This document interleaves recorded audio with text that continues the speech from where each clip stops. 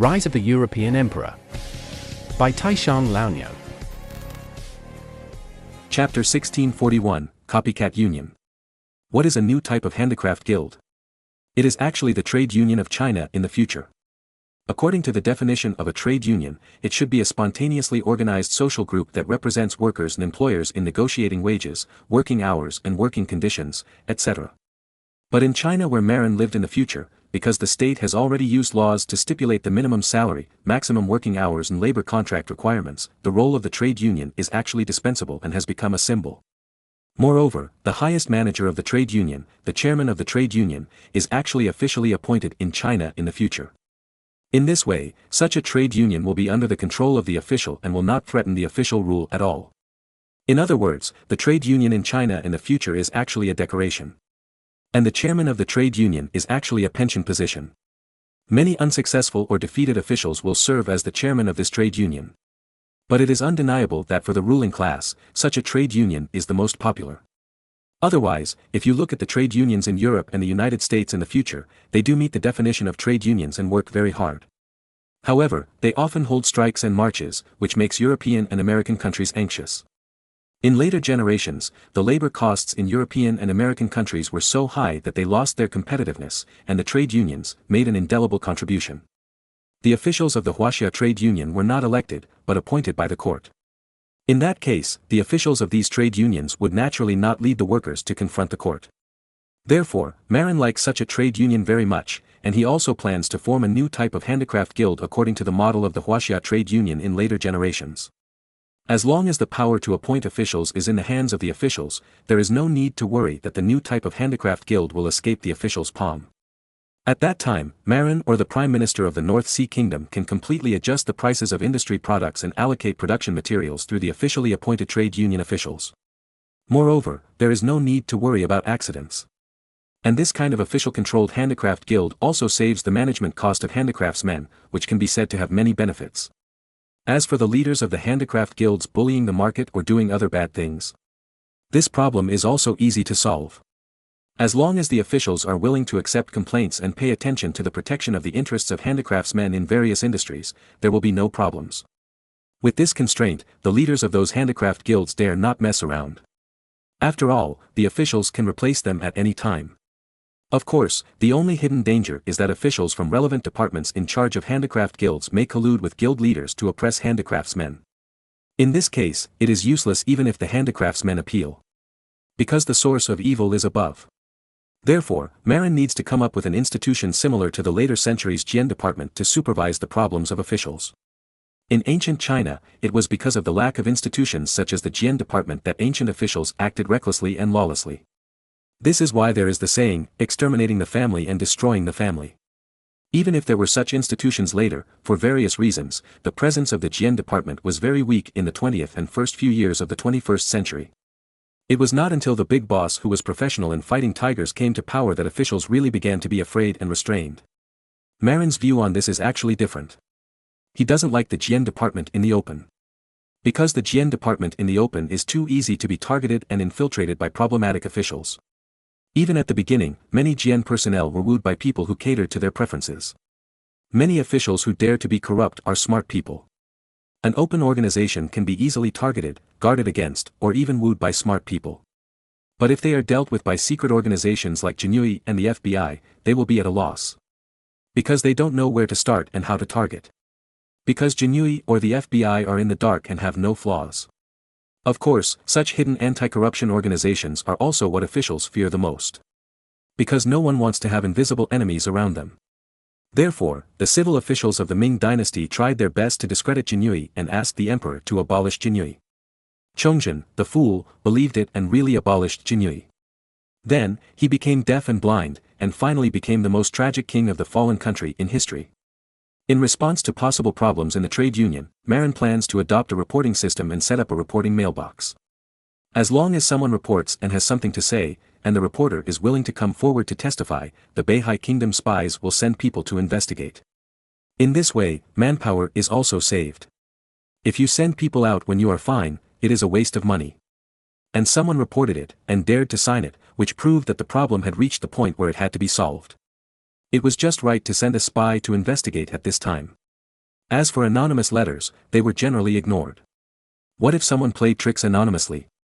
Therefore, Marin's report mailbox only received signed letters, and anonymous letters were generally discarded directly to avoid being fooled. Of course, once someone reported it in real name, the reporter would also be protected by the official. Otherwise, no one would dare to report it.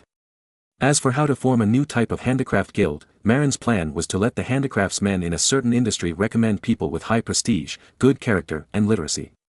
Then, report a batch of names to the government. Subsequently, according to the recommended list, the official personnel screened out those who did not meet the requirements. Then, send people to contact these candidates to find out their thoughts. If they are willing to cooperate with the government, they will be included in the priority options. And those who insist on standing up for the craftsmen and disagree with the government will be suppressed with all their strength. Finally, select the candidate who cooperates with the government the most from these candidates to serve as the president of the Handicraft Guild. Then, select a few candidates who also cooperate with the government to serve as vice presidents and deacons. This is a reward for their support for the government. At the same time, it also puts pressure on the person who serves as the president. If you don't listen, there are people who will replace you. Of course, if the candidates are all against the government, Marin will put aside all these candidates and choose other people who are willing to cooperate with the government from other craftsmen, even if they are newcomers with little prestige. If there is really no one to choose, Marin will even select laymen from the low-level officials of the government to temporarily take over this position until the industry can introduce candidates who are willing to cooperate with the government. What? Someone is dissatisfied? Want to make trouble? Sorry, arrest them all and punish them as slaves. The right to appoint personnel is the most important means of control for the Handicraft Guild by the government. Whoever dares to challenge it will die, even if it is the whole industry. Of course, pure hardcore is not enough. Therefore, the government must also make a gesture of considering the workers and help them win some guaranteed interests. In this way, accidents can be avoided. Of course, it is impossible to help them ask for a pay rise, unless the price increase has far exceeded the rate of wage increase. Otherwise, we can only do some things to help them get their wages. Otherwise, if it becomes like the French trade unions in later generations, society will be in chaos. In other words, this new type of handicraft guild controlled by the government, similar to the Chinese trade unions in later generations, their role is to help workers get their wages and solve some basic demands. As for higher-level pursuits, they will not help. After all, people cannot be spoiled too much. If they are spoiled too much, the workers may make trouble all day long like the French workers in later generations. However, it is still necessary to help solve some basic survival problems of some workers and send warmth when nothing happens. Otherwise, people cannot be appeased. This little trick is understood by any Chinese engineer in later generations. It is nothing more than bringing some low-value gifts to visit the needy households on holidays to show the guild's care for its members. It doesn't cost much, but it is well publicized and the effect is very good. In other words, the Handicraft Guild that Marin wanted to rebuild was clearly a copycat version of the Chinese Union in later generations. Chapter 1642, Shantytown Reconstruction and Honeycomb Briquette Promotion. With such a handicraft guild that obeys the government, Marin can also easily control the craftsmen and workers in related industries and save the government's management costs. You know, these craftsmen are the most unstable social factors in ancient times. Since a long time ago, these craftsmen who claim to be citizens have been the main force of European riots. European serfs are generally very honest. If they can't survive, they rarely rebel. But these craftsmen are different. They have some knowledge, many people can read a little, and have vision and arrogance that serfs don't have. So sometimes the official increases a little oppression, and the craftsmen are easy to explode. Especially on the issue of taxation, the citizen class dominated by craftsmen is very sensitive. For example, the peasant uprising in Württemberg is called a peasant uprising, but its leader, Caspar, is a blacksmith who casts knives. And the rebellious group similar to the Tiandehui in southern Germany, the Shoe Club, was actually initiated by a group of shoemakers. Including the uprising in China in later generations, it was also initiated by the working class as the backbone and led by the peasants. Even the name is Workers and Peasants XX. Even though the peasants actually account for the majority of the uprisings in China, the working class is still in a leading position. Therefore, the citizen class is the biggest destabilizing factor in society. Almost all the uprisings in modern Europe were initiated by the working class. Especially in France, it was basically the workers in Paris who were making trouble. Therefore, only by managing the citizen class dominated by handicraftsmen can society be stable. Otherwise, please be mentally prepared to go to the guillotine. However, although the working class is terrible, their requirements are not that high. As long as they can eat and wear warm clothes, they will not risk their lives casually. It's just that, unfortunately, Europe's agriculture has always been rubbish, and it was not until the 18th century that it began to learn from China and made some progress. Before that, Europe's grain production had been touchingly low. Therefore, the workers couldn't even afford bread, and it was inevitable that they had resentment in their hearts. But in the North Sea Kingdom, it is impossible to not be able to eat. Because the grain production in the North Sea Kingdom is too high, and the grain supply is extremely sufficient. Unlike bread in other countries, which is mixed with a bunch of unpalatable things like wild vegetables, sawdust, soil and stones. In the North Sea, black bread is only mixed with a little straw chaff. Although it tastes a bit like coarse grains, it is much better than mixed with soil and stones. The textile industry that Marin is planning to engage in can also fully solve the problem of clothing, so that the people of the North Sea can wear warm clothes. At the same time, Marin is also planning to build hospitals in various places to solve the problem of people seeing doctors. As for the housing problem, Marin doesn't have much to do. He can't just give a house to the poor when he sees them, right? He can't afford it. This problem can only be handed over to the local officials to send warmth. For example, in the cold winter, local officials came to the shanty towns and directed the masons to sew and patch up their shanties. If it doesn't work, you can build a classic adobe house. The adobe house is warm enough and you can build a con. If nothing else, it is at least much better than the shanty houses in the city. Moreover, the cost is very low, only soil and thatch are needed, plus a little labor. Although adobe houses in cities have a greater impact on the appearance of the city, this era is not a time to pay attention to face, but to cost. It is natural for rich people to build stone houses or brick houses, and for poor people to build adobe houses. As long as the adobe houses are not built beside the avenue and in the downtown area, Marin will not care. Marin was born as an ordinary citizen and understands the difficulties of the poor. Unlike some managers in later generations who have never seen the suffering of the world, they actually use nonsense excuses such as the appearance of the city to prohibit people from doing this or that. In fact, Marin has always felt that the shanty houses where the poor live in European cities in this era are very luxurious. Why? Because they are all wood. Maybe Marin is used to staying in the later generations. The development of China in the later generations is too high, and it is difficult to see forests. Therefore, he subconsciously thinks that wood is very expensive. You know, in the later generations, China has to import a large amount of wood from abroad every year to build furniture. In this era, the poor people in the cities of Europe were so extravagant that they used wood to build all wooden houses, which often made Marin feel that this guy was pretending to be poor. Of course, he was really poor. Because, in this era, Europeans really didn't know how to build adobe houses with lower construction costs. Moreover, the population in Europe was not too dense these days, there were many forests, and wood was not very expensive. The cost of building a house with an all-wooden structure was not too high. Of course, compared with adobe houses, it was indeed much higher. After all, in Europe these days, even if you cut down trees yourself, you have to pay taxes to the government. But Marin didn't like this kind of wooden house very much, because once a fire broke out, the shantytown dominated by wooden houses could easily burn a large area, which was very dangerous. However, if it was changed to adobe houses, using thatched roofs would also be prone to fire. Therefore, Marin planned to transform the shantytowns in the cities of the North Sea and replace those wooden houses with adobe houses. However, the roof was covered with tiles to reduce the risk of fire. Moreover, if a layer of white lime slurry is applied on the outside of the adobe house, the tiled adobe house will look no different from a brick and tile house, and it will be very beautiful.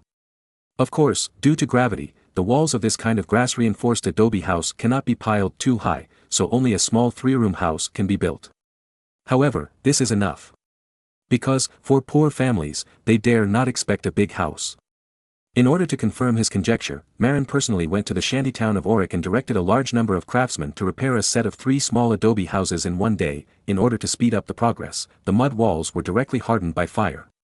Among them, the roof used the wood removed from the wooden house as the beam, and then covered the beam with tiles. Finally, a layer of white lime slurry was applied to the outer walls of the adobe house. Then, a very beautiful small house with oriental characteristics was built. However, for this kind of house in the city, Marin cancelled the special earth stoves and chimneys in the adobe houses where serfs lived in the countryside. Because his plan was to let urban residents use honeycomb coal stoves. The honeycomb coal stove can be placed outside the door for cooking and boiling water. Therefore, a room can be saved for storing things or living. If it rains, the honeycomb coal stove can also be placed inside the main hall door for cooking. After the residents of the shantytown tried living in it, this small 3-room adobe house was highly praised by the residents who originally lived in the broken wooden house. Because, on this hot day, the residents felt that living in the adobe house was actually very cool and comfortable. And its construction cost was very low. Its biggest cost is probably the tiles on the roof. As for the soil and thatch, there is no cost. The roof beams were also removed from the original wooden house, and most of the wood was left. The real money spent is to buy tiles and lime slurry for painting the walls. But lime is relatively cheap and the cost is not high. Only the cost of tiles is slightly higher, but ordinary people can afford it if they grit their teeth. Of course, there is also the wages of masons, but this is not high. Because the wages of masons are only 3 pfennigs a day. In other words, this kind of adobe house with tiled roofs and white walls is affordable for poor families. Moreover, it looks beautiful from the outside, a bit like a tiled house. At least, in this era, no one would think that a house with tiled roofs and white walls would affect the appearance of the city. So, in order to win over those shantytown workers who seem to be unstable factors, and to reduce the risk of fire, Marin took the lead in carrying out large-scale shantytown reconstruction in the capital Auric. While replacing those dilapidated wooden houses with adobe houses with tiled roofs and white walls, Marin also took the opportunity to replan the shantytowns with messy buildings. At least, neat streets and alleys were planned. At the same time, a public toilet was built in each small area to collect feces and transport them outside the city for fertilization. Of course, we didn't forget to promote the Oriental toilets. After all, there are limited squatting places in public toilets. If everyone goes to the public toilet together, they may not be able to get a number. It will be troublesome if they poop in their pants. Therefore, Marin asked people to guide everyone to use the toilet at home and cover it after use. Then, go to the public toilet to empty the toilet every morning. In this way, everyone does not have to fight for public toilet seats every day. After this transformation, the problem of dirty and messy shantytowns in Auric has been greatly improved, reducing the possibility of disease breeding. Moreover, it has greatly gained the hearts of those citizens with the potential for rebellion. At the same time, the cost is not much. Subsequently, the shantytown transformation of replacing broken wooden houses with tile-roofed and white-walled adobe houses was gradually promoted in various cities in Beihai, allowing Marin to gain a lot of reputation among the citizens of Beihai. Moreover, the shrewd Marin also took the opportunity to promote a wave of honeycomb coal stoves. After all, the renovated tile-roofed and white-walled adobe houses have no earth stoves, forcing citizens to use honeycomb coal stoves instead. In order to achieve this goal, Marin also gave a lot of honeycomb coal stoves to those citizens hypocritically, and then told them where to buy honeycomb coal. Without the earth stove, even if those citizens were conservative, they had to try using honeycomb coal. Then, they will soon find that using honeycomb coal to cook and boil water is more cost-effective. Moreover, there is no need to pile up firewood at home. In the past, almost every urban family had a firewood room for stacking firewood. Poor families used firewood sheds, which took up a lot of space. Nowadays, with honeycomb coal stoves, every household only needs to pile up a little honeycomb coal in the corner of the wall, and it can be used for many days, which is very convenient. The poor in the shantytowns are the most cost-sensitive group and the best customers for honeycomb coal. Because those rich families don't care about the cost at all, nor do they worry about the problem of having nowhere to stack firewood. However, there were many urban residents who were conservative and afraid of change before.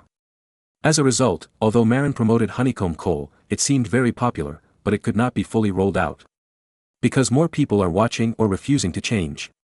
Marin took advantage of the opportunity of shantytown reconstruction to cancel the layout of earthen stoves, which was equivalent to forcing those conservative citizens to switch to honeycomb coal. After all, a small 3-room adobe house has no earthen stove and no firewood room. By helping the shantytowns build new houses, Marin not only took the opportunity to gain popularity, but also seized a large market for honeycomb coal, which can be said to kill 2 birds with 1 stone and never suffer a loss. After all, honeycomb coal is basically controlled by Marin, and he gets the lion's share of the money earned. Once honeycomb coal is fully rolled out, Marin will count money every day. Chapter 1643, Philip's Thoughts. In fact, there are many problems with adobe houses. For example, they are afraid of earthquakes and long-term dampness. Therefore, adobe houses are not suitable in places like Ireland where there is a rainy season all year round. Similarly, adobe houses are not suitable in tropical rainforest areas such as Cuba and Panama. However, the rainfall in Germany is not large and there are almost no earthquakes, so adobe houses can be built. In places such as Cuba and Panama, the colonists still live in wooden houses or build houses with bricks and stones. In fact, in Marin's ideal, the house suitable for ordinary people is actually a brick and tile house, which is covered with cement, just like the cement exterior brick and tile house popular in the countryside in later generations. This kind of house is strong enough, and it is much faster to build than a stone house, and the cost is not very high. But the problem is that bricks and tiles are not cheap now, and cement production is not high. In fact, it is not that the cement production technology is complicated, but that Marin concentrated cement production in Corner Brook Port in the west of Newfoundland Island in order to keep it secret. It is close to a large lime mine, and it is also convenient to transport coal from Cape Breton Island, which is very suitable for cement production. However, after the cement is produced, if it is transported back to the country, the quantity will not be much. It's not that the output is not enough, but the transportation volume is insufficient. After all, Marin's men don't have many ships dedicated to transporting cement, which affects the supply. Therefore, at present, cement in the North Sea cannot be popularized to ordinary people. In addition, there are few brick kilns in the North Sea, and the supply of bricks and tiles is insufficient. Otherwise, Marin would have promoted brick and tile houses with cement exteriors long ago. In fact, it's not that the North Sea can't afford to build brick and tile houses for the people.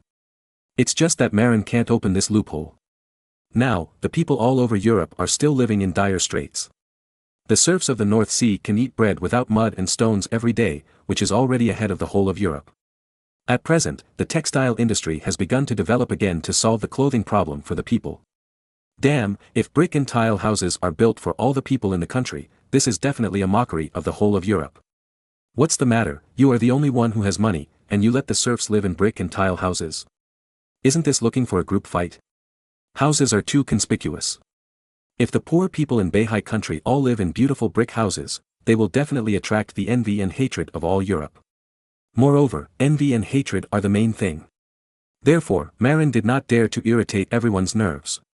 At most, he could only let the common people live in adobe houses. Moreover, adobe houses are warm in winter and cool in summer, and with a Kong, it is very comfortable to live in.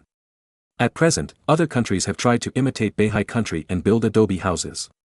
However, they do not know the secret of using thatch mixed with mud as bones and muscles, and the adobe houses they built are not strong enough. Of course, they can live for a while. However, they need to be repaired in a few years. Otherwise, it is easy to collapse. Marin will not kindly tell the imitators the secret. Anyway, the affairs of other countries have nothing to do with him. In addition, the adobe houses in Bahai country are actually baked with a big fire, and the surface is hardened to a high degree, which can be waterproof to a certain extent. Applying lime slurry will make the rainproof effect better. The process of fire baking is somewhat similar to burning bricks, but the temperature is too different. However, the hardened walls are much better than those without fire. Marin would not tell others about these. Only his construction team knew, and those local professionals who directed everyone to build adobe houses also understood, but they would not talk about it everywhere. After arranging the shantytown reconstruction to replace the broken wooden houses with adobe houses with tile roofs and white walls, Marin had not yet taken a breath, and Prince Philip came from Ghent. Ever since he knew that the North Sea Kingdom sent people to Flanders to recruit woolen craftsmen and woolen workers, Prince Philip was very unhappy. Because he thought Marin was digging his corner. As for those woolen craftsmen and woolen workers who had to find another way out because the woolen workshop closed down, he ignored them. After all, Prince Philip is a selfish person and will not consider others. After listening to Prince Philip's accusation, Marin was stunned. However, thinking about the temperament of the nobles in this era, it became clear again. In this era, most European nobles are very self-righteous. Because of their noble birth, they think they are God's favorites and the world should revolve around them. As for why? Because they are of noble blood. Although they are the sons of Maximilian I, Prince Philip has developed an arrogant and selfish character because he was not with his father since he was a child. Even, it almost affected his son Charles. This Charles is the later Emperor Charles V. Originally in history, Charles V was raised by Philip's sister Margaret. Because, originally in history, Philip died early, and Margaret became a widow early because of Prince Juan's earlier death. Princess Margaret is much better than her brother. Under her teaching, Charles V became the first overlord in Europe and beat the powerful France so that he could not take care of himself.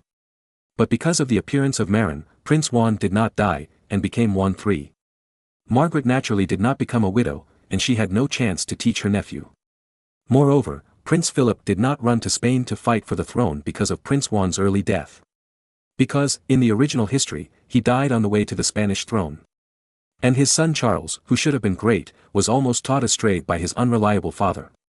Fortunately, Prince Philip was selfish and did not care about his son's education. Although Juana, the wife of Prince Philip, did not go crazy because of her husband's death as in history, Juana, who was not crazy, was a nymphomaniac. She revolved around her husband all day and had no time to care about her children. This was discovered by the old Emperor Maximilian I. So, when Charles turned 10 years old the year before last, Maximilian I took both Charles and Ferdinand to Austria to educate them personally. Maximilian I is much better than this unreliable couple and is currently one of the most capable emperors in Europe. With his personal teaching, the two unlucky children, Charles and Ferdinand, avoided the possibility of being completely led astray by their unreliable parents. Of course, Maximilian I also wanted his descendants to be with him because of his old age and loneliness. There was no hope for his selfish and unreliable son, so the emperor took his two grandsons to Austria to teach them personally. At the same time, playing with his grandsons also avoided his loneliness. As for Prince Philip, after leaving his children to his father, he felt like he had lost his burden and completely let himself go. However, letting yourself go requires a lot of money to waste and collect taxes.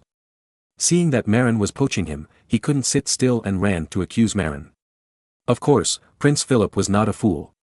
He looked angry, but most of it was pretending. His real purpose was to ask Marin for advice on how to revive the textile industry in Flanders. Why? Because Flanders is currently the most important source of tax revenue for the Netherlands.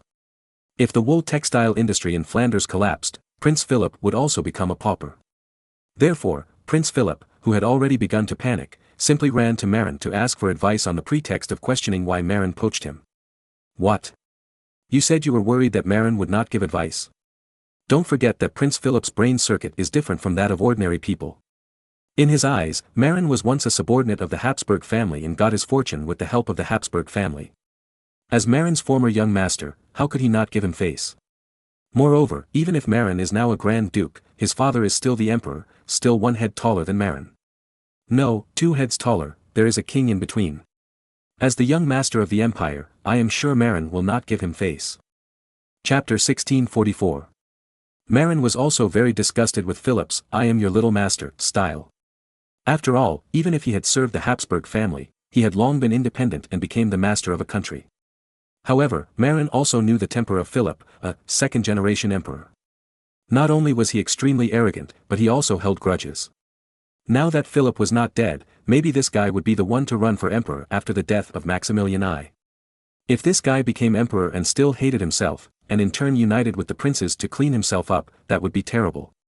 After all, Marin had long planned to annex all the princes in northern Germany, and it was only a matter of time before he turned against the princes. As for the Habsburg family, it was better not to offend them if possible. Therefore, even if he was unhappy, Marin still pretended to cooperate. In response to Philip's accusations, Marin tried to explain in a tactful tone that he was looking for those unemployed craftsmen to aggravate the textile workers. But what Marin didn't expect was that Philip didn't hold on to the matter, but directly began to ask Marin for advice, which almost made Marin fail to react. Wasn't he here to ask for punishment? Soon, Marin also reacted. Although Prince Philip is selfish, he is not a fool. After all, his father is a smart man and will never give birth to a fool. Prince Philip is not stupid enough. He must be anxious to know that the wool textile industry in Flanders has declined due to British suppression.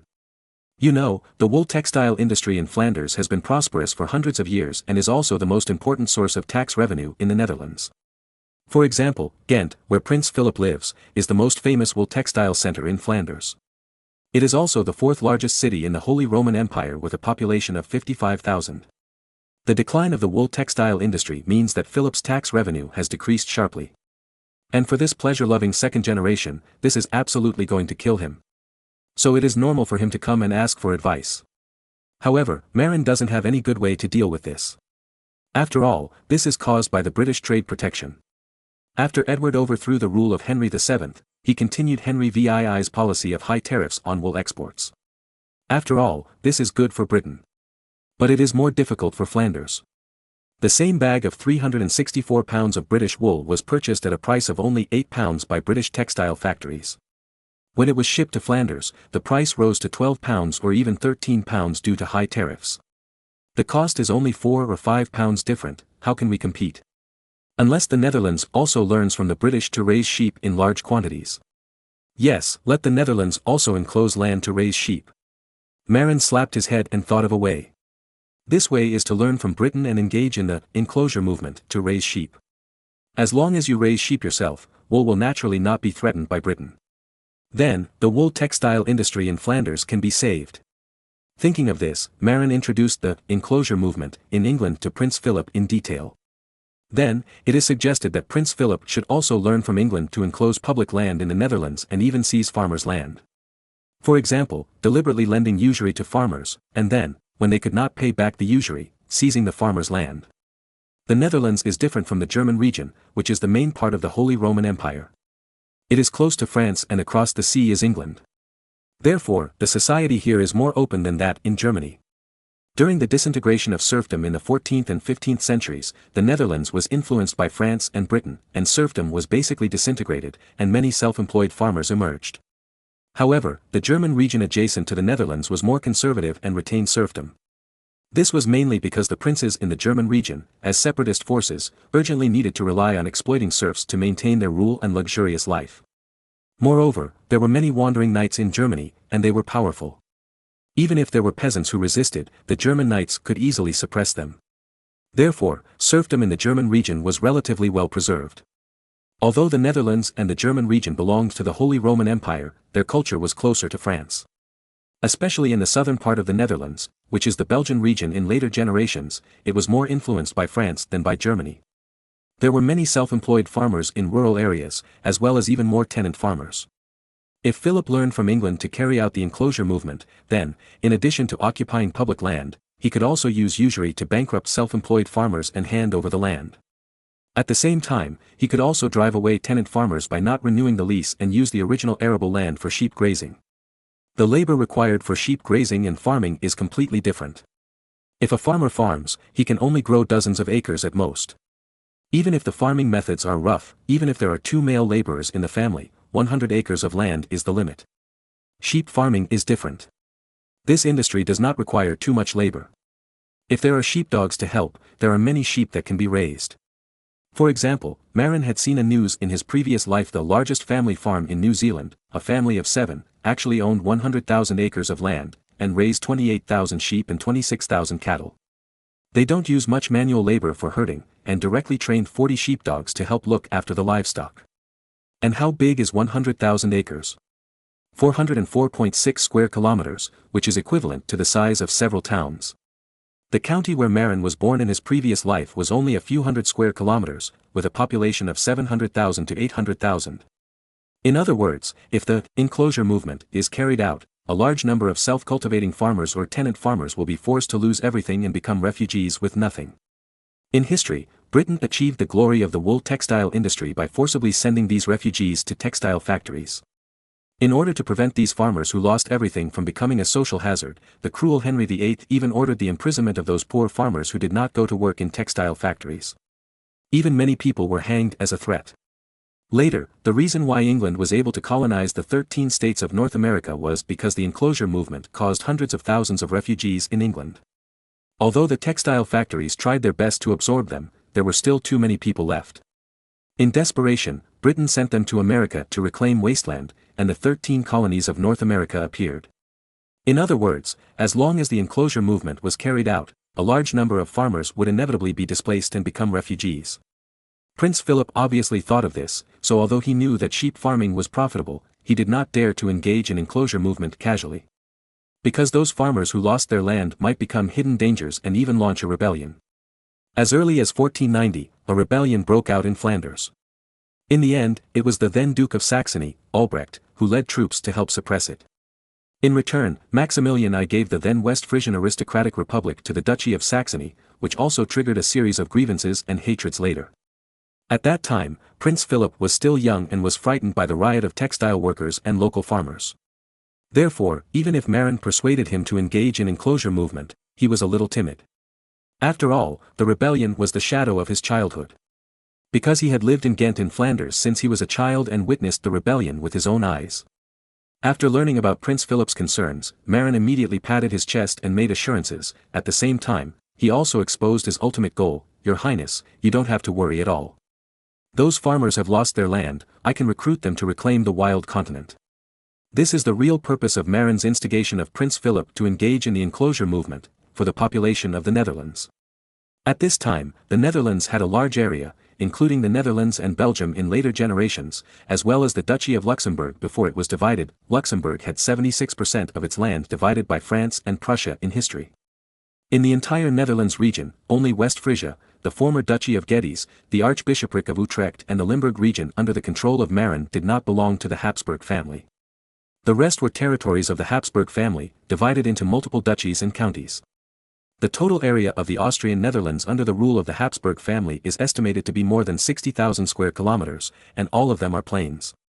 The total population is also over 1 million, equivalent to 1/3 of England. Historically, the Netherlands was able to rise, and the rich local labor resources were also an important guarantee. Otherwise, why would no one compete? Marin was eyeing this million population. Once the Netherlands carried out the enclosure movement, at least hundreds of thousands of Dutch farmers would be driven out of their homes and become refugees. At that time, Marin could completely absorb these people and make them his own labor force. The Dutch have always belonged to the Holy Roman Empire and are easier to assimilate. What? You said that the Netherlands also needs these farmers to become textile workers after enclosure? Not true. Because there are already many textile workers in Flanders. Ghent and Bruges, the two major wool spinning centers, have a population of 55,000–35,000 respectively, with a total population of 90,000, most of whom are textile workers. In addition, Brussels is also an important wool spinning city with a population of more than 30,000. Therefore, Flanders does not lack textile workers at all, but wool. If the enclosure movement is carried out, those Dutch farmers who have lost their land will have nowhere to settle. Marin agreed to take all of them, which gave Prince Philip confidence. However, Prince Philip was very reluctant to lose so many people and was a little hesitant. Then, Marin made his big move. Your Highness, if you agree to my recruiting those farmers who have lost their land, I will give you 100,000 English sheep. Moreover, most of them are young ewes. As long as you arrange good people to manage them, these English sheep will be able to breed more and provide you with wool that is exactly the same as English wool. What, 100,000 English sheep? Prince Philip stood up in shock. Then, he suddenly remembered that Marin seemed to be the Earl of Newcastle in the United Kingdom, with a fief as large as Northumberland. It was not difficult to help him get 100,000 English sheep. And if there were 100,000 British sheep, then it would not be difficult to breed them on a large scale on the fertile plains of the Netherlands. By then, Flanders would have enough of the same British wool. The crisis of the wool textile industry in Flanders could be solved immediately. Thinking of the tax revenue brought by the restoration of the wool textile industry in Flanders, Prince Philip immediately gave in. Okay, I'll go back and discuss the enclosure with the nobles in the Netherlands. The deceived prince hurried back to Ghent to prepare for the enclosure. Chapter 1645 People-oriented. If we push back a few decades, when most Dutch people believed in Calvinism, Marin would not want any Dutchman. After all, this Calvinism is a professional rebel who kills the king.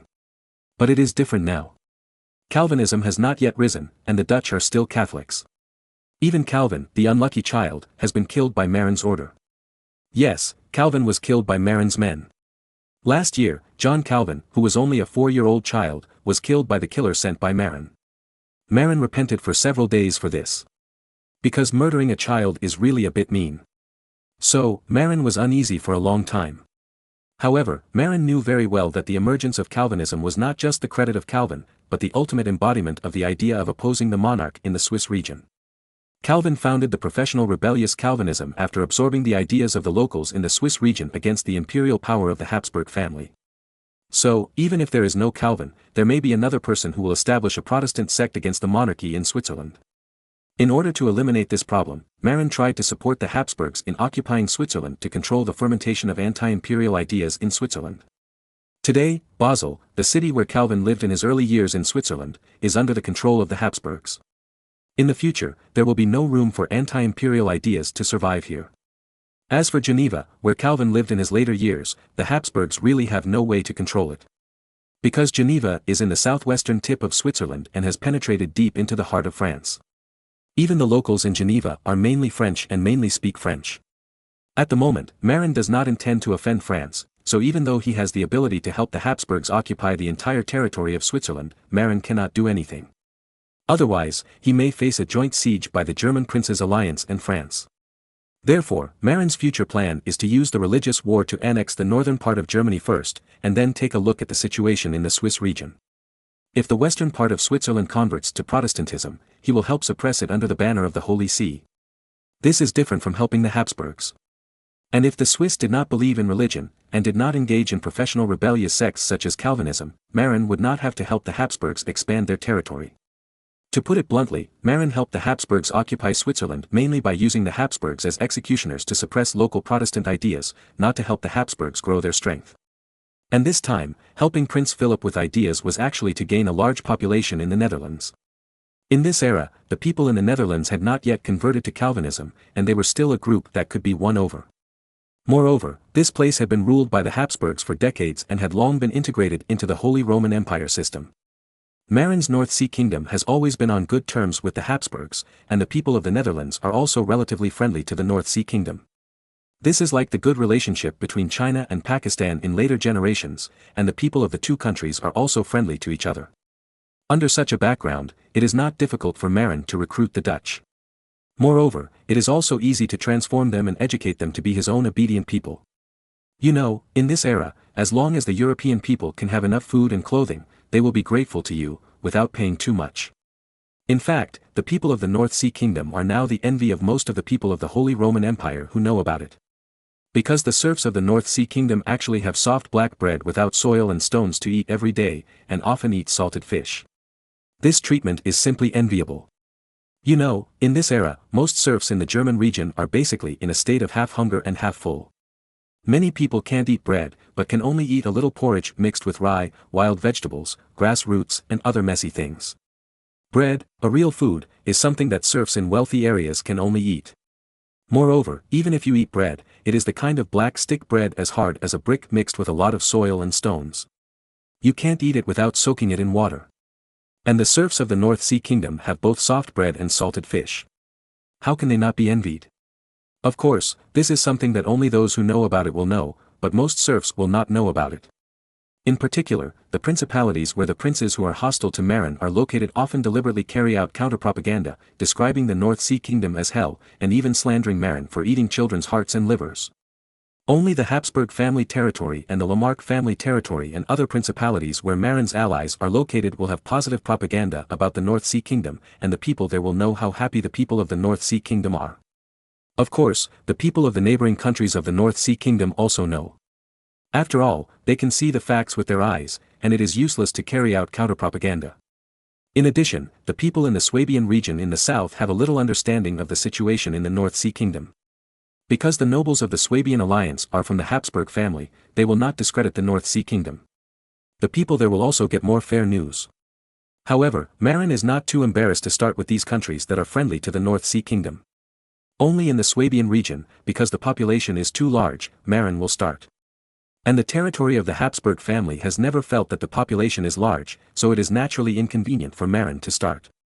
As for the Netherlands, because of the friendly relationship between the Habsburg family and the North Sea Kingdom, the locals obviously know the good life of the people of the North Sea Kingdom. If people are sent to recruit people, there will definitely be people who respond. Of course, the premise is to recruit them to the North Sea Kingdom, they will definitely be willing. But if they are recruited to America, because of Marin's previous negative propaganda, they may not be willing. But Marin doesn't care, because he will send people to deceive. First, he will deceive people by saying that they are recruiting people locally, and then send them to the American colonies.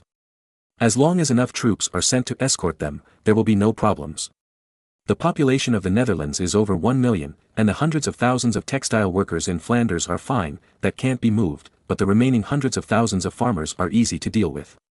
If you raise sheep, you don't need so many people.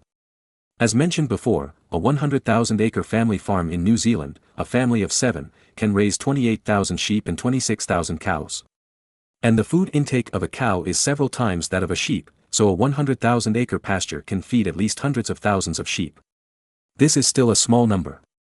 According to the limit calculation of later generations, 1 acre of pasture can raise up to 15 sheep. However, that is professional high-yield pasture, and chemical fertilizers are usually applied. And the Netherlands now obviously does not have such professional pasture. But the Netherlands is close to the North Sea, mainly plains, fertile land, and abundant rainfall. Even with ordinary pasture, it is no problem to raise 1 or 2 sheep per acre. And if more than 70,000 square kilometers of land are really used to raise sheep, hundreds of millions of sheep can be raised. Of course, this is impossible. After all, the Netherlands cannot only raise sheep. Even the United Kingdom, a major sheep-raising country, currently has more than 10 million sheep. This is inferred from the reverse of wool production, because the annual wool production in the United Kingdom is about 50,000 bales, 364 pounds per bale. And 1 bale of wool often requires the annual output of 260 sheep. Therefore, in reverse inference, there are about 13 million wool-producing sheep in the United Kingdom. And if 1 sheep is raised per acre of grassland, raising 13 million sheep only requires 8,666.6 square kilometers. Even if the efficiency is half as low, it would only take 17,333.2 square kilometers. The Netherlands, which belongs to the Habsburg family, can definitely afford it. Of course, Marin would not be kind enough to tell them this limit, but would try to exaggerate the area needed for sheep farming, and it would be best if half of the Netherlands was used for sheep farming. In this way, hundreds of thousands of Dutch farmers would lose their land and have to accept his recruitment. Although he had to pay 100,000 British sheep, Marin didn't care. After all, in his eyes, population was the most important thing, and people were the most important thing. The Dutch were mainly Germanic people, and as long as they were well educated and fooled, they could be absorbed into his own people. Chapter 1646, Dog Eats Man. In fact, agreeing to give the Netherlands 100,000 British sheep would definitely offend King Edward of England.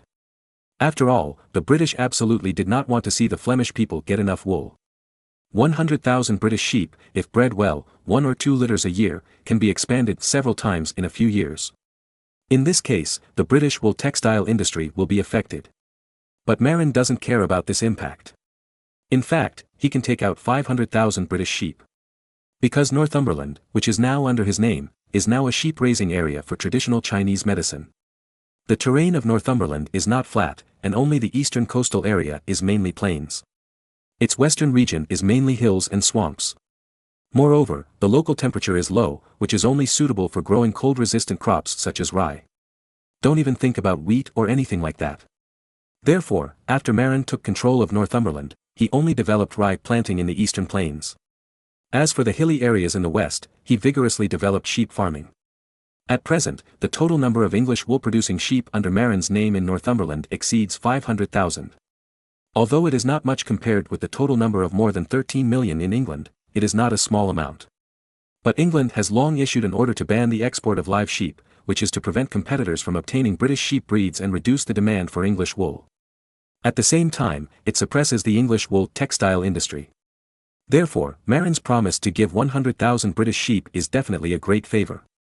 If another British person dared to do this, he would have been torn to pieces by Edward. Only Marin, who has 20,000 troops in the UK, is not afraid of Edward settling accounts with him at all. Sure enough, after Philip returned to Ghent, he discussed with the Dutch nobles, and the local nobles were all tempted. If you raise British sheep that produce high-quality wool on your own land, you can definitely save a lot of costs. The great nobles of the Netherlands, especially those in Flanders, almost every family has a group of wool textile factories, which are closely related to the wool textile industry. When the Flemish wool textile industry is prosperous, they make more money. On the contrary, they make a lot less. And the simple truth is that it is said that in England, the cost of purchasing wool from farms in wool-producing areas is only £4 a bag. Including the king's taxes and high profits, it was only £8 per bag. The import price of £12 to £13 for the Flemish wool spinning factory was too cheap. Moreover, the purchase price of £4 per bag also made the sheep-raising nobles make a lot of money. In other words, if they raise British sheep themselves, the cost of each bag, even if they pay taxes to Philip, the monarch, is only about £4. This cost is equivalent to reducing the cost by more than half when supplying wool spinning factories. How attractive is it? Therefore, after some discussion, Philip brought several Dutch nobles to Auric to discuss further with Marin. The Dutch nobles obviously wanted more, and they proposed that they needed more British sheep. But Marin refused without hesitation. He told Philip and several Dutch nobles hypocritically that providing 100,000 British sheep was enough to anger King Edward of England. If there were more, his title of Earl of Newcastle would definitely be deprived by the other party. At this point, Philip and several Dutch nobles had nothing to say. After all, under normal circumstances, it is true. But they didn't know that Edward didn't dare to offend Marin now. Because, whether it was to conquer Scotland or control Ireland, he had to rely on Marin's army. So, even if he was angry, Edward had to hold back now. Even if he wanted to retaliate, he had to wait until the domestic situation stabilized. But Marin would not give Edward a chance to retaliate. Because once the situation in the British Isles stabilized, Marin would let Edward get a box lunch. So, he didn't care if Edward would bring up the past in the future. But Prince Philip and the great nobles of the Netherlands didn't know that under normal circumstances, Marin was willing to give them 100,000 British sheep, which was indeed a big risk. So, they couldn't ask for more. Then, after some negotiations, the two sides finally decided on 100,000 British sheep, with a ratio of rams to ewes of 1 to 9. Moreover, the ewes must be young. In this way, more births can be made to expand the total number. Marin naturally had no objection to this, because he simply looked down on this ordinary British sheep.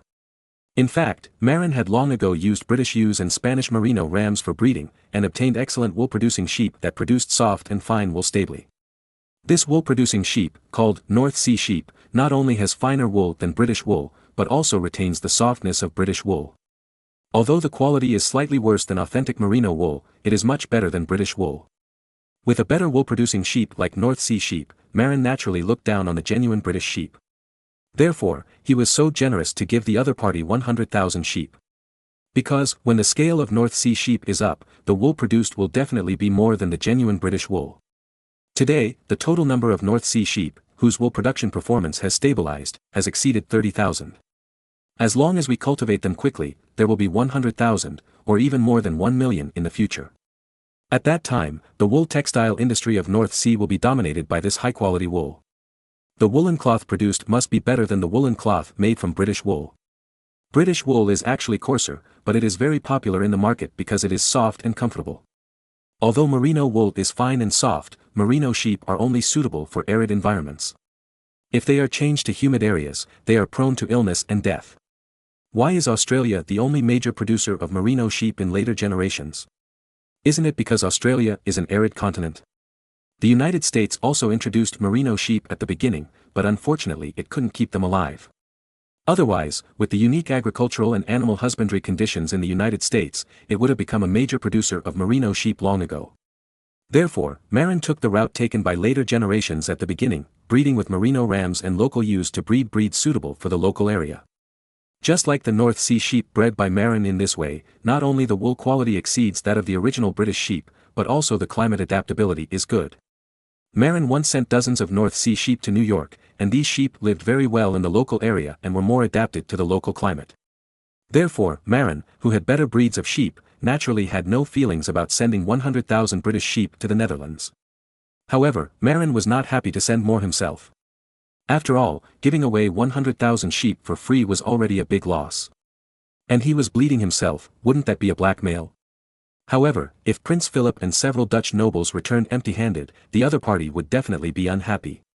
If they were unhappy, it would not be good to stop him from recruiting refugees in the Netherlands in the future. So Marin tried to make them happy. Of course, while making the other party happy, he couldn't suffer too much. Then, Marin offered the artifact of raising sheep, the sheepdog. At present, Marin has two main famous sheepdog breeds, German Shepherd and Border Collie. Among them, the German Shepherd was bred with Alsatian wolf dogs. The Border Collie was selected and bred from the local sheepdogs in the Border County in southern Scotland, which has become Marin's fiefdom, and is known as the smartest dog in the world. After much hesitation, Marin finally decided to give Prince Philip a batch of Border Collies instead of German Shepherds. Why? Because German Shepherds can be used as military dogs and have greater strategic value. Border Collies are small in size and not very courageous, so they are only suitable for herding sheep. Of course, as the smartest dog in the world, Border Collies are definitely good at herding sheep. Moreover, Marin also needs them to be good at herding sheep. Why do you say that? Because, with the help of border collies, the Netherlands ranches need even fewer people. With dogs, people will be eliminated. And the eliminated farmers naturally fell into Marin's hands. In the final analysis, Marin's sending of border collies was also a disguised way of not giving the farmers in the Netherlands a way to survive, deliberately forcing them to accept his recruitment. In order to reassure Prince Philip and several Dutch nobles, Marin took them to a ranch outside Auric that specializes in raising East Frisian sheep, milk-producing sheep, and let them watch the lively and smart border collies herding sheep on the spot, which deeply shocked these guys. At present, there are actually sheepdogs in the Netherlands. However, there are still no smart and capable sheepdogs like border collies. Marin sent a group of young border collies to Prince Philip and several Dutch nobles, and sent special dog trainers to the Netherlands to help them train, which really made them very happy. They didn't know that Marin did this to seize the population of the Netherlands. When raising sheep depends entirely on dogs, what use are farmers? Naturally, they were packed up and taken away by Marin. Later, during the enclosure movement in the Netherlands, the cute, lively, smart and capable border collies were deeply hated by the Dutch farmers who lost their land. The enclosure movement in the UK was later called sheep-eating people, while the enclosure movement in the Netherlands was described as sheep and dogs eating people together. The dogs in it, of course, refer to the border collies. After all, the smart and capable border collies took away people's jobs and made it impossible for people to survive, so they were described as dogs eating people. Chapter 1647. How big are the benefits of sheepdogs? A sheepdog can easily watch hundreds of sheep. For humans, if they walk, it is troublesome to watch dozens of sheep. Because people's running ability is far inferior to that of dogs. If you ride a horse, you can easily herd hundreds of sheep. After all, it is still easy to herd sheep on horseback. However, the cost of raising horses, plus the wages of people, compared with sheepdogs, the cost difference is too big. Sheepdogs only need a little food to loyally herd sheep for you, and they will never betray you. But people are different. People's ability to herd sheep on foot is not as good as sheepdogs, but they need wages that exceed the value of buying food. If you herd sheep on horseback, the cost is much higher than that of sheepdogs. Therefore, hiring people to herd sheep is far less cost-effective than raising sheepdogs to herd sheep. As mentioned before, New Zealand's 100,000 acres of family ranches, 28,000 sheep and 26,000 cattle can all be handled by 40 sheepdogs, without many hired workers. Moreover, sheepdogs have strong reproductive ability. For example, a border collie can give birth to 2 litters a year, and each litter can give birth to several puppies. As long as the owner has a pair of sheepdogs, they can easily expand to dozens of dogs within a few years, and then they can herd tens of thousands of sheep. Of course, this depends on the location. If it is in a less developed place like America, a small and medium-sized dog with poor combat effectiveness such as a border collie may be relatively powerless when facing a North American wild wolf, and it is not as practical as a ferocious sheepdog like a German shepherd. However, if it is in the Netherlands, there is no need to worry about this. The Netherlands is mostly plains and depressions, and it has a large population and a high degree of development. There are basically no wild animals. In such an area, a border collie with strong working ability is enough to raise sheep. Moreover, the border collie has a small appetite, and 1 meal a day is enough, which is much more cost-effective than humans. 40 border collies can control pastures as large as several towns. How many people can be saved? In the township where Marin came from in his previous life, there were tens of thousands of people in one town. If the entire Netherlands were to change to sheep herding, most of the Dutch would be unemployed. And this is exactly what Marin wants. In addition to the fact that border collies can steal people's jobs, there is another very powerful impact, the impact on the forest. Raising sheep definitely requires grassland. So, in order to expand the grassland area, woods and the like will be more of a hindrance. Therefore, it is right to cut down and plant grass. At most, plant some fruit trees with economic value such as apple trees in front of and behind the farmhouse. Before Philip and the Dutch nobles left, Marin took them to visit a ranch outside Auric. This ranch is full of tender green alfalfa. And around the houses on the ranch, there are apple trees. It was September at this time, and the apple trees were full of apples, which was very tempting. If the apples were not yet red, Marin would want to pick a few and taste them. It should be pointed out that the apples in China in later generations are all varieties passed on from Europe and the United States. As for the legendary native apple, it is actually a small sour apple called naphthalene fruit, which was later eliminated by the Western red apple.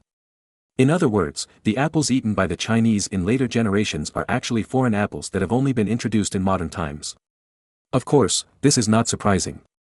With the exchanges with the West, we not only introduced sweet potatoes, peppers, potatoes, tomatoes, etc., but also introduced Mexican upland cotton and fully brought the original Indian Asian cotton. In this era, European apples can not only be eaten, but also an important raw material for making apple cider vinegar. Among European apple cider vinegar, Austrian apple cider vinegar is the most famous. On the farm, Marin warmly entertained Prince Philip and his party. During the meal, Marin also asked the chef to use apple cider vinegar brewed from apples on the farm to cook delicious sweet and sour pork ribs and sweet and sour fish for Prince Philip and his party, and a group of people almost swallowed their tongues. After eating and drinking, Marin also introduced the superiority of alfalfa in detail. Marin told them that if alfalfa was used instead of ordinary weeds, then 1 acre of grassland could feed more than 30 sheep. In fact, Marin was understating the matter. If the alfalfa grassland was fertilized, the grass would grow better and could feed up to 60 sheep. But Marin would not provide the Dutch with grass, so the number of sheep that could be fed was not that large. However, alfalfa is a nitrogen-fixing crop and does not require nitrogen fertilizer. The grassland fertilizers provided by Marin were mainly potash fertilizers and phosphate fertilizers. Moreover, the Dutch plain was originally a fertile and humid place, and 1 acre of purple alfalfa should be able to feed 20 to 30 sheep. This income is higher than the current extensive farming method they use. In terms of conversion, the output of raising sheep on 1 acre of grassland can reach about 1 or 2 gold coins. The most important thing is that it saves manpower and does not need to feed so many serfs. Even if the profit is only 1 gold coin, 10,000 acres of grassland can earn tens of thousands of gold coins. As for Prince Philip and these Dutch nobles, who doesn't have hundreds of thousands of acres of land? If they enclose public land, not to mention Prince Philip, the largest landowner and monarch, the other nobles can each own millions of acres of land. As for Prince Philip, the largest landowner in the Netherlands, if he also participates in the land enclosure, it will be no problem for him to have millions of acres of land. If all British sheep are raised and all high-quality alfalfa is planted, everyone will make a fortune. However, it is also very troublesome to replace all the original weeds with alfalfa. Because the difficulty of planting alfalfa is about the same as planting wheat. You have to plow the land first, and then sow the seeds. In order to kill the original weeds, it is best to plow the land before winter, turn the roots of the weeds out, and expose them to the ground. In this way, after a winter, all the weeds will be frozen to death. Then, when spring comes, plow it again and sow alfalfa. You can get pasture that is very suitable for raising sheep. However, if the farmers are driven away in advance, it seems that it will be difficult to grow grass. Because, even if horses are used to cultivate land, only 1 acre of land can be cultivated a day. Moreover, a large number of farmers are needed. So, Marin gave them a bad idea: don't drive away the extra farmers first, let them help plow the land before winter after the autumn harvest, and then sow alfalfa seeds in the spring of the following year. After everything is done, drive away the extra farmers, kill the donkey after unloading the mill. Of course, things have to be done step by step, and wait until these farmers have transformed all the noble lands in the Netherlands into alfalfa grasslands, and then they will be fired in batches. Then, Marin will act as a good person to recruit. One link after another, playing those unfortunate Dutch farmers in the palm of his hand. To be honest, this kind of killing the donkey after unloading the mill behavior of first fooling the Dutch farmers to help the nobles transform the land into alfalfa grasslands, and then abandoning them is very unethical. But how many nobles are not unethical in this era? Therefore, Marin's suggestion is very much to their taste. In order to help the Dutch nobles realize this intention, Marin agreed to lend tens of thousands of cattle to the Netherlands to help plow the land after the autumn harvest. Anyway, those cattle don't need to plow the land in winter. In particular, the North Sea Kingdom does not grow winter wheat, so it is no problem to lend all the cattle to the Netherlands. However, Marin will not be able to lend the oxen for plowing again in the spring of the next day. After all, the North Sea Kingdom also needs cattle to plow the land. Chapter 1648, Going to Perth to Raise Sheep.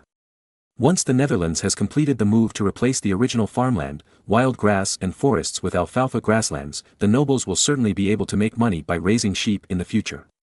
However, after the forests are cut down, the shipbuilding industry in the Netherlands will be even less hopeful. After all, Marin is still guarding against the rise of the Netherlands as a maritime power as it did in history. Therefore, destroying the shipbuilding and maritime transportation industries in the Netherlands by all means is Marin's unremitting goal. Before, Marin had used various means to transform Amsterdam, which had more than a dozen shipyards, into a famous furniture manufacturing center in Europe. But Marin still felt that it was not enough, because as long as there were so many trees in the Netherlands, there might be businessmen to build shipyards. Now, Marin can encourage the Dutch nobles to enclose land and let them transform all the land, including forests, into alfalfa grasslands, so that the Dutch can cut down all the oak trees themselves. When they have no oak, how can they build ships to compete with the North Sea Kingdom? This is much more powerful than transforming Amsterdam into a furniture city. Marin can destroy Amsterdam's shipbuilding industry by making furniture, but he can't stop the idea of shipbuilding in the entire Netherlands. Without Amsterdam, there are still ports such as Antwerp, and the shipbuilding industry will be developed in the same way. But the premise for the Dutch to build ships is that they have enough shipbuilding wood. Of course, the Dutch can also import wood from overseas for shipbuilding. Just like in history, the Dutch can import wood from Norway and southern Sweden, and then ship it back to the country for shipbuilding. But that's a later thing. In the early stage, if you want to develop your own shipbuilding industry, you must rely on local wood. Only when the scale is up will you consider importing wood from abroad for shipbuilding. Otherwise, if there is no shipbuilding foundation, it is better to buy ships directly from abroad. And Marin used the method of inducing the Dutch nobles to enclose land, and quietly let the Dutch cut down all the oak trees in the country. This is the real trick. Without the supply of oak, how can you develop a ghost shipbuilding industry? Prince Philip and several great nobles of the Netherlands were not aware of Marin's sinister intentions. At this time, they were completely immersed in the beautiful, money prospects of earning hundreds of thousands or even millions of gold coins a year that Marin described to them. For them, nothing is more important than making money. In recent years, the economy of the Netherlands has been hit hard by Britain's restrictions on wool exports. At present, Prince Philip and the nobles of the Netherlands are not having a good time. At most, their income is better than those nobles who are purely farming. After all, the wool textile industry in Flanders has not completely collapsed yet. However, it is not far from collapse. But Marin's suggestion to raise sheep in enclosures really gave them great hope. In particular, he was willing to give them 100,000 British sheep. If it were other countries, even if they raised sheep in enclosures, they might not be able to make huge profits. After all, if you produce more wool, you may also encounter price pressure from buyers. But the Netherlands is different. The Flanders region here is the top wool textile center in Europe. I'm afraid that you don't have enough wool, and you don't worry about the sale of wool at all. The premise is that the quality of wool must be good. Therefore, Marin's willingness to provide 100,000 British sheep is of great significance to them. Once the Netherlands can produce high-quality British wool on a large scale, it will soon be able to form a wool spinning country with integrated production and sales, and its competitiveness will be no worse than that of England. Moreover, for a small country like the Netherlands, the transformation is still simple. The enclosure movement in Britain, for example, caused huge social unrest. During the reign of Henry VIII, Britain was in chaos in order to enclose land. In order to control refugees, Henry VIII repeatedly raised his butcher knife and killed landless farmers who refused to obey the arrangement. It was also thanks to England's isolation overseas that other countries could hardly interfere. Otherwise, if it were a continental country, hundreds of thousands of landless farmers would appear in the country, which would be enough to cause riots sweeping the country. Because even if you want to control it, your neighbors will secretly intervene. Only an island country like England, which is isolated overseas, and other countries find it difficult to interfere in their domestic affairs, can allow Henry VIII to concentrate on suppressing domestic chaos. The Netherlands is different. The Netherlands is just a small place of tens of thousands of square kilometers, which is easier to manage. Although there are many farmers, if they lose their land, it is indeed easy to cause riots. However, with the help of Marin, they can help them absorb the landless farmers who may cause riots, so that they can safely complete the enclosure. At that time, every family of the Dutch nobles can make huge profits by raising sheep by enclosure. And those nobles who own wool spinning factories can make more profits through wool processing. But they don't know that Marin has secretly prepared the better North Sea sheep, which is both softer and finer, suitable for wool spinning. High-quality North Sea wool. In addition, Marin also started to work on the Jenny spinning machine and the flying shuttle, preparing for the Industrial Revolution. The spinning speed of the Jenny spinning machine is 8 times that of an ordinary hand-cranked spinning machine, and the efficiency of the weaving flying shuttle is more than 2 times that of an ordinary loom. Combining the two, plus the better quality North Sea sheep wool, what can the Netherlands do even if it can produce British wool? It will still be suppressed by the future North Sea wool industry.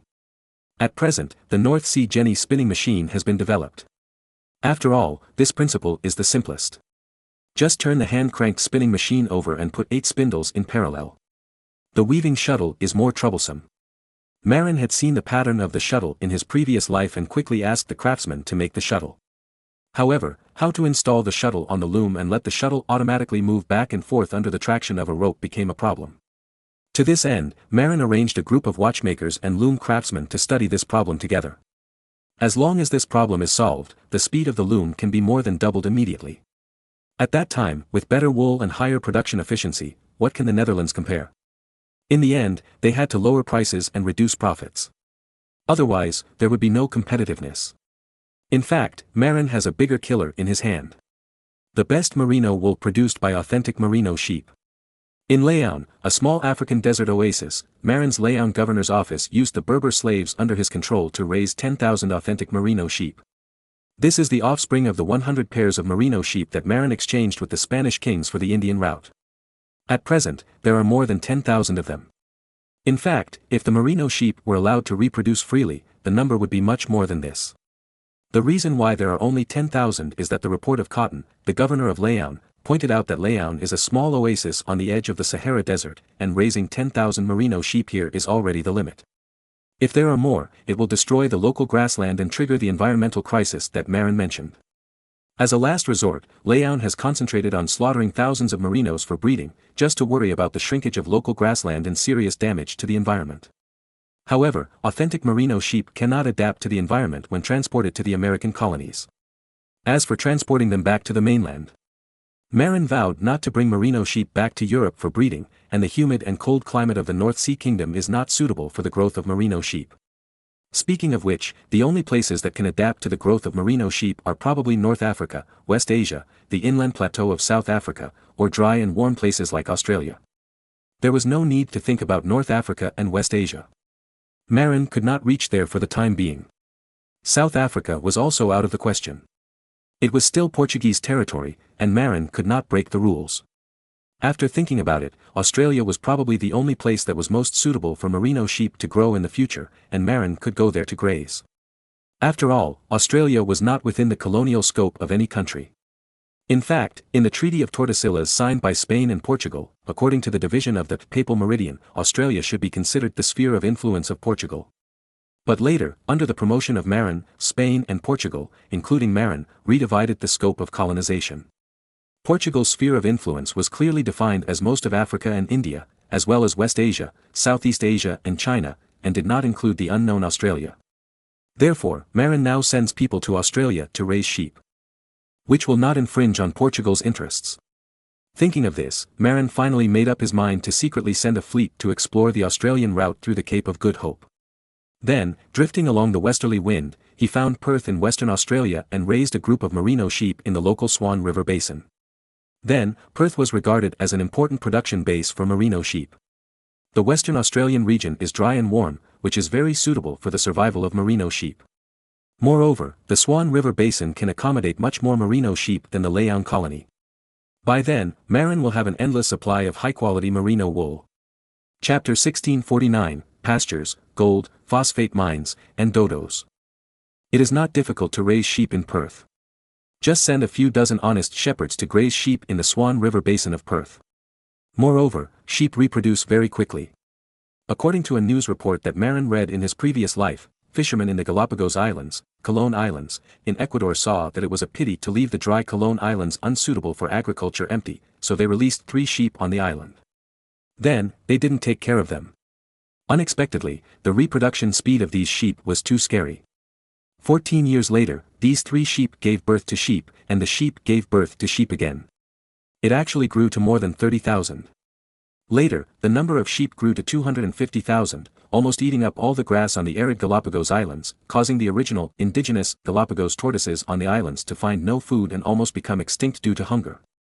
Then, the Ecuadorian government had to urgently dispatch troops to kill hundreds of thousands of sheep on the island.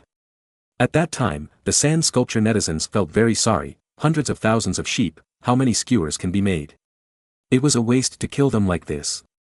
The reproductive capacity of merino sheep is not too strong, but the Swan River Basin in Perth is dry and warm but not short of water. After all, there is the Swan River, which is very suitable for the survival of merino sheep. Today, the number of merino sheep in the Leon area has reached its limit. Therefore, Marin plans to start a new business on the banks of the Swan River in Perth and raise merino sheep. Moreover, this does not violate the original agreement with Spain. Because Marin only vowed not to bring merino sheep back to Europe to raise, but he did not say that he could not bring them to the colonies to raise.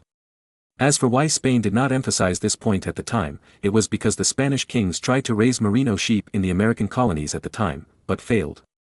Judging from their own experience, the Spanish kings did not think that Marin could successfully raise merino sheep in the American colonies, so they did not impose any restrictions. As for the Leon colony, the Spaniards had already sent people to see it. It was just a small oasis, and the number of sheep that could be raised was very limited, so they did not care. How could they know that in the southern hemisphere, there was an arid continent called Australia, which was super suitable for raising merino sheep, even more suitable than the Spanish mainland?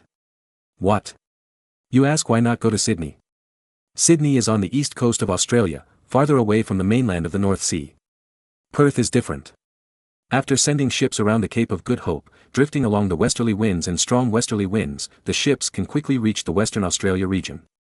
As for the return journey, we will sail eastward along the westerly drift, and arrive at the southernmost tip of South America and enter the Atlantic Ocean. These days, sailing depends entirely on the wind, and it is best to sail along the ocean current. The famous westerly drift in the southern hemisphere, sailing boats can sail at high speeds at this latitude. Moreover, starting from Perth Port, we can reach Java Island by following the cold current of Western Australia to the north. From Java Island, we can go to Guangzhou or Taiwan Island. That's not all. There is a Christmas Island between Perth and Java Island, but it is a famous guano stone producing area in later generations, and it is also a famous island dominated by Chinese in later generations. In this way, Perth can not only raise sheep, but also serve as a transit port for ships going to the east.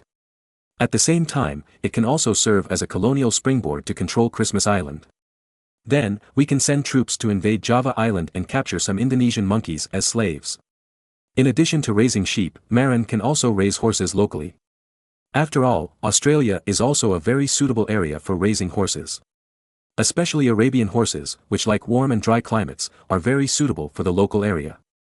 After all, in the Arabian Peninsula, the origin of Arabian horses, there are too many deserts and too little vegetation, which seriously limits the growth of the number of Arabian horses. Moreover, Sydney, located on the east coast of Australia, actually has a humid subtropical climate, similar to the south of the Yangtze River, and the climate is humid, which is not very suitable for merino sheep. Only Perth on the west coast has an arid climate and a Mediterranean climate similar to that of inland Spain, which is most suitable for raising merino sheep. In addition, there is another unknown reason why Marin chose Perth. Perth is about 600 kilometers east and northeast of the Swan River, which is the famous Kalgoorlie gold mining area in Australia. Although the gold reserves here are not as good as those in the Rand region of South Africa, it is also a world-famous top gold mining area. It seems that Australia has been mining for more than 100 years in later generations and has mined more than 1,000 tons of gold, which is much more than the hundreds of tons of gold reserves in China at the time. Of course, Marin is not in a hurry to develop the Kalgoorlie gold mine. However, it is always right to occupy it first. If someone else occupies Western Australia in advance, it will easily cause a war if you go to rob it at that time. Colonization is very particular about taking the initiative. Portugal, a small country with poor fighting ability, is now living a very comfortable life because it took the initiative. But Marin still dares not touch Portugal. After all, their colonization has been recognized by the Holy See. Therefore, Marin used means to change the treaty last time to clarify the scope of Portugal's colonization. In this way, there is an opportunity to occupy Australia first.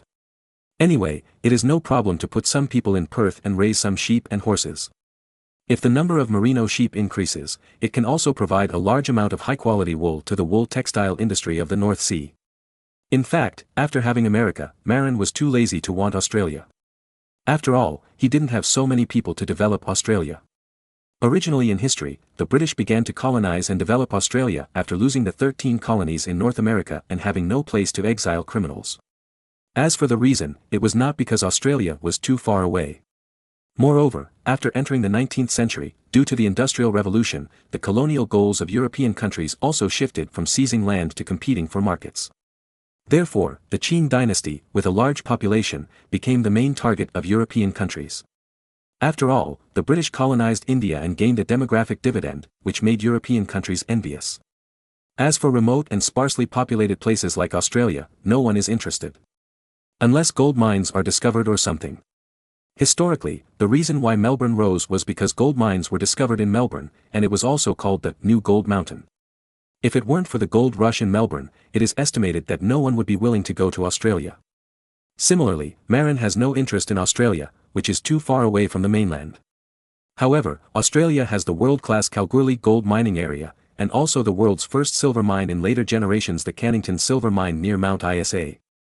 In this era when gold and silver can be used directly as currency, Australia's gold and silver mines are probably the main object of Marin's concern.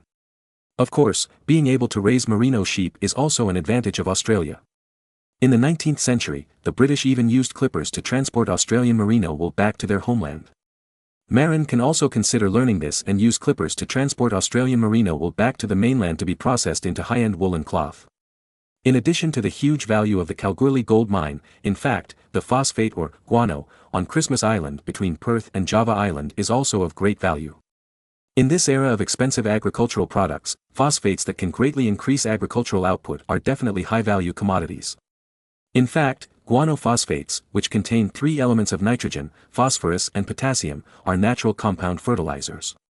In addition, Marin also plans to let the fleet exploring the Western Australian route look for Mauritius Island. Then, catch some dodos on the island and bring them back. Marin is very curious about this famous species that became extinct in the 17th century, and at the same time, he is also very curious what does the dodo taste like. If possible, Marin plans to send someone to catch some dodos to roast and eat to see how they taste. If they taste good, they will be raised artificially. If they don't taste good, they will also be brought out in batches and dispersed to multiple islands with good conditions to prevent them from extinction. Marin hoped that the dodo would be tasty. It is said that the dodo is huge, up to 1 meter tall, and weighs 10 to 20 kilograms, or dozens of kilograms. If the meat is delicious, one dodo can feed many people. Moreover, this large, stupid but non-aggressive creature is a very interesting creature. If it is introduced back to Europe, it can be kept in a zoo to make tourists laugh. And with the zoo feeding them, there is no need to worry about the extinction of this silly creature. After all, the zoo will definitely not starve them or put them in danger. In other words, the fleet sent by Marin to explore Western Australia has a great responsibility. In addition to finding Perth as a place to raise merino sheep, they also have to look for phosphates on Christmas Island and dodo birds on Mauritius. There are a lot of things to do. Chapter 1650 Kong Tai suggested chewing betel nut. In fact, in 1507, when the Portuguese were exploring the Indian Ocean route, they sent ships to the Indian Ocean east of Madagascar Island to find a new route. That time, the Portuguese failed to explore the new route, but they stopped at Mauritius Island and saw this huge and stupid bird that was not afraid of people. However, because of the failure to explore the new route, the Portuguese never went to Mauritius again. It was not until 90 years later that the Dutch came to Mauritius and humans began to hunt the dodo. Marin wanted to get the specific coordinates of Mauritius from the Portuguese sailors, but the Portuguese sailors did not know the longitude and latitude, and just said that it was east of Madagascar Island, which was equivalent to saying nothing. Therefore, it was up to Marin's fleet to find it. Of course, finding the dodo was just a side job, and finding Perth to settle the merino sheep was the real business. At most, the fleet could go to find the dodo on the way back. Marin thought about it and cancelled the plan to return to Australia via the southern coast. Instead, he planned to let the fleet return from the easterly wind belt of the Indian Ocean north of 30 degrees south latitude, and look for Mauritius by the way. The reason for this is that Marin does not want the fleet to find the southeast of Australia with a good climate. The climate there is indeed very good, but Marin has no population to immigrate to Australia now. So, it is better not to let those sailors discover it. As for the coast of Perth and Western Australia, no one will care about Australia even if the news spreads. Historically, after the Dutch occupied the Spice Islands and Java Island, they sent people south to investigate Australia. As a result, most of the western coast of Australia near Java Island is a tropical desert area, and only Perth can barely live because of the rivers. Therefore, the Dutch have no interest in Australia at all. Even if the navigator Tasman later discovered Tasmania and New Zealand in the southeast, they did not arouse the interest of the Dutch because they were too remote. After all, the Netherlands is a commercial country that values spices and trade more and has no interest in farming. It was not until the British lost the 13 states of North America and had no place to exile prisoners that they thought of Australia, which no one cared about. Marin now has no manpower to develop Australia, so he does not want the news that the southeast of Australia is suitable for immigration to leak out. Therefore, he only found that the arid area on the west coast of Australia is very suitable. By then, Spain, which has occupied the Spice Islands in the north, will only see the endless tropical desert along the northwest coast of Australia even if it sends people to see it, and will not have the idea of competing at all.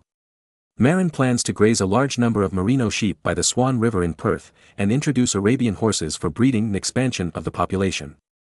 In addition, Marin also plans to introduce hornless Angus cattle from Scotland and throw them in Perth to graze sheep. Hornless Angus cattle are small in size and not very suitable for ploughing, so they are only suitable for raising meat. The Australian prairie is obviously also a very suitable place for Angus cattle to survive. After all, the Angus cattle in Australia in later generations are also quite famous. In the future, the Western Australian grasslands on the Swan River near Perth will provide merino wool, Angus beef and Arabian horses for the North Sea country. However, Marin suddenly remembered that it seemed that Australia was still dominated by the indigenous people in this era. If only a few dozen ordinary farmers were sent over, they might be destroyed by the local Australian indigenous people. Therefore, Marin thought about it and decided to send 500 German Cossacks to build a small town in Perth, and also to drive out and eliminate the local indigenous people. The authentic Cossacks Marin certainly didn't want to be sent here. If they took over the place and built a country, Marin would be embarrassed. Therefore, Marin would only send German Cossacks composed of Germans to develop here. Moreover, they must be German Cossacks who are loyal to him.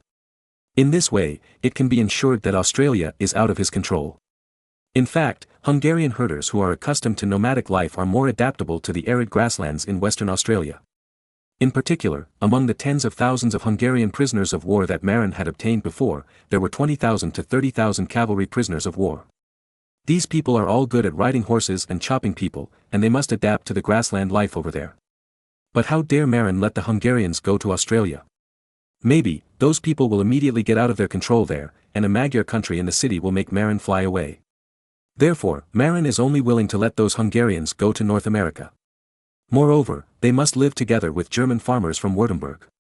Moreover, they must learn to speak German and become Germanized as soon as possible. Otherwise, it is a huge hidden danger. Therefore, facing the vast Australian continent, Marin would rather only build a German Cossack village than let the more suitable Hungarian Magyars go there.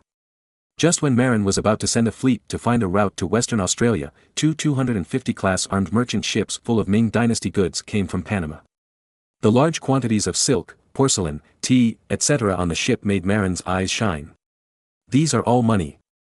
As long as it is auctioned in major European cities such as Paris, London, Hamburg, Lübeck, Venice, Rome, Milan, Florence, etc., it can bring a lot of cash flow to Marin. Marin's surplus food may not bring much cash flow. After all, for ordinary people, enough food is enough. However, for those wealthy nobles and businessmen, luxury goods are indispensable. Only these luxury goods from the Ming Empire can meet their noble status. Why are most European nobles in this era unable to make ends meet? It's because they spend most of their money on luxury goods.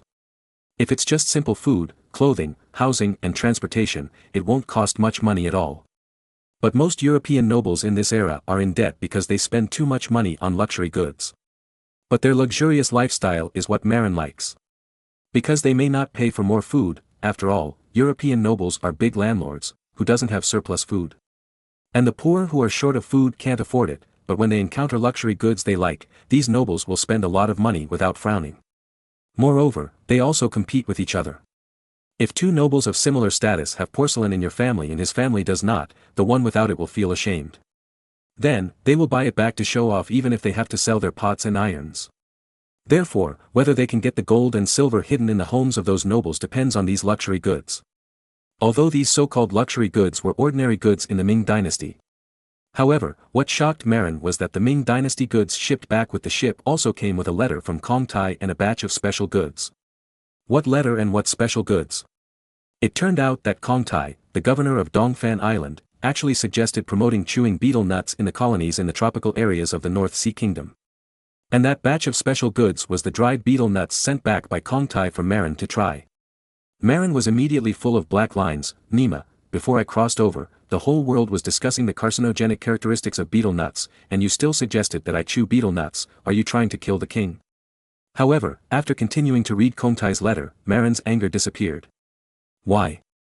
Because Kong Tai said that in the past few years as the governor of Taiwan Island, he found that the Hakka people introduced from Fujian and Guangdong often chewed betel nuts.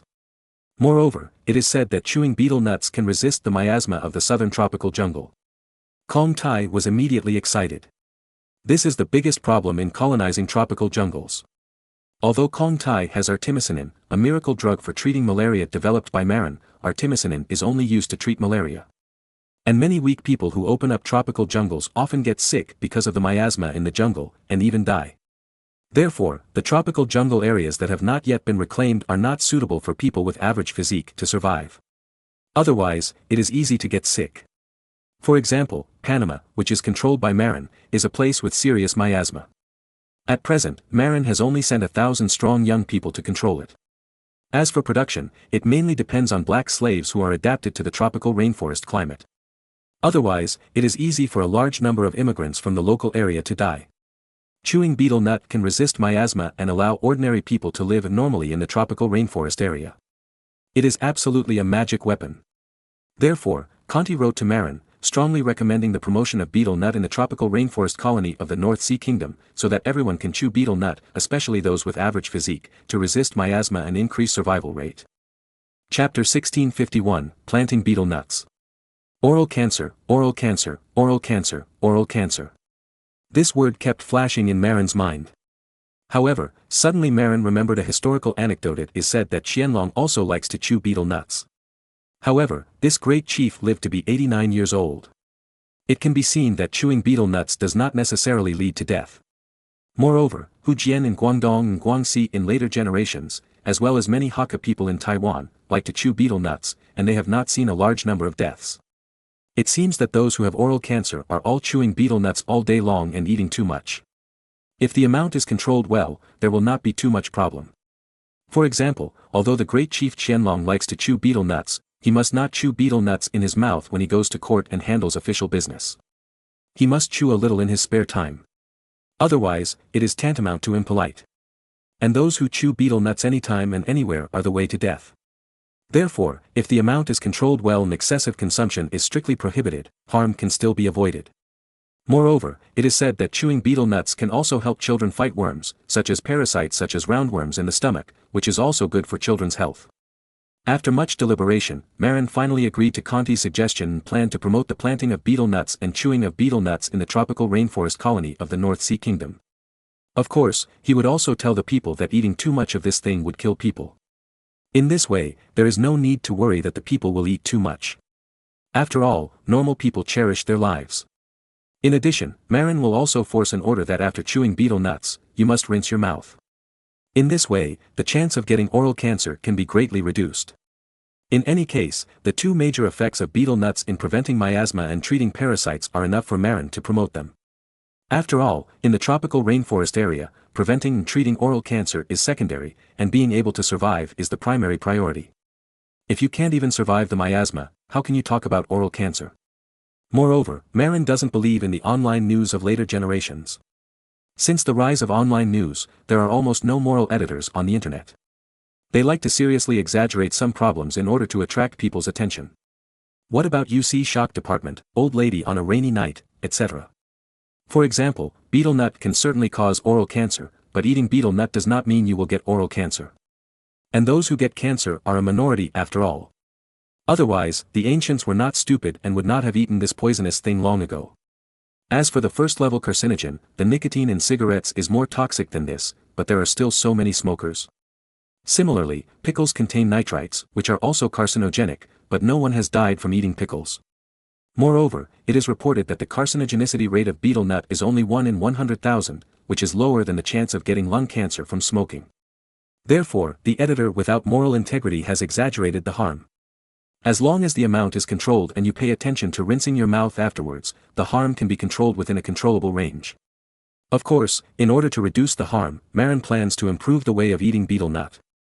For example, make it into soup and other foods, eat it directly into the stomach, and do not stay in the mouth for a long time, which can also prevent oral cancer. It seems that in later generations, there are medicinal foods containing betel nut, which are good for the human body. In addition, it seems that eating betel nut is popular not only in Lingnan, China, but also in Southeast Asia. It is also because of betel nut that Southeast Asia has such a dense population without any major problems. After thinking all this through, Marin made up his mind to promote betel nut. This kind of thing that is good for immigrants in tropical areas must be promoted with great efforts. In fact, because of the fear of miasma in tropical areas, Marin can only use black slaves as the main force for tropical development. But Marin knows that it is easy to invite gods but difficult to send them away. When these places are developed, it will not work if you want to send black people back. There will be no problem in the next 200 or 300 years. When civil rights rise, these black people will become uncles who cannot be sent away. For example, if the old black people in the United States in later generations are really afraid of being discriminated against, they will move back to Africa. But they will never agree. After all, they can't even have enough food if they go back to Africa. Only by staying in the United States and receiving relief can they eat and drink enough, and they can also go to the bar to hang out. There are so many tall and strong black people in the NBA, which is unimaginable in Africa. Marin has watched the World Cup. The African national teams are all skinny old black people with short statures, and there are very few tall and strong ones. And many strong West African black stars such as Drogba grew up in France. Marin does not think that black people are so lowly, but he is very troubled by their tradition of doing things with hands but never with brains. From the liberation of black slaves in the 19th century to the 21st century, it has been almost 200 years, but black people are still the same and can only mix in the sports world. Therefore, Marin has no confidence in teaching black people well. In order to avoid too many black people in the future, he had to set up a sterilization center in Grenada to sterilize all black people entering Africa. But it is not a solution to keep doing this. After all, if we don't use our own people to occupy the tropical regions, we will still have to rely on black people. Therefore, Conti's suggestion to eat betel nuts is just in time. With betel nuts that specifically restrain miasma and parasites, and artemisinin that professionally treats malaria, Marin can safely transport local immigrants to Cuba and Panama. When local immigrants take root and reproduce in large numbers in Cuba and other places, Marin will no longer need to introduce old blacks. Of course, as far as early as possible, a large number of black uncles will definitely be needed to help reclaim wasteland. Marin will not treat them badly, and will feed them with good food and drink, but he will not let them give birth to little blacks. In fact, for the development of tropical areas, Marin prefers the Chinese in Southeast Asia. The Chinese in Southeast Asia are hardworking and good at farming. However, they are easy to manage and have no ambitions. You know, the Chinese in Southeast Asia have lived in Southeast Asia for thousands of years, but have only established one Lanfang kingdom. It can be seen that they are a group of obedient people with no political ambitions. Hardworking, obedient, and unambitious, they can also adapt to the tropical rainforest climate. No matter how you look at it, they are the best choice for developing tropical areas. But now with betel nut, it is not necessary to go to Southeast Asia to recruit Chinese to Cuba and Panama. Because local residents can also immigrate to Cuba and Panama. Moreover, these days, there are not many Chinese in Southeast Asia. After all, before the demise of the Ming dynasty and the going to Southeast Asia boom in the late Qing dynasty, although there were many Chinese in Southeast Asia, they were relatively scattered and difficult to find. If you have the time to look for people everywhere, it is better to immigrate from the mainland. However, the biggest problem of the North Sea Kingdom now is that the population is too small. Marin is seriously lacking in population to develop the places with good climates on the east coast of the United States in the future, not to mention the tropical areas with harsh climates such as Cuba and Panama. But Cuba and Panama are so important. Cuba is responsible for producing sugar, rubber, sisal and tropical fruits that are urgently needed in Europe. It is a very important tropical economic crop production area. It also grows spices such as tea and pepper. Its role in the future can be said to be extremely important. Panama is a major transportation route, responsible for connecting Chile and Peru, and also connecting with the Ming dynasty. Although we don't expect anything to be produced here, the importance of the geographical location alone is worth Marin's settlement of a large number of his own people here. But because the environment in Panama is too bad, Marin has only arranged more than 1,000 strong young soldiers here, plus a large number of black slaves, but dare not settle the elderly, weak, women and children. Because it was difficult for the old, weak, women and children to survive the threat of miasma. Now, with betel nut, Marin dared to immigrate there. For this reason, Marin ordered that in the future, in the wide area on both sides of the cement road in Panama, other tree species should be cut down and betel nut should be planted to ensure the needs of immigrants from tropical America. Before the local betel nut planting was successful, the only way was to import dried betel nut from the Ming dynasty. Chapter 1652, Is there also population trade in France?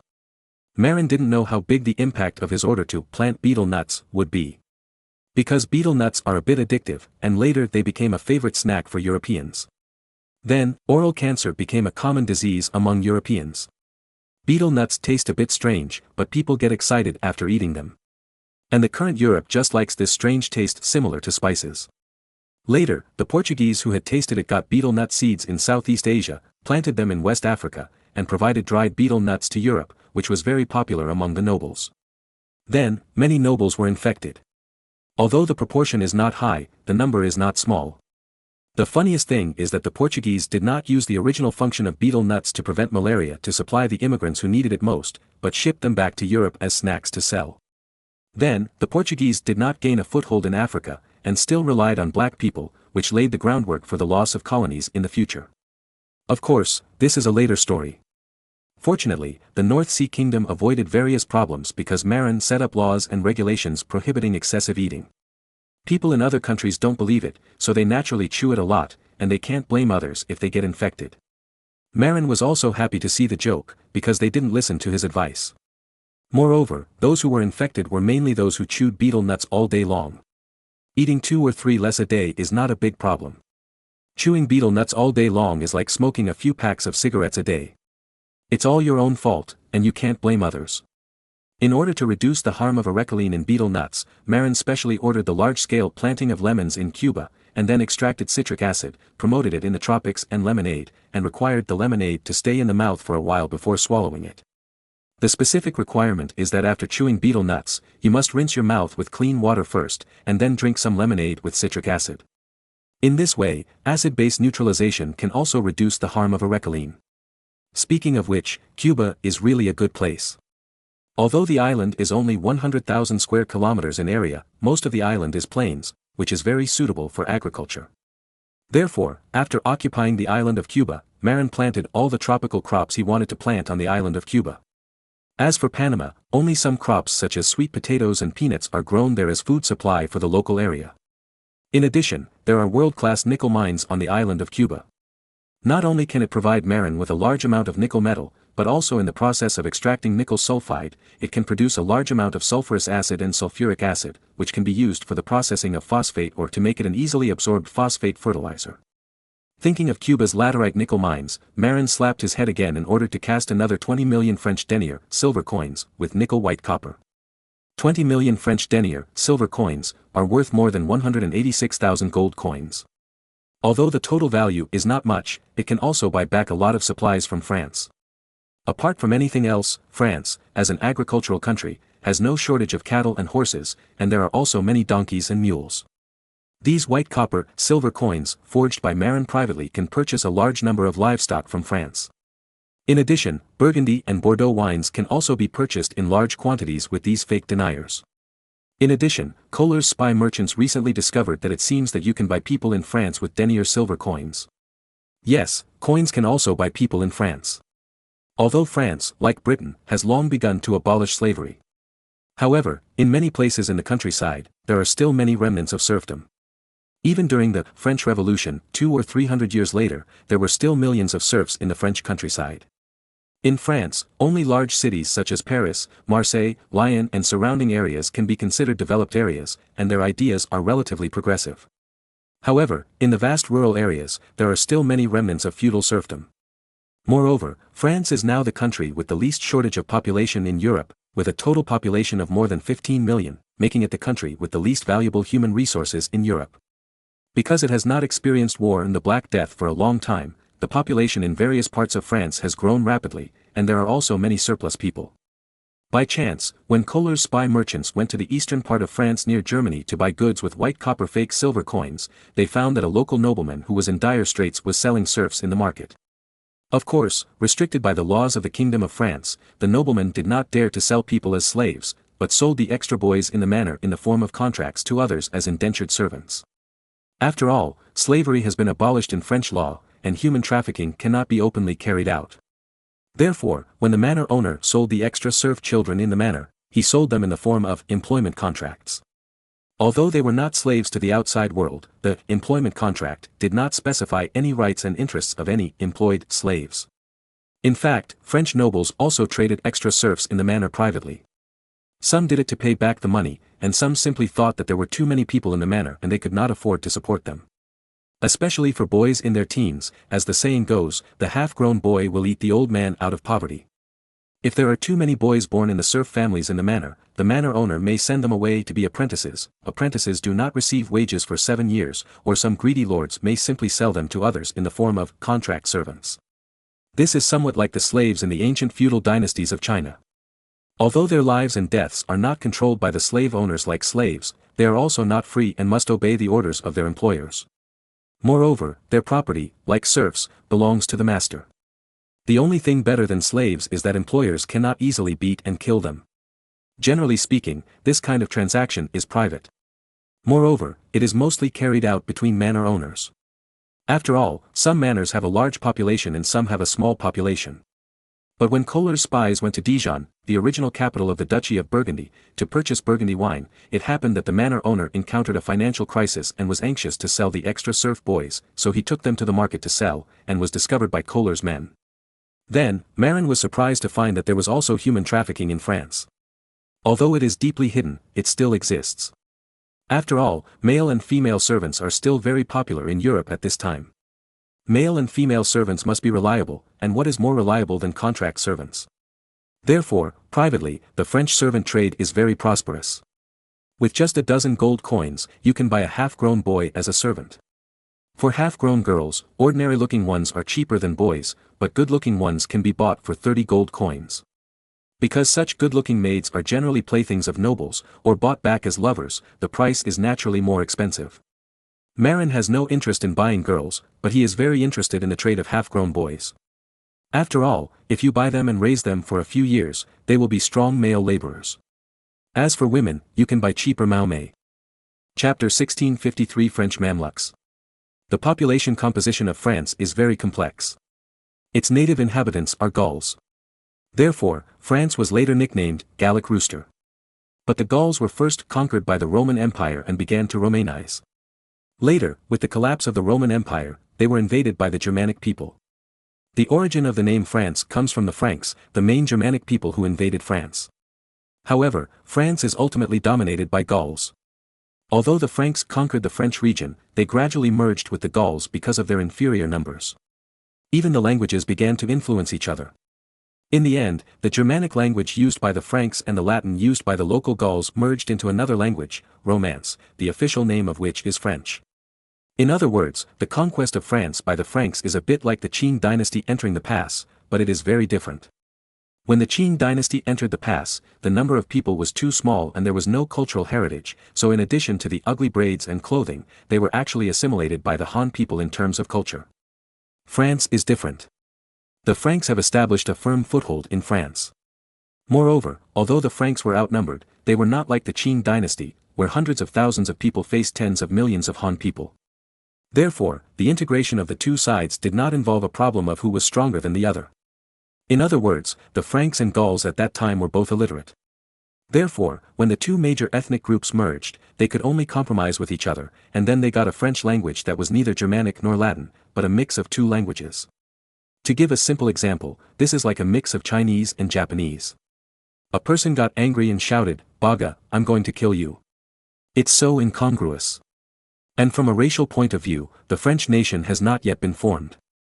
The main population in northern France is still a mixture of Franks and Gauls, while in the south, it is mainly descendants of Gauls. In addition, there are many descendants of Burgundians, also Germanic, in the eastern border area, and some Basques in the southwest. The real integration of the north and south of the French has to be thanked to the British. Through the 100 Years' War, the Germanic and Gallic mixed races in the north of France and the Gallic races in the south began to unify and merge. However, the political advantage of the Germanic and Gallic mixed races in the north was too great. Therefore, in later France, the French language in the north was dominant, and the Gallic language in the south was gradually replaced by the French dialect of Paris. The great integration of the north and the south of France began to advance in great strides after the end of the 100 Years' War between England and France. Before, there were still great differences between the north and the south. Now, it has only been a few decades since the end of the Hundred Years' War, and the southern region is still Gallicized, but the influence of the northern culture dominated by Greater Paris is deepening. In other words, France at present has not yet formed a unified language and culture. Not only are there differences between the north and the south, but there are also great differences in the eastern border areas. For example, the situation of the Burgundians on the eastern border is even more complicated. The subjects of the original Duchy of Burgundy had very complicated bloodlines. They were originally descendants of the Burgundians, a branch of the Germanic people, but after coming to the border area between France and Germany, they later intermarried with the Franks and the Gauls, forming a mixture of three major bloodlines. Of course, because two of the three bloodlines are Germanic bloodlines.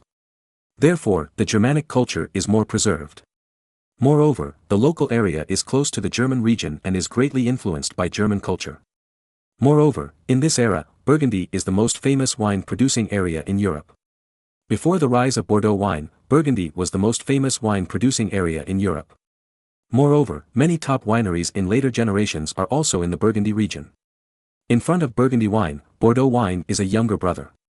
At present, the wine in the Bordeaux region can only be regarded as medium and lower grade, and the top wine is in Burgundy.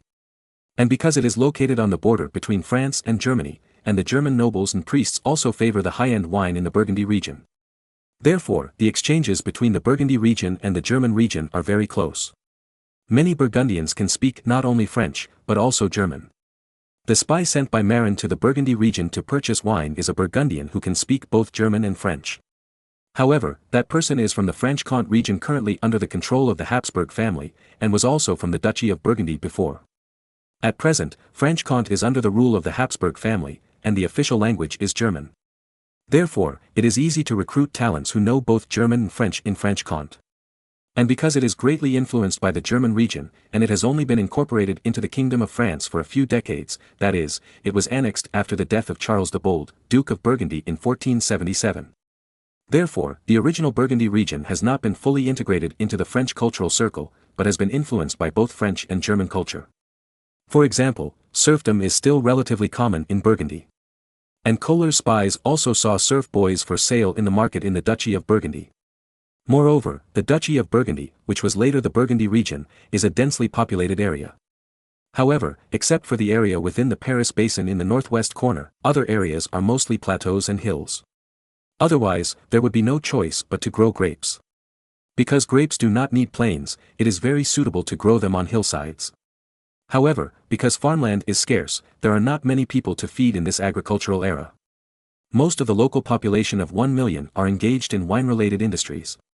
Many manor serfs have too many children, so they can only find ways to send their children to other manors or sell them to others as servants.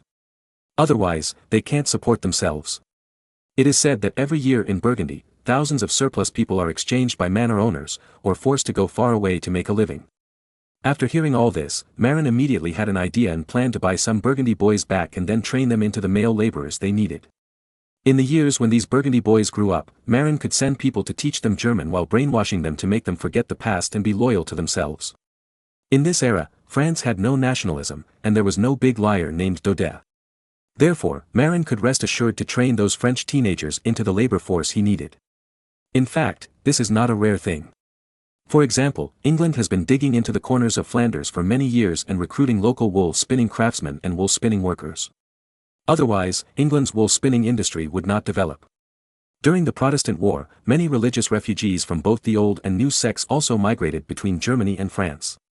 In short, this was an era that didn't care much about nationality. As long as they had food to eat, ordinary people didn't care which country they lived in. Of course, in Europe at this time, it was difficult for people of different religions to coexist. Turkey, for example, was targeted by all the Christian countries in Europe because of its different religions. As for nationality, it was secondary. Suddenly, Marin remembered that the Egyptian Mamluk cavalry seemed to be a dead-level cavalry trained from Circassian slaves. Maybe, I can use French teenagers to train my own Mamluk cavalry. This idea suddenly popped up in Marin's mind.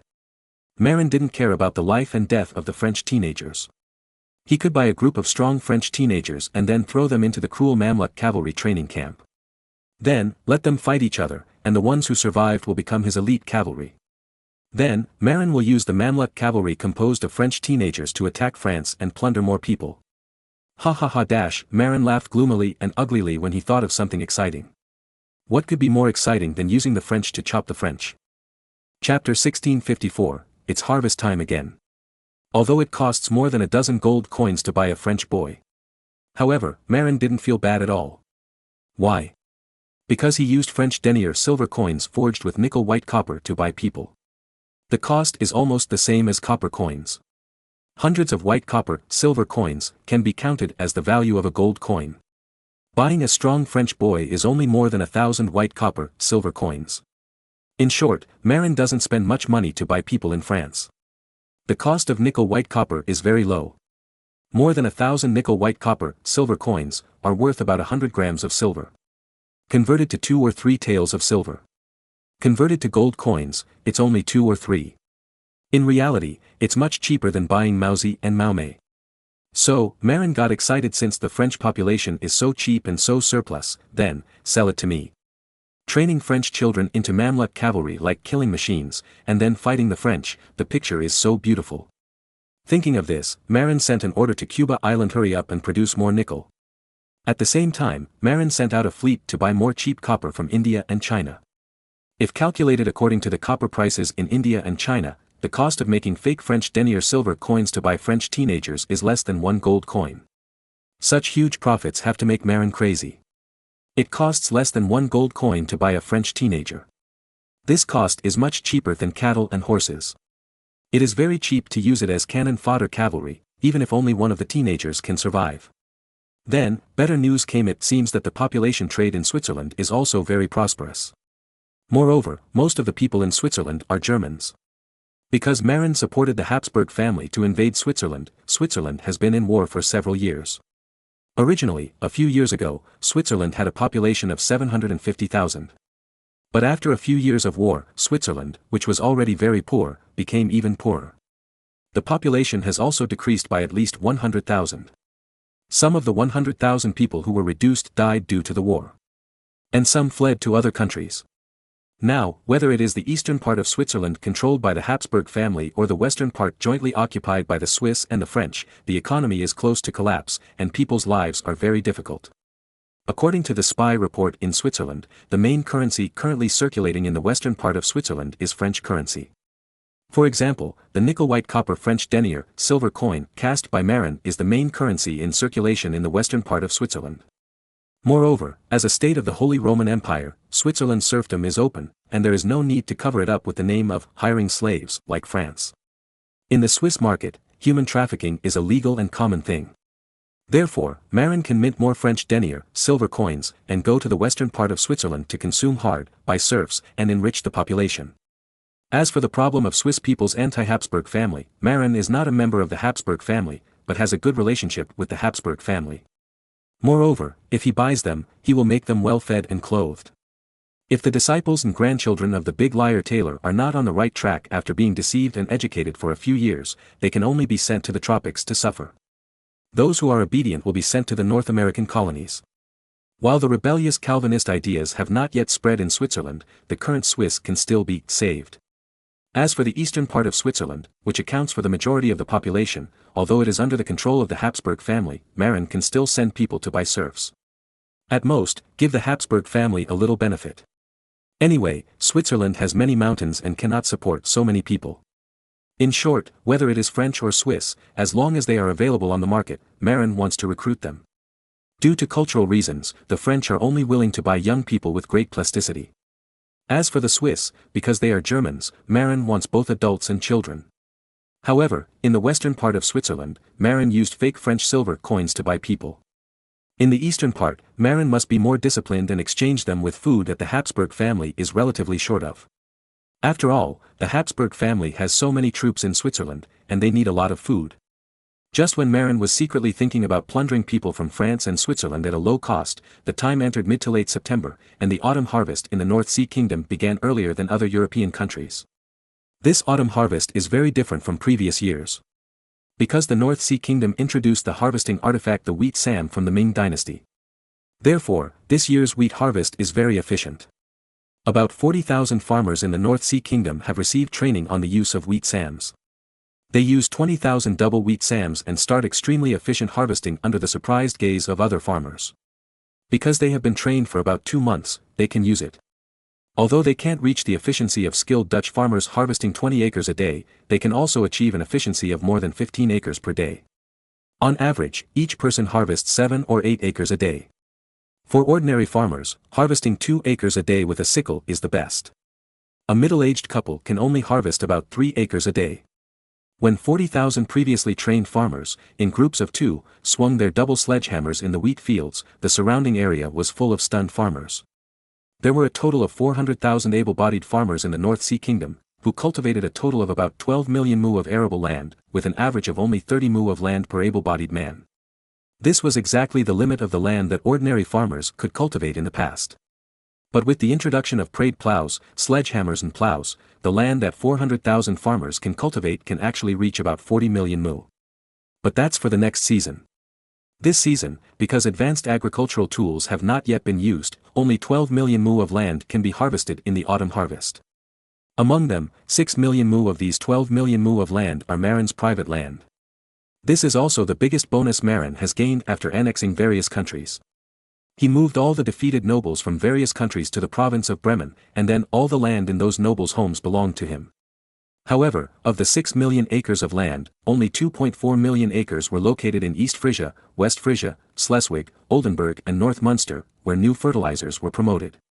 As for other areas, the old farming methods were still used, but volcanic ash was introduced as fertilizer. Therefore, of the 6 million acres of land under Marin's name, only 2.4 million acres of land had an annual yield of more than 500 pounds per acre due to the application of new agricultural technology and fertilizers. The other 3.6 million acres of land in other provinces had an annual yield of only about 200 pounds per acre. But even so, this total yield could scare countless people to death. Of course, this is only an estimated yield, and the specific yield will have to wait until the harvest is completed. However, the 2.4 million acres of cultivated land that applied new agricultural technology and new fertilizers should have a higher yield. As for the 3.6 million acres of land that was only sprinkled with volcanic ash, the yield is not easy to say, it may be high or low. After all, if the 3 fertilizers are not complete, anything is possible. But the total output should not be much different in the end. Because the total output of the 2.4 million acres of land that applied new technologies and new fertilizers should be much higher than expected.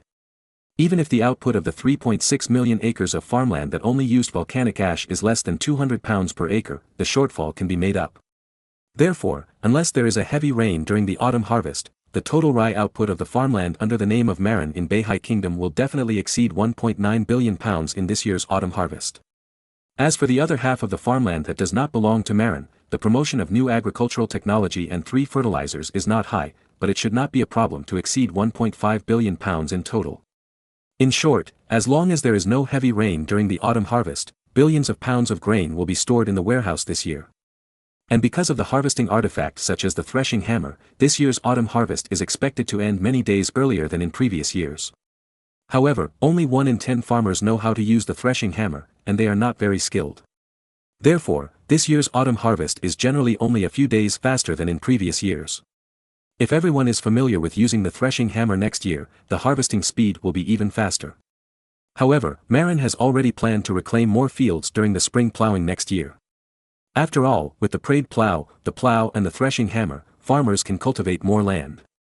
In this way, the wheat fields have increased, and the autumn harvest speed has been pulled back. But no matter what, even if the cultivated land area does not increase, the agricultural output of the North Sea Kingdom is enough to laugh at. Europe. After all, the North Sea Kingdom has only more than 2 million people. And the total grain output is more than enough to feed 7 or 8 million people. If we calculate based on the fact that more than half of the black bread in other countries is mixed with dirt, sawdust, wild vegetables, stones and other sundries, this amount of food can easily feed tens of millions of people. Chapter 1655, Farming and Sports. In fact, Marin is quite helpless now. Because he feels that there is too much food. What is the concept of food that can feed 7 or 8 million people? These days, the entire German region has only about 12 million people. The Kingdom of France, the most populous country in Western Europe, has only more than 15 million people. If the grain output doubles, it will be more than enough to feed so many people in France, not to mention the more than 2 million people in the North Sea Kingdom. Even if a lot of grain is taken to make wine in time, it is still a lot more. In this era, I am afraid that Marin is the only monarch in the world who is worried about too much food. Even the Ming Empire, whose grain output far exceeds that of Europe, dare not be so arrogant. Because the population of the Ming Empire is also too large, and the consumption is also large, which offsets the high yield of grain. Of course, the high yield of the Ming dynasty is equivalent to the level after using volcanic ash, at most a little higher. Unlike the farmland in the North Sea Kingdom that uses all three fertilizers, the yield per mu is as high as 500 or 600 pounds. This level can only be achieved in the Ming dynasty by the most fertile rice fields in Jiangnan. But the yield per mu of rice is always higher than that of wheat. The yield per mu in the north of the Ming dynasty was only about 200 or 300 kilograms, which was only slightly better than the effect of volcanic ash feed. Of course, Marin's volcanic ash fertilizer is not just volcanic ash. He also mixed some potassium salts and phosphate fertilizers in it, so the effect is much better than ordinary volcanic ash. Otherwise, ordinary volcanic ash generally cannot reach the effect of 200 pounds per mu, only 100 or so pounds. But this yield per mu is much better than not using fertilizer. Because the food is too abundant, Marin has decided to gradually reduce the content of straw bran in kohler bread. Even, the wheat bran is screened out when grinding flour, and then used as feed for pig farming. Now, Beihai has Taihu pigs that reproduce super fast.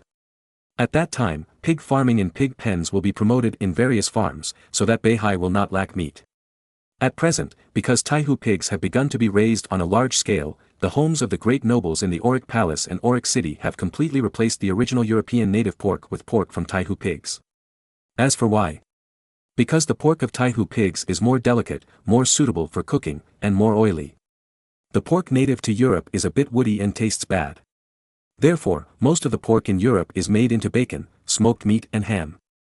Such rough food covers up the disadvantage of the poor taste of native pork in Europe. Taihu pigs do not have this disadvantage. They have a delicate taste and a high fat rate, which is very popular among people. This is one of the best pig breeds in China. Although it tastes good, it has a lot of fat.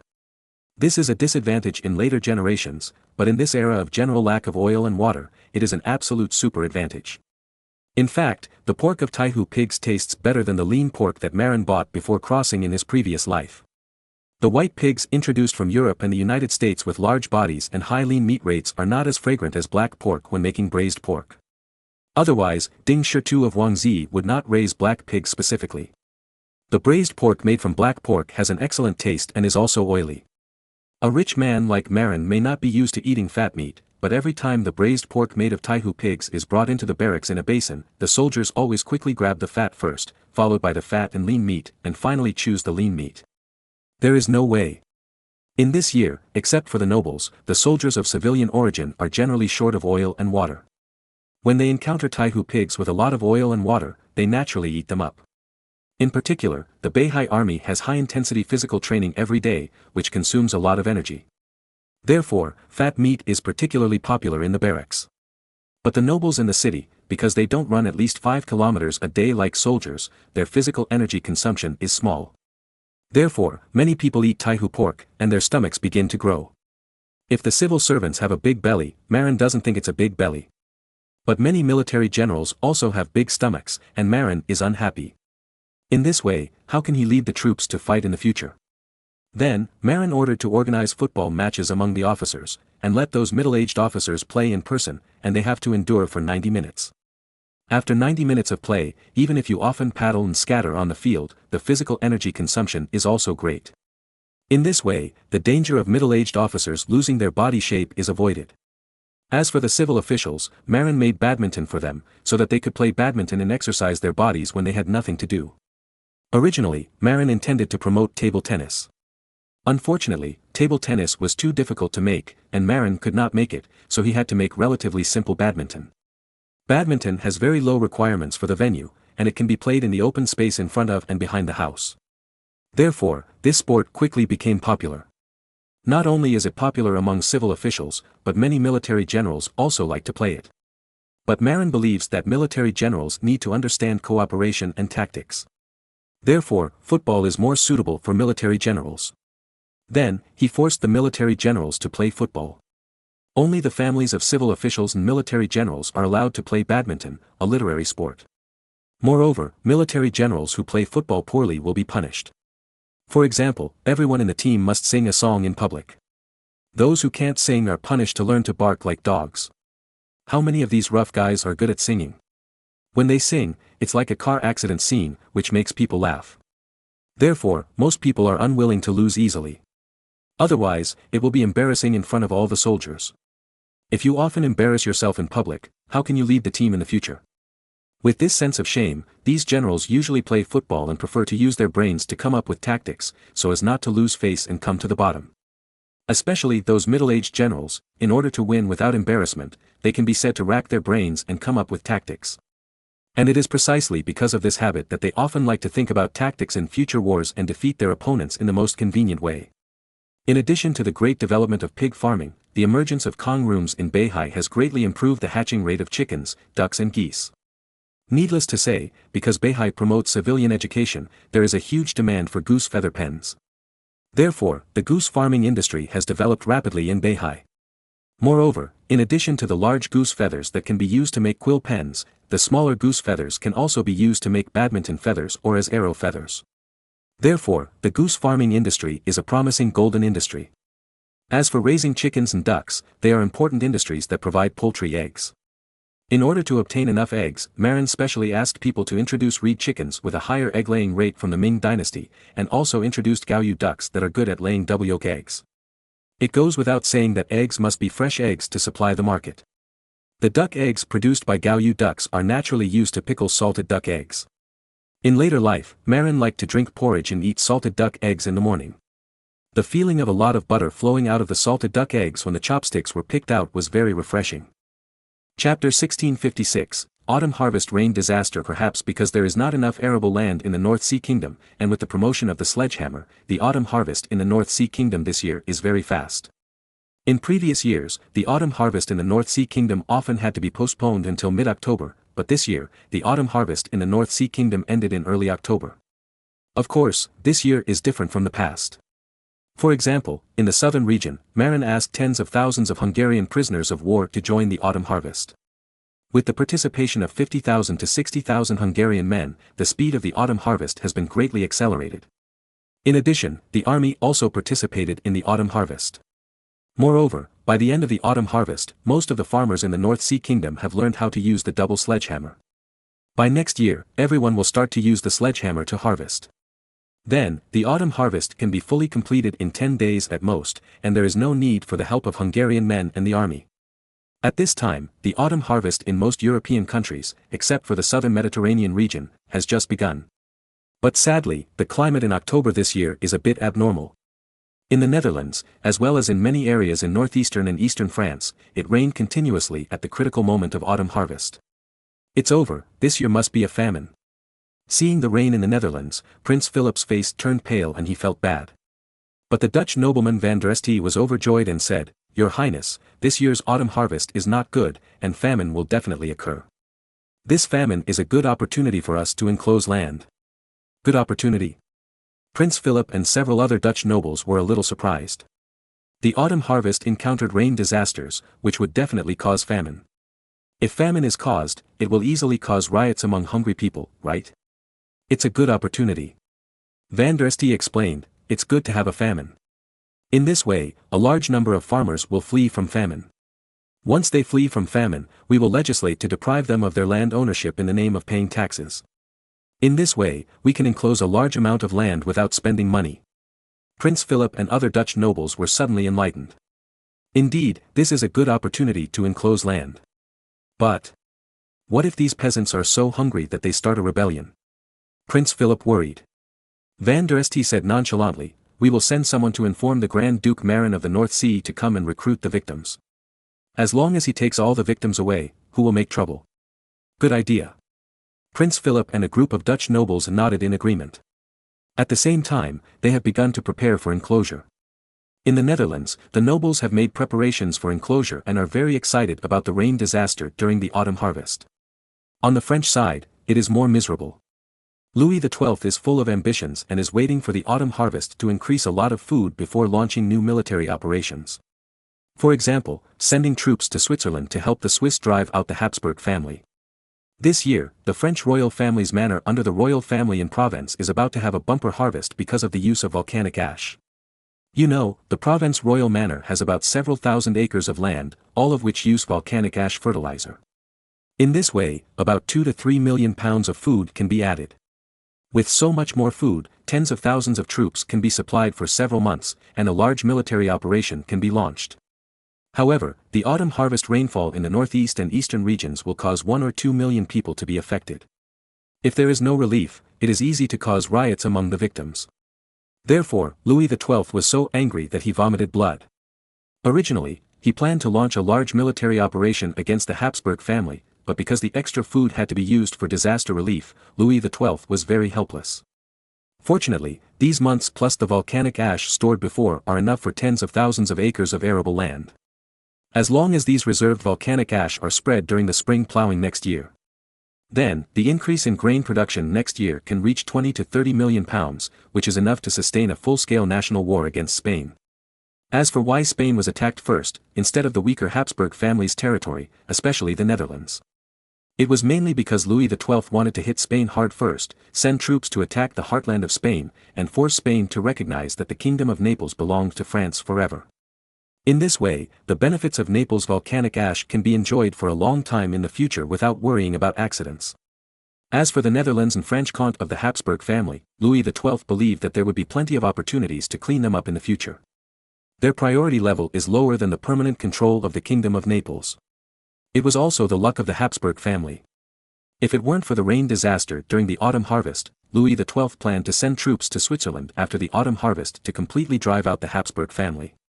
If there was a chance, the French even planned to annex the French Comte region first.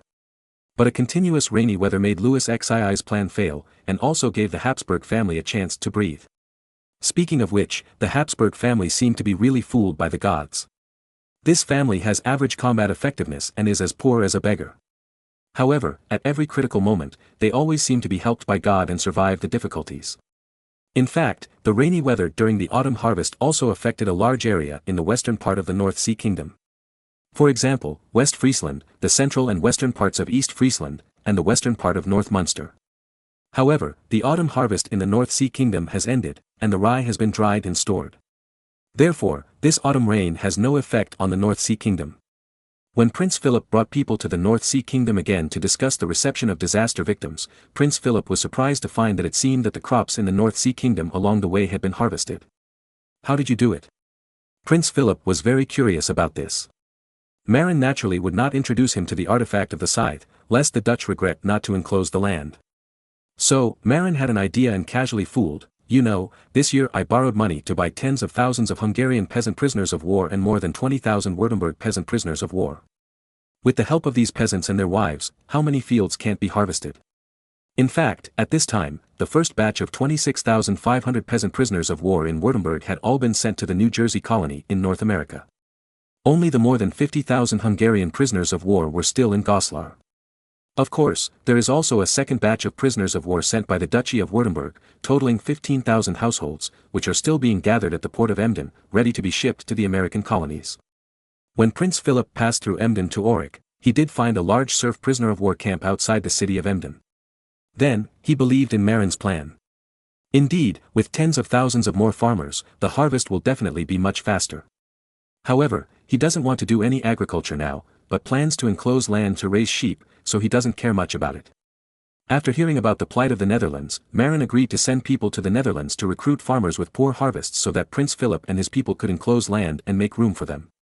After all, this is a win-win situation. However, Marin did not expect that in addition to the Netherlands, the northeastern and eastern northern half of France also suffered from rain disasters, with nearly 2 million victims. This time, he sent people to recruit victims and got a huge harvest. Chapter 1657 Earthworms and Eggs. Marin was also shocked by the rain in October. Because if there were no wheat sledgehammers this year, the harvesting speed would be much faster, and the autumn harvest in the northwest of Beihai would be greatly affected this year. However, he dared not guarantee that Beihai would be able to avoid the rain disaster during the autumn harvest every year. Therefore, after thinking about it, he decided to build multi-layer drying rooms in various towns and villages by drying and dehydrating vegetables. Each layer uses a large iron plate, which is used to put grain and dry it in a room of dozens of degrees. Once there is a rain disaster during the autumn harvest, the harvest will be organized while the harvested wheat will be dried at medium temperature for a long time in the drying room. It should be noted that the temperature should not be too high. Otherwise, the grain will be baked. In addition, ordinary people can also build kangs in their homes to dry wet grains. Therefore, after the autumn harvest, Marin promoted the use of slab-built grass-reinforced adobe houses to completely replace the original broken wooden houses, and built kangs in the bedrooms of each adobe house. There are many plants and firewood in the countryside, and firewood can be seen everywhere. Therefore, the adobe houses promoted in the countryside all have Chinese-style earth stoves with chimneys, and they are firewood-saving stoves with thick stove walls.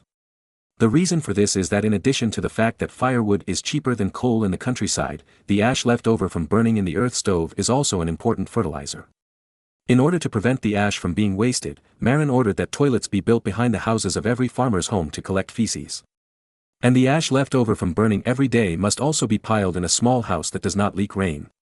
This small house can be a mud house or a grass house. In short, it doesn't leak rain. After all, once the ash meets water, the potassium salt component is dissolved and washed away with the water.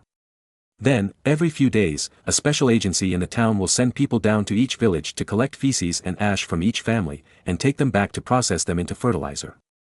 In other words, Marin promoted the use of earth stoves in the countryside in order to collect ash. Although he now has a potassium salt mine in the Harz Mountains, God knows when the salt mine will be mined out. Therefore, collecting some wood ash and extracting potassium salt is just a matter of convenience. After all, he is also collecting feces now, and collecting and using wood ash is just a matter of convenience. It's funny to say that Europeans have long discovered that soap can be obtained by mixing wood ash and lime water and then reacting with oil. However, they just don't know how to use wood ash as fertilizer. Of course, modern chemistry has not yet emerged, and Europeans don't understand the principles. They just accidentally discovered that soap can be made in this way, and they don't understand the reason at all. Marin is different. His high school chemistry is not in vain. Therefore, after collecting wood ash, he asked people to soak it in water directly in the pool, then filter it and extract potassium carbonate with a small content. In this way, most of the wood ash is useless, so as not to take up space. When it is necessary to fertilize, potassium carbonate is directly dissolved in water and mixed into the main fertilizer. In fact, potassium carbonate is the ash frost in ancient Chinese legends, which was extracted from wood ash by ancient Chinese alchemists. And one of the important functions of ash frost is to purify saltpeter. If there are magnesium ions and calcium ions in saltpeter, it will easily absorb water molecules in the air and become damp. After the frost is added, carbonate ions, magnesium ions and calcium ions form precipitation. The potassium ions, together with the nitrate ions originally combined with magnesium ions or calcium ions, form new potassium nitrate, further improving the purity of saltpeter. In addition, the work of feeding earthworms with feces in the North Sea has also made significant progress, and many earthworms that like to eat feces have been selected. At present, the craftsmen who like to study under Marin are calculating the conversion rate of feces and earthworms, that is, the ratio of how much feces the earthworms eat and how much earthworm feces as black as soil they excrete. However, the current research on feeding earthworms with feces is still at the stage of horse, cattle and sheep feces, and human feces have not yet been successfully used to feed earthworms. Because horses, cattle and sheep eat grass, their feces are rich in cellulose, and they are not as burning as human feces. Earthworms eat cow dung, sheep dung and horse dung and are very adaptable. But people eat grains and meat, which are very salty, and the feces environment is not very friendly. Earthworms are very uncomfortable eating it, and even get sick, so they need to be processed. But there are no professional scientists in the North Sea Kingdom at present, so it is a bit difficult to transform human feces into a gentler one so that earthworms can eat it without any problem. Therefore, Marin now mixes earthworm feces converted from cattle and sheep feces into fertilizer, and also a lot of black soil, with a very light odor made from human feces dried for several months. Once the research on the treatment of human feces is successful, the main fertilizer of the North Sea Kingdom will become earthworm feces like soil, which will definitely not be recognized even if it is stolen by foreign spies. In fact, because it is still the era of animal power, there are many cattle and horses in the North Sea Kingdom. In addition, the number of sheep is also very large. Therefore, although the total amount of animal feces is less than that of human feces, it is not much less. Therefore, the actual situation at present is that the scale of feeding earthworms with horse, cattle and sheep feces is very large, and has reached a huge scale of millions of pounds. The earthworm feces obtained has reached 20 to 30 million pounds, and the earthworm feces converted every day is 300,000 pounds. At present, the breeding center is collecting various earthworms, including American earthworms, to compare data in order to select the most suitable species to transform feces. Recently, the less professional researchers under Marin suddenly discovered that pig manure is also a good feed for raising earthworms. In other words, most of the feces of domestic animals can be used to raise earthworms. Only human feces probably have a high salt content and other factors, so it cannot be used directly to raise earthworms. This research result is very important because the population of Taihu pigs newly introduced by Beihai State is expanding very fast. They give birth to more than a dozen pigs in one litter and grow fast. As long as there is enough feed, there will definitely be enough feces. By then, earthworm manure will definitely be enough. Moreover, earthworm chicken farming has also achieved significant results recently. The famous egg-laying chicken introduced from the Ming dynasty, the Luhua chicken, has greatly improved its egg-laying rate after eating earthworms that have been boiled and disinfected in hot water, laying eggs once every 2 days on average. In this era, it is definitely a miracle. Ordinary chickens often lay eggs once every few days. Moreover, after laying eggs, they like to squat on the eggs and hatch them by themselves. Marin built a chicken farm near the city of Auric and built professional chicken cages. While restricting the movement of the reed chickens, they also fed them earthworms. Moreover, they would use special cloth to block the hen's sight and take the eggs away. After the eggs were taken away, the hens would be confused. Then, they continued to eat and lay eggs. In this way, this professional chicken farm provided enough grass eggs for Marin's palace. Every morning, Caesar, Robert, Ma Yun, and Mary had breakfast with eggs and milk. As for William, because he was too young and had not been weaned, he could not eat eggs. Now, as long as the Kong room hatched enough fertilized reed chicken eggs and hatched more reed chickens, the North Sea Kingdom would not lack eggs in the future. Although it could not catch up with the efficiency of laying hens in later generations, laying eggs every 2 days was definitely a high yield. However, eggs are still very expensive now. A dozen eggs, 12 eggs, were sold for 2 pfennigs, which is the daily salary of ordinary people, equivalent to 100 yuan in later generations. In other words, eggs today are equivalent to more than 8 yuan in the future, which is really expensive. However, considering the current food prices in Europe, it is not surprising. Chapter 1658, Food Processing Industry. Therefore, after the autumn harvest, Ma Lin promoted the use of grass-reinforced adobe houses to completely replace the original broken wooden houses, and built a kong in the bedroom of each adobe house. There are many plants in the countryside, and firewood can be seen everywhere. Therefore, the adobe houses promoted in the countryside have Chinese-style earth stoves with chimneys, and they are firewood-saving stoves with thick stove walls. The reason for this is that in addition to the fact that firewood is cheaper than coal in the countryside, the ash left over from burning in the earth stove is also an important fertilizer. In order to prevent the ash from being wasted, Ma Lin ordered that toilets be built behind the houses of every farmer's house to collect feces. The ash left over from burning every day must also be piled in a small house that does not leak rain. This small house can be a mud house or a grass house. In short, it doesn't leak rain. After all, once the ash meets water, the potassium salt component will be dissolved and washed away with the water. Then, every few days, a special agency in the town will send people down to each village to collect feces and ash from each family, and take them back to process them into fertilizer. In other words, Marin promoted the use of earth stoves in the countryside in order to collect wood ash. Although he now has a potash mine in the Harz Mountains, God knows when the salt mine will be exhausted. Therefore, collecting some wood ash and extracting potash is just a matter of convenience. After all, he is also collecting feces now, and collecting and using wood ash is just a matter of convenience. It's funny to say that Europeans have actually discovered that soap can be obtained by mixing wood ash and lime water and reacting with oil. However, they just don't know how to use wood ash as fertilizer. Of course, modern chemistry has not yet emerged, and Europeans don't understand the principles.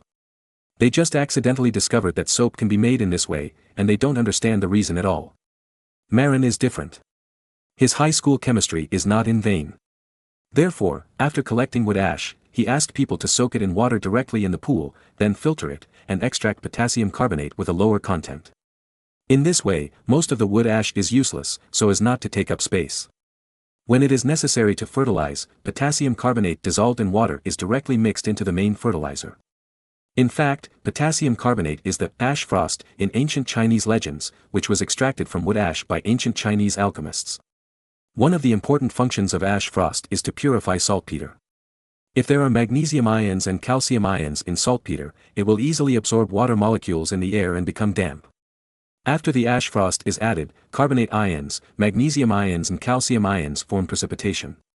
The potassium ions, together with the nitrate ions originally combined with magnesium ions or calcium ions, form new potassium nitrate, further improving the purity of saltpeter. In addition, the work of feeding earthworms with feces in the North Sea Kingdom has also made significant progress, and many earthworms that like to eat feces have been selected.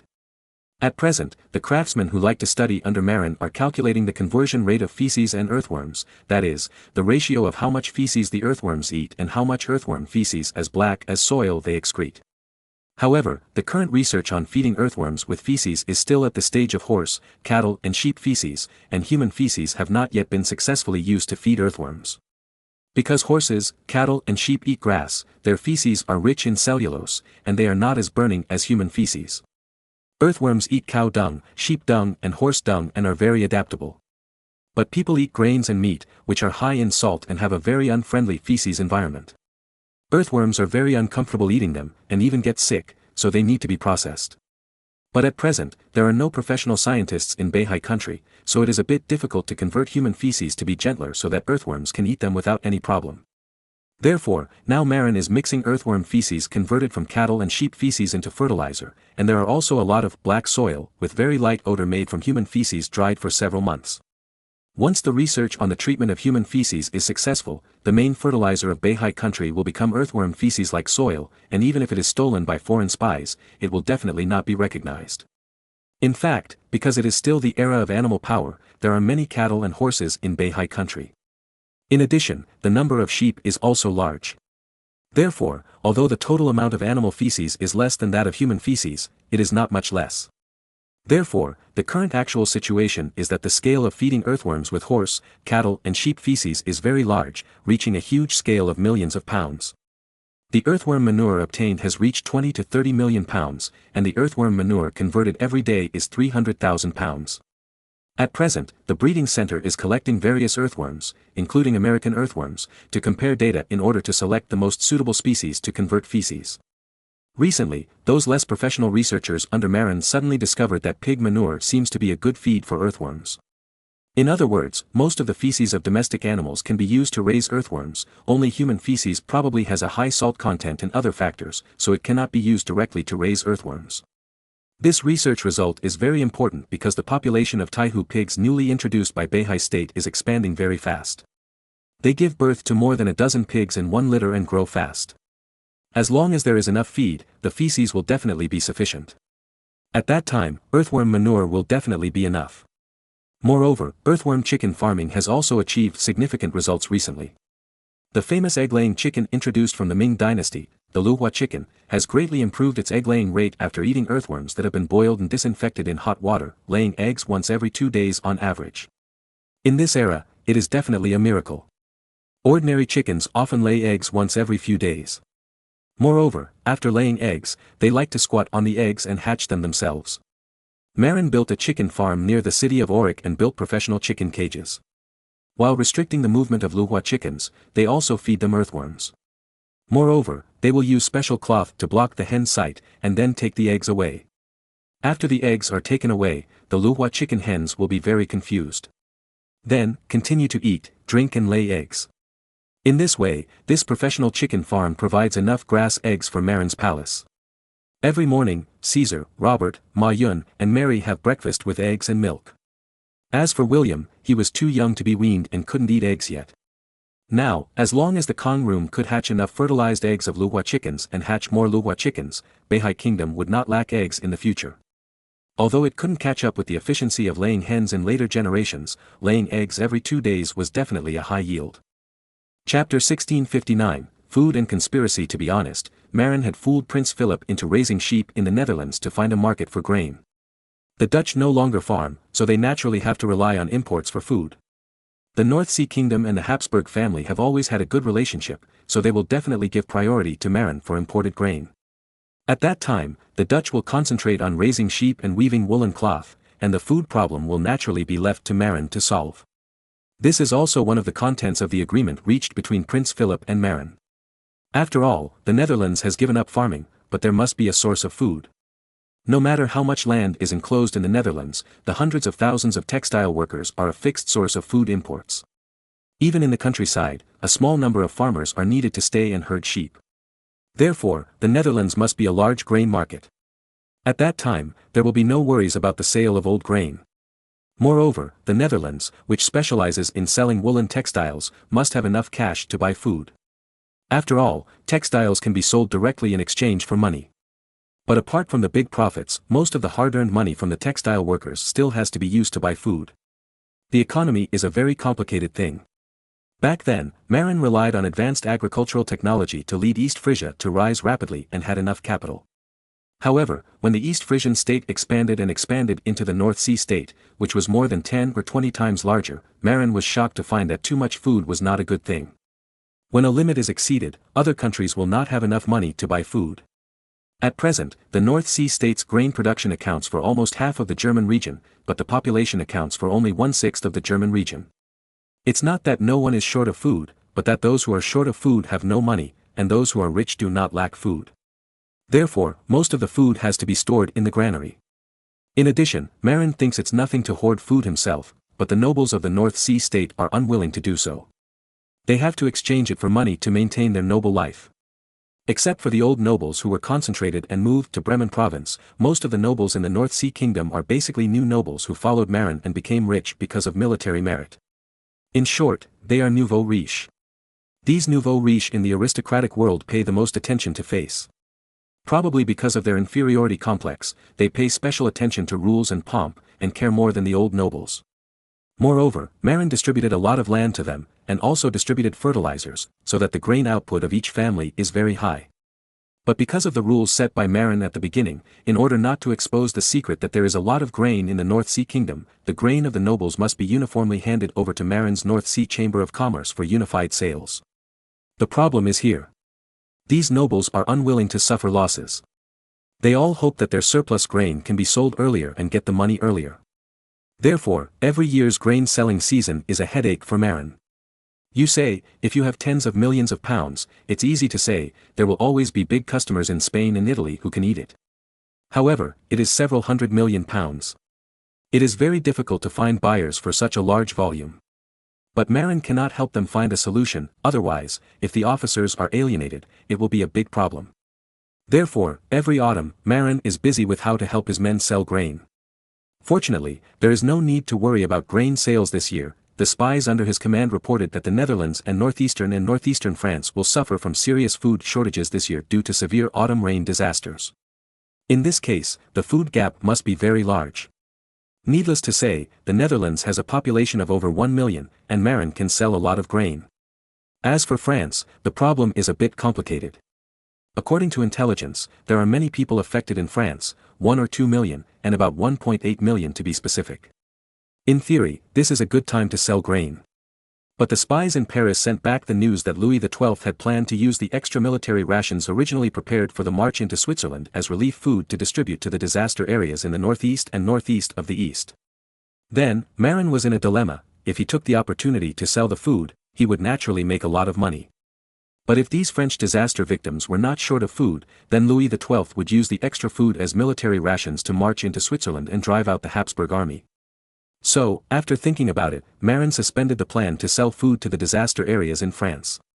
Because he needed Louis XII to throw the extra food into the disaster areas to leave a chance for the Habsburg family. After all, if the Habsburgs lost Switzerland, who knows whether another Calvinist who specialized in killing kings would rise up in Switzerland. Moreover, the little extra food of Louis XII was used to relieve 1.8 million disaster victims, which seemed to be a huge gap. Marin planned to buy at the bottom and plunder the local population after Louis XII spent all the food. In addition, Marin also planned to use this famine to stir up trouble and incite the French disaster victims to revolt. Therefore, Marin began to consciously train a group of spies and officers who could speak French and teach them how to fight guerrilla warfare. Once the victims in the disaster area in France ran out of food again, they would go to incite the local victims to revolt, and then go to the unaffected areas to plunder food. This was a very vicious method. Originally, there were only 1.8 million disaster victims in the disaster area. However, after the rebellion in the disaster area, the rebels would rush into the areas that were not originally affected to plunder food. Then, many more refugees appeared in the unaffected areas. These new refugees were not affected by the disaster themselves. However, when the rebels robbed all their food, these people had no choice but to passively become disaster victims. Just like in the late Ming dynasty, the areas that were really affected were actually some areas in northern Shaanxi and Shaanxi province. However, the bandit army led by Li Zicheng, like locusts, roamed around everywhere, turning many good places that were not affected into new disaster areas. After the army of locusts passed through, the food was robbed by the so-called righteous army. If the people want to survive, they can only mix with them, otherwise they will starve to death. Moreover, after these so-called righteous armies robbed the people's food, they did not know how to cherish it, but ate and drank with their stomachs, and often ate too much. It's not like ordinary people who will be frugal. Therefore, these robbed food is destined to be not enough to eat. What should I do if I have no food? Continue to go to the next place to rob food. Then, the righteous army team snowballed, the scale became larger and larger, and more food was needed. Then, wherever they passed through, the food was swept away and turned into a new disaster area. The reason why Marin trained those spies was that he hoped they could launch an uprising, use the tactics of bandits to harm the French region, severely hit the French economy, and make it lose the ability to crush the four directions. However, the northeastern region of France and the northeastern part of the east are close to Paris. If Louis XII dispatched tens of thousands of knights to suppress them, all the bandits would be finished. Therefore, this matter needs to be planned well. But the news from Spain seems that Gonzalo will launch an attack on the Kingdom of Naples after the autumn harvest. At that time, once Gonzalo gains some advantages, there will definitely be a large number of French troops going south to reinforce the Italian battlefield. This is the opportunity. At that time, the success rate of launching a riot will be higher. After all, the main knight army went south to fight against Spain, and there was a lack of troops in the country to suppress the peasant uprising. Moreover, with disaster relief grain, it is estimated that the 1.8 million victims will not be in a desperate situation for a while. But the next autumn harvest will not be until next autumn, and there is still a long time. The most difficult time is when there is a shortage of food after spring. The autumn harvest is coming, but it is difficult to survive until the harvest without food. Therefore, in the autumn and winter of this year, Marin did not plan to send people to start the war, but planned to wait until next spring to start the war, so that the French would be caught off guard. Chapter 1660 American Affairs. Marin was right. The Spaniards were indeed planning to take action. Gonzalo's army had already begun to regroup in Sicily. As soon as the autumn harvest was over and the young men and food and grass were in place, they began to counterattack. But the Spanish mainland is mountainous, and Sicily is not large. It seems unlikely to meet the food needs of tens of thousands of troops. Although Sicily is a golden basin, it is rich in expensive durum wheat, which is a high-end ingredient for making pasta and cannot be eaten by ordinary soldiers. Therefore, Gonzalo proposed that the Spanish royal family contact Marin to purchase enough military rations. However, Marin's reaction this time was very strange. Although he agreed to provide food, he did not take all the shares. Moreover, he gave Gonzalo a suggestion suggesting that he go to grab food. Where did he suggest Gonzalo go to grab food? The Duchy of Milan.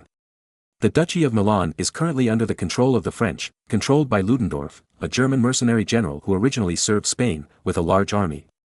However, Ludendorff, under the order of Louis XII, went to attack the Mustère Valley, but he has not been able to conquer it so far, and is stuck there. In fact, Ludendorff was bribed and did not try his best to attack the Mustère Valley. None of this is important. What is important is that the autumn harvest is about to end, and the plain in the Duchy of Milan is the first plain in Italy and the most important grain-producing area in Italy. If no one intervenes, the grain produced in the plain in the Duchy of Milan alone can not only meet the needs of Ludendorff's more than 10,000 troops, but can even compensate the French army.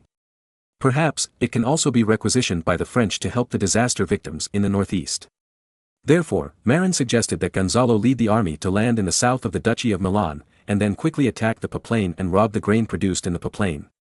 In that case, the Duchy of Milan, which was originally able to support France with grain, will need France to support grain instead. The Spanish army that had seized the food could also save a lot of money on buying food. As for Ludendorff, Marin's opinion was that the two sides should pretend to fight and fool Louis XII. After Marin's secret letter was delivered to Gonzalo de Córdoba, Gonzalo attached great importance to this suggestion. Because, after repeated calculations, he found that if they went north to Milan to rob food, and Ludendorff did not fight the Spaniards to the death, the French would be very uncomfortable. At that time, should they send troops to reinforce Milan? Should they send troops from Naples to reinforce Milan, or should they send troops from the mainland? It was a dilemma. It was unlikely that reinforcements would be sent from Naples. After all, the French also had to guard against the Spaniards taking advantage of the situation and seizing the city of Naples by the sea. And if reinforcements were sent from the mainland, the more than 10,000 knights would have to be used. In this way, the time for Marin to launch an uprising in the disaster area in northeastern France was ripe. In short, this is a big pit that the French have to jump into. This autumn, not only is the autumn harvest in Europe, but the autumn harvest in North America at the same latitude is also in full swing. The 26,500 immigrants who migrated from Württemberg had to help harvest wheat as soon as they arrived. Seeing the large wheat fields in the New York colony and the New Jersey colony, these Württemberg immigrants opened their mouths in surprise. Isn't this a dangerous, wild land? How can there be so many wheat fields? Moreover, it is the most precious wheat field.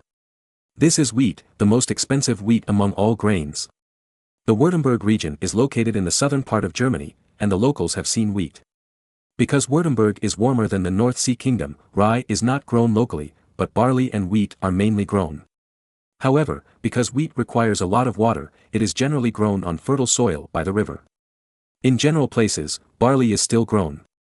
Moreover, the white flour ground from wheat is only eaten by nobles and wealthy families. These civilians can only eat food made from barley. Moreover, in southern Germany, barley is also the main ingredient for brewing beer.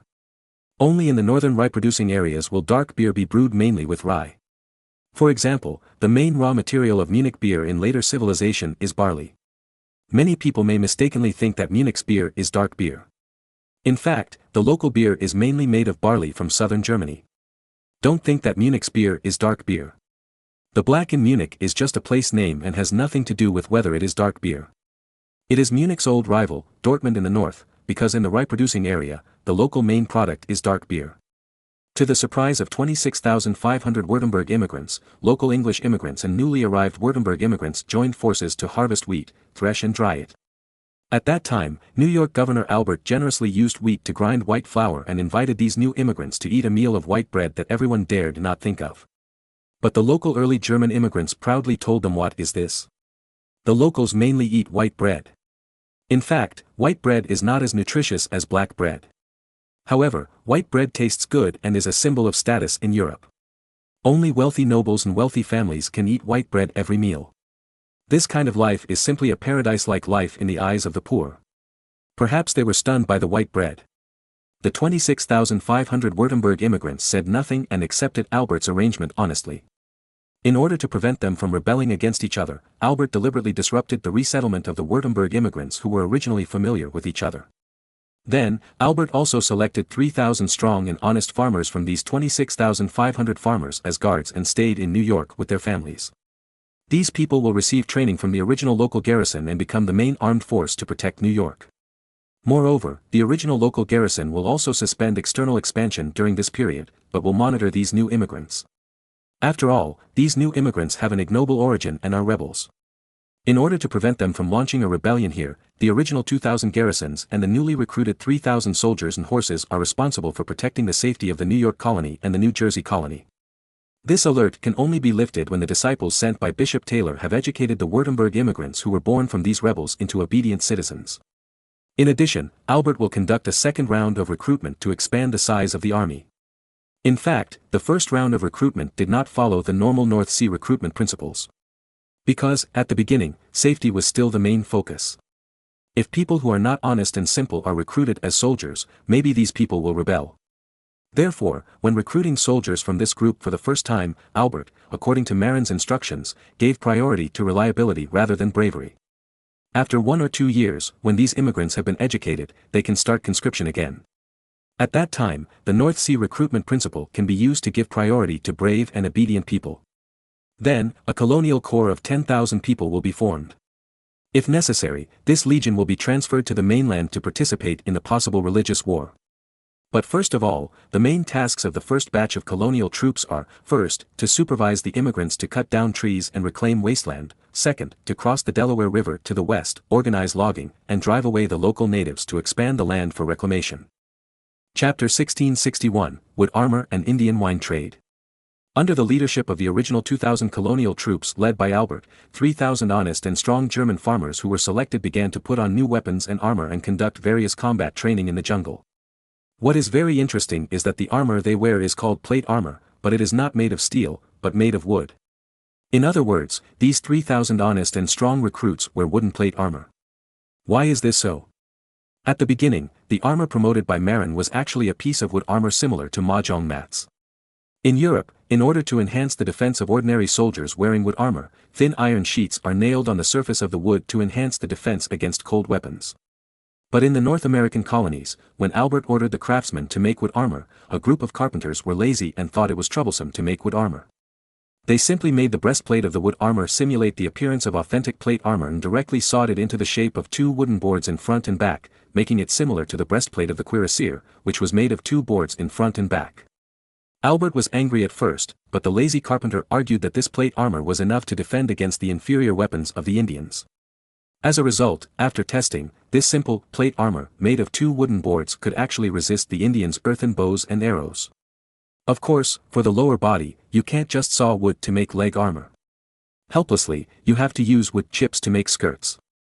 As for the protection on the arms, after the arrival of the Han shipbuilding craftsmen, they used the method of weaving willow baskets to weave branches into the shape of arm guards, which were divided into two parts and put on the arms at both ends. As for the helmet, it is naturally a wooden helmet. In this way, a set of plate armor, consisting of a wooden helmet, a wooden breastplate, a wooden armor skirt and two sections of arm guards woven with branches was promoted in the American colonies. The original 2,000 colonial troops still wore a full set of wooden armor that had been made before, and many veterans had iron sheets on their wooden chips. Of course, Albert also had a very special group of troops under his command, 50 members of the Wolf Fang Commando who participated in the killing of King James IV of Scotland. But because these 50 members of the Wolf Fang Commando were charged with crimes that could not be made public, they usually kept a low profile, neither wore plate armor nor used maces. Only when New York, where Albert was located, was under a very serious threat, would these masters who usually dressed as ordinary guards put on a full set of plate armor and go to battle. As for the 3,000 new recruits, they were all new wooden plate armor sets. As for weapons, the new recruits used shields and one-handed swords because they were physically strong. But their shields were also weakened. The shields they used were basket shields similar to willow baskets woven from branches cut from trees cut down locally. This kind of basket shield had no defense against guns and cannons. Even against swords and the strong bows and crossbows of the Old World, the effect was not very good. However, the weapon used to defend against the Indians. This kind of thing similar to a willow basket was enough. Albert was a little worried, so he asked 1,000 veterans to lead 3,000 new recruits under the guidance of the old hunter and hounds to launch a new round of offensive. As a result, a tribe of Shawnee people on the west bank of the Delaware River was badly defeated. The weapons of the Shawnee people were so bad that they had no way to deal with the basket-like shields of the recruits. Then, more than 600 people of this tribe were defeated and captured, and were forced by the soldiers to help cut trees and do work. The Shawnee people are a branch of Indians. At present, there are several tribes living in Pennsylvania and parts of northwestern Virginia, as well as the eastern forest area of Ohio in later generations. Around the 17th century, the Iroquois, who were friendly with the British, moved south from the north and drove the Shawnee people out of the central and eastern Pennsylvania and drove them to the Ohio area. But now, the Pennsylvania area is still dominated by the Shawnee people.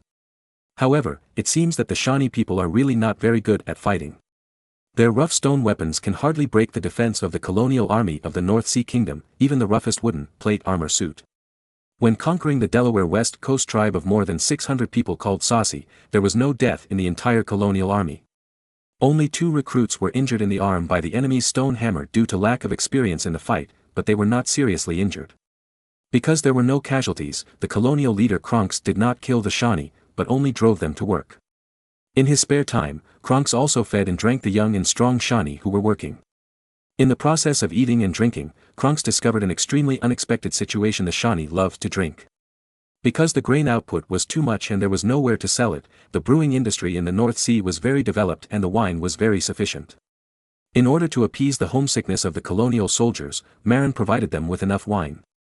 For example, kranks, the most important supply of the colonial army led by him, included barrels of wine. Among them, the most popular one is probably the rye ergotu mixed with cane sugar. However, the authentic ergotu is too strong and Europeans are not used to it. Therefore, the rye ergotu supplied to the army was actually a medium-proof liquor with a content of only more than 20 degrees. This kind of liquor was actually a medium-proof liquor deliberately formed by distilling a few times less dark beer brewed from rye. The liquor diluted with water is not durable, unless it is sealed and heated by canning distillation, and the liquor formed by natural processing is durable. After adding sucrose, it is very suitable for rough men to drink. Not only the colonial soldiers like it, but also the Shawnee who were forced to work like it very much.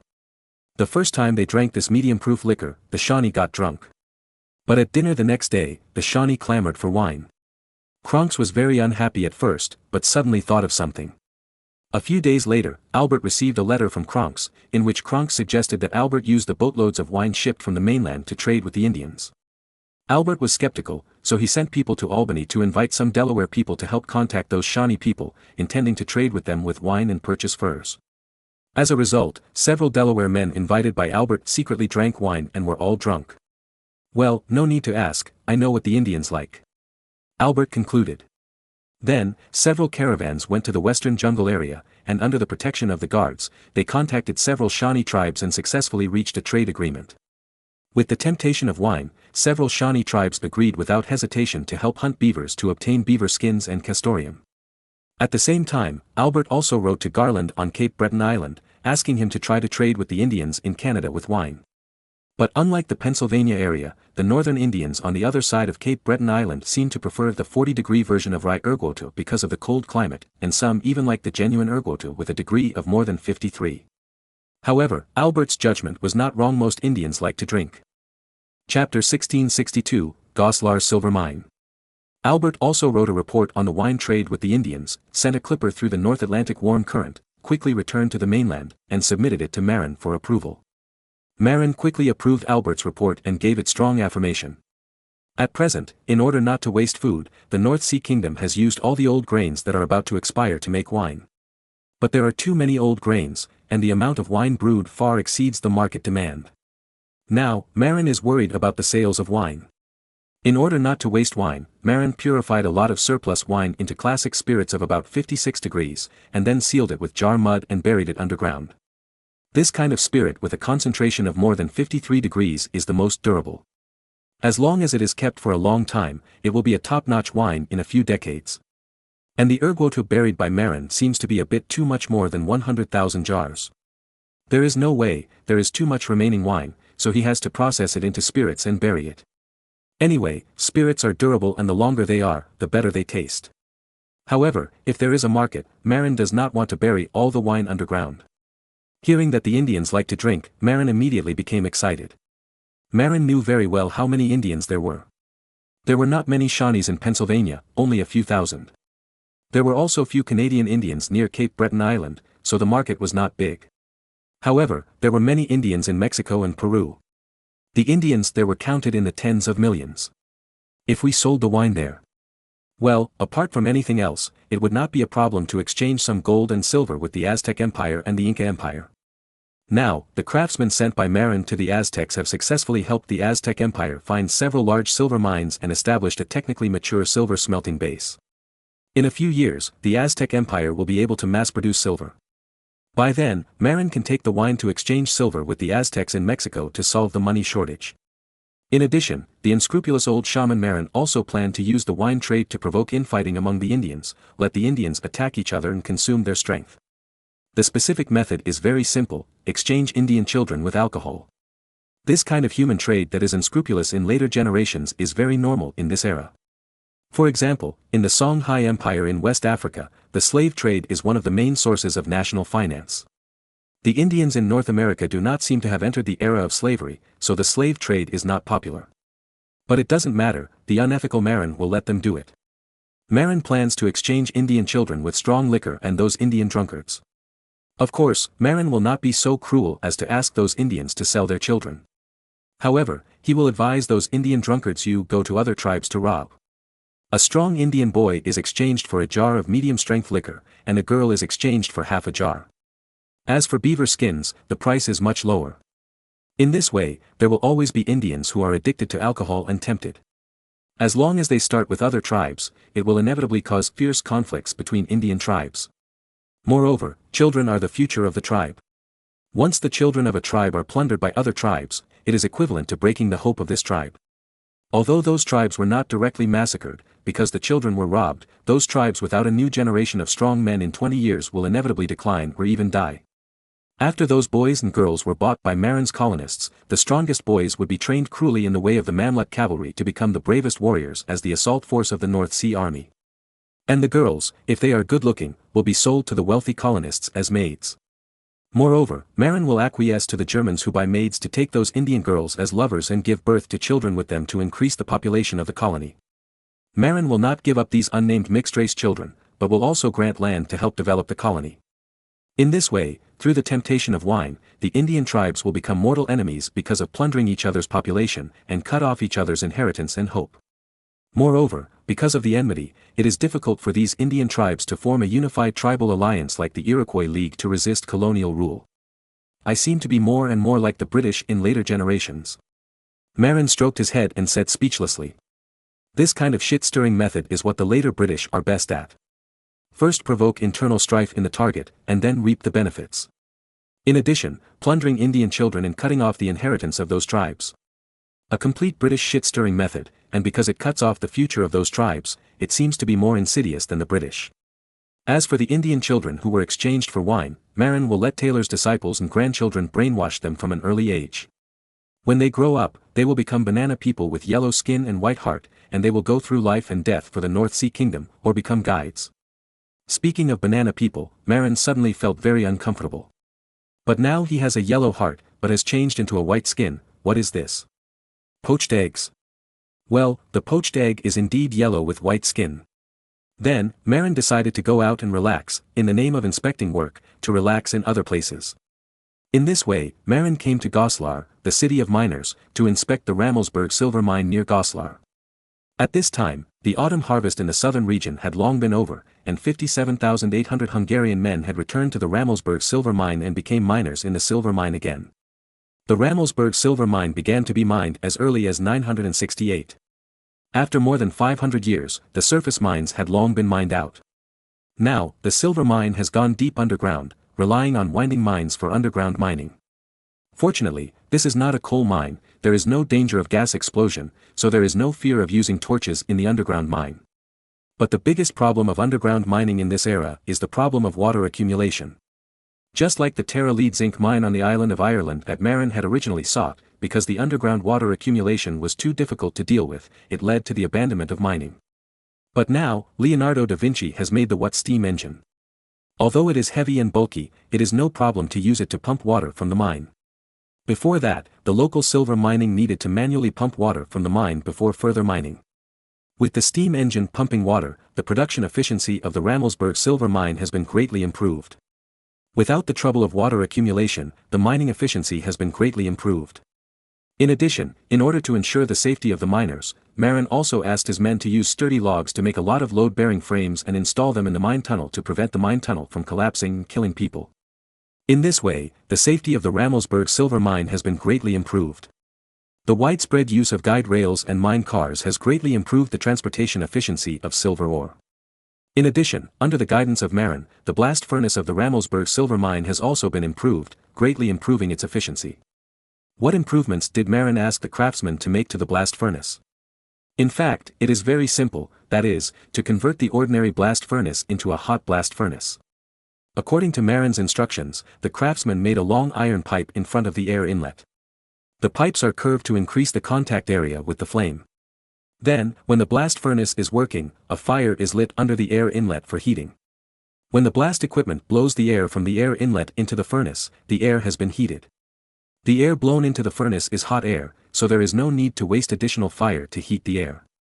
In this way, the efficiency of the blast furnace was greatly improved, greatly increasing the production speed. In addition to the high efficiency of steam engine pumping water and the hard work of more than 50,000 Hungarian prisoners of war, in just a few months, the silver production of the Ramelsburg silver mine in Goslar has increased from less than 1,000 pounds of silver per month to more than 5,000 pounds of silver per month. This does not include the lead, zinc, tin, copper and a small amount of gold that are processed as a byproduct. Chapter 1663 Lantern. Marin was extremely excited to earn 5,000 pounds of silver a month.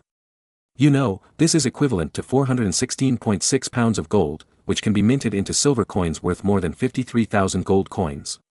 However, considering that this was the result of the hard work of 50,000 or 60,000 strong men, Marin was unhappy again what to do after these people were sent to America.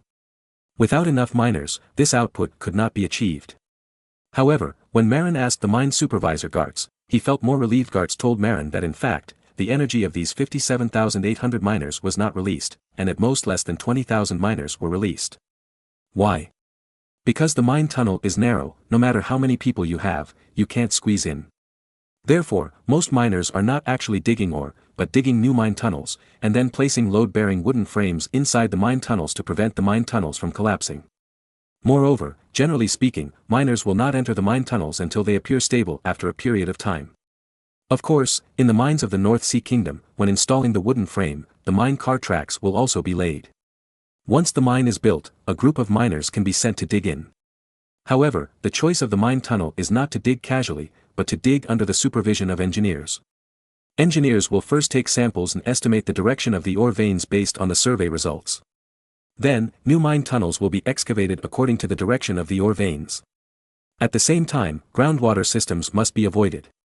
Groundwater is not evenly distributed, and it also has some water systems. Simply put, the groundwater system is like the blood vessels in the human body, with large arteries and small branches. If the main vein of groundwater is dug, either try your best to block it or abandon the mine. As for digging some small groundwater branches with small water flow, while trying to block them, water will be pumped out of the mine. For example, steam engines are much better than manual pumping in this regard.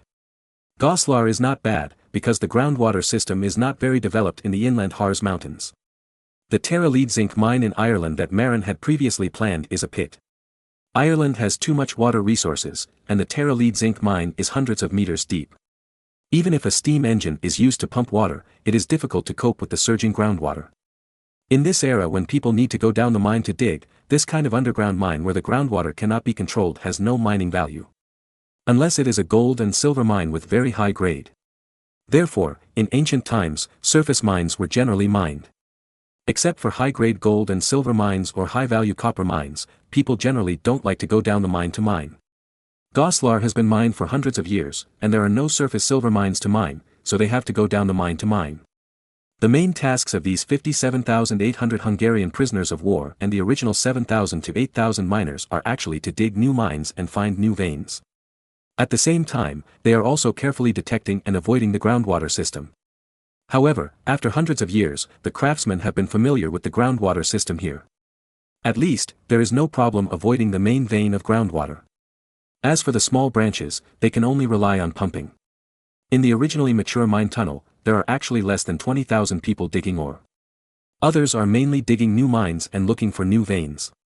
Once a large number of new mines are dug, the output will double. Then, there will be a period of high production for several years or even more than 10 years. Later, when the potential of these new mines is exhausted, it will fall into a trough again. At that time, a large number of engineers and a large amount of manpower and material resources will be mobilized to find new veins and dig new mines. If they are found, a new wave of high production will be ushered in, otherwise, the mine will begin to decline. Marin remembered that the silver mines in the Harz Mountains seem to have been mined until the 1980s. Therefore, under the current mining conditions, it is difficult for the Goslar silver mine to decline. Because the amount of resources is there. Nowadays, the problem of pumping water from the mine has been solved by steam engines and water pumps. Then, as long as the main veins of groundwater are avoided, mining can continue. However, mining in the mines tens of meters or even hundreds of meters underground is too difficult. Among them, underground lighting is a big problem. In this era, torches are generally used for underground lighting. The miners went down the mine with torches, and then, when digging, they inserted the torches into the walls of the work area to provide light. Or, they used candles or oil lamps. But in terms of light, torches are better. However, torches inserted into the wall are very afraid of moisture. If the top of the mine tunnel is damp and water seepage, the torches can easily be extinguished by dripping water. Therefore, in the mines of this era, after the new mine tunnels are dug out, they need to be ventilated and dried for a period of time before they can start working. In addition to safety considerations, there is also a reason to prevent the seepage from the top of the mine tunnel from extinguishing the torches. After all, without lighting, it is impossible to work in a deep well of tens of meters or hundreds of meters. For example, the new mines dug by tens of thousands of Hungarian men will have to wait a long time before they can start mining. Marin found lighting and moisture-proof, in addition to the electric lights of later generations. By the way, lanterns. Marin suddenly remembered that in the 1990s, rural electricity was very unstable. Therefore, every household has a kerosene lamp. In that era, oil prices in China were very cheap and there were very few cars. Using kerosene lamps was much more cost-effective than flashlights. Because flashlights at that time could only use dry batteries, and if they ran out of power, they had to buy new batteries, which was quite expensive. Therefore, except for going out for business at night, most people did not use flashlights at night, but used the most portable type of kerosene lamp, lanterns. A lantern is actually a kerosene lamp that can be carried by hand or hung on the wall. The reason why it is called a lantern is that it seems that it was hung on the saddle for lighting by American cowboys who were driving at night in the 19th century, so it was called a lantern. Because the wick of the lantern is wrapped with a glass cover, the lantern is not afraid of wind and rain. When he was a child, Marin even saw fishing boats hanging lanterns outside to illuminate the boats on stormy nights. Even lanterns can be used to attract fish into the net at night. Speaking of which, the structure of the lantern is very simple. The bottom is a metal base, which is also the place to store kerosene. Then, the lamp head and wick are connected to it. Around the lamp head, there is a glass cover fixed with a metal strip, which can be lifted up and replaced. At the top, there are vents to the surroundings for air exchange between the lantern and the outside world. At the same time, because of the angle, raindrops are prevented from entering the interior. In his previous life, when Marin was a few years old, he often carried a lantern to help his parents with lighting in the middle of the night. Especially in the autumn harvest season, in order to rush to harvest rice and wheat and avoid the rainy season, adults often had to harvest rice and wheat at night. At that time, Marin, who was only a few years old, was responsible for carrying a lantern to provide lighting on the side. Therefore, Marin was very familiar with the lantern. After all, he was a professional lantern holder when he was a child. When he was a child, he was influenced by a chicken soup article made up by an unknown third-rate author. The 1990s was an era when chicken soup articles were rampant, and heard that Edison loved to dismantle things. So, he also dismantled the house stupidly, like a husky. At that time, Marin had dismantled the lantern many times, was very familiar with the structure of the lantern, and could easily assemble the lantern back. However, later, Marin became carefree and started to dismantle the TV at home. Then, because it was too difficult to put it back together, he was beaten by his parents for a long time. The past was unbearable to look back on, but when he was young, he learned to dismantle the house by learning era, and he was familiar with the structure of the lantern. Then, with the help of the craftsman, Marin easily restored the lantern. However, the biggest difficulty in using the lantern is not a technical problem, but an energy problem. There are too few sources of kerosene. Previously, most of the oil that Marin obtained from the Galicia region of Poland was used by him to extract gasoline. Because the gasoline was not enough, Marin even extracted part of the kerosene and mixed it into the gasoline to increase the firepower. But if you start using kerosene lamps, you should pay attention to separating gasoline and kerosene in the future. In fact, the distinction between gasoline and kerosene is somewhat vague. Oil near the critical point between the two can be used as both gasoline and kerosene, depending on which one you prefer.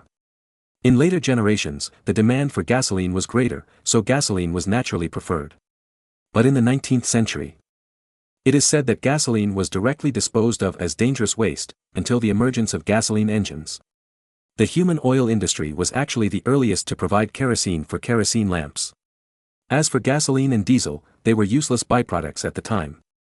It was not until the internal combustion engine appeared that gasoline and diesel were waste utilized. However, from a military perspective, Marin had always been more inclined to gasoline. But in underground mining, kerosene lamps are of great use. Therefore, after some ideological struggle, Marin chose to invent the lantern. At least, it is very valuable to promote the use of lanterns in the Rammelsburg silver mine in Goslar. After all, Marin is very short of silver now. And the lantern's ability to resist moisture is indeed very beneficial for underground mining operations, bringing great convenience to the silver mining in Goslar. Chapter 1664, Development of the Oil Industry. There is a reason why kerosene lamps have quickly become popular around the world. In that era without flashlights, kerosene lamps such as horse lanterns that are not afraid of wind and rain are the only lighting tools that can be used all day long. Of course, if you say you have a nightlight pearl, then we can't talk about it. Not only for underground mining, but also in other fields, horse lanterns are also widely used. For example, the fisherman in Marin's hometown in his previous life used horse lanterns to illuminate fishing boats in the middle of the night and used lights to attract fish.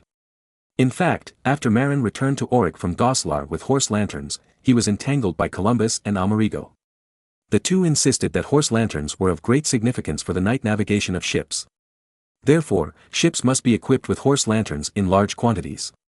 But how could Marin agree to them? Because Marin had too little kerosene. He still used the kerosene newly refined from dozens of barrels of oil in Galicia, which was not enough. Even if it was just the mine in Goslar, this amount of kerosene was far from enough. Fortunately, Marin had sent a ship to contact Persia. If he had hundreds of ships of oil from Baku in the future, he would be able to refine enough kerosene. At least, there would be no problem supplying the mines in Goslar. However, it was too uncomfortable to control this energy in the hands of others. After thinking about it, Marin decided to find a way to extract oil by himself. However, even the oil wells in Galicia, Poland, are now in other countries, which makes Marin very unhappy. Even if Poland has a good relationship with Marin now, what about in the future? Therefore, it is better to have oil wells in his own territory. However, for now, Marin has very limited information. It's not that he doesn't know a few oil fields, but even if he knows some famous oil fields, what about it? Those large oil fields in later generations are hundreds or thousands of meters deep. With the current level of technology mastered by Marin, he can only mine oil wells that are 100 meters deep. Because the Zhutong well technology that can be obtained can only be drilled to a depth of about 130 meters. If it is deeper, there is no way.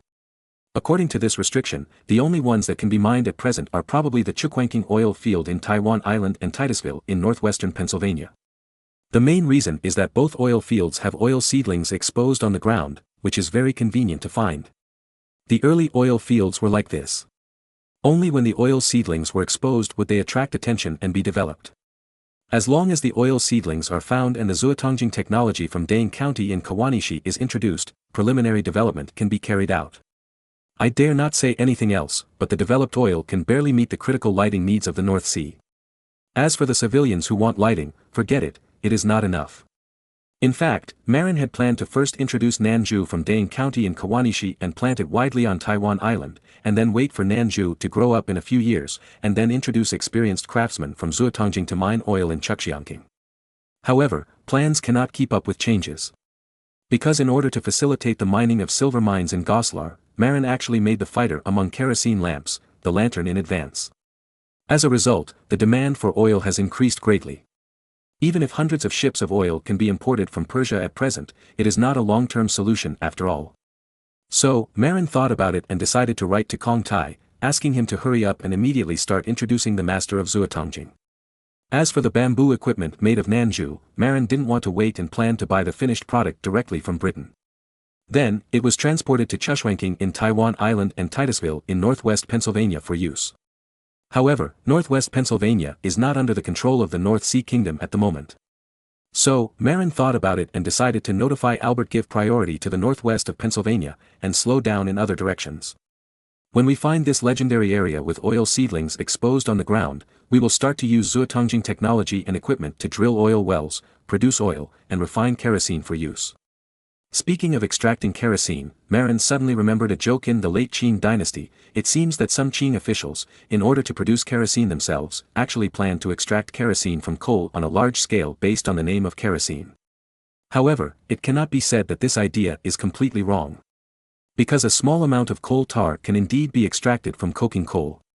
Some components in coal tar can indeed be used as lamp oil. However, the content is too low, the cost is too high, and there is no economic value. Of course, this statement is quite fun to fool others. If there really is a fool who wants to squeeze oil from coal like the people of the Qing dynasty, Marin will definitely be happy to death. In fact, Coal tar can indeed be extracted from bituminous coal, and lamp oil can be made. But the problem is that this coal tar is distilled at high temperature, not squeezed out like soybean oil. The joke made by the Qing dynasty people is not that they want to extract kerosene from coal, but that they actually want to introduce oil pressing equipment from abroad to squeeze oil from coal. In fact, importing a large amount of oil from Persia can meet certain needs. What Marin is most worried about is not whether he can get enough oil from Persia, but the surveillance of the Portuguese. The Portuguese regard Persia as meat in their own bowl and do not allow others to get involved. Therefore, Marin and the Portuguese had reached an agreement before that the trade of the North Sea Kingdom in Persia needed to be supervised by the Portuguese. In this way, the oil trade was bound to be exposed to the Portuguese. Although there was an excuse to buy oil to treat livestock skin diseases, it was no problem to buy a few hundred ships of oil. If thousands of ships were bought every year, the Portuguese would be suspicious. With the emergence of kerosene lamps, it would inevitably attract attention in the future. In addition, the Portuguese would definitely guess the connection between the two after they knew that they had been killed in Persia to introduce oil. If the two sides were to turn against each other, the Portuguese would definitely send a fleet to block the oil trade route. At that time, all the kerosene lamps in the North Sea would be blind. Therefore, Marin would rather give up importing oil from the Baku oil field in Persia and choose to extract oil himself. In this way, there would be no danger of leaking secrets and being strangled by someone. And, in fact, Marin might not necessarily have to take the stupid method of Zhutong well to slowly dig it. Because he has a steam engine. In the 19th century, people used steam engines to drill wells and obtain oil at the beginning. After all, there were no internal combustion engines in the early and mid-19th century. The Titusville oil well in Pennsylvania was the world's first industrial oil well, which was drilled with the steam engine equipment at the time. Therefore, Marin planned to learn this way and use steam engine equipment to drill oil wells in Titusville. Driven by steam engines, Marin could completely abandon the original pile-driving drill and change it to a rotary drill, which is the model of the impact drill in later generations.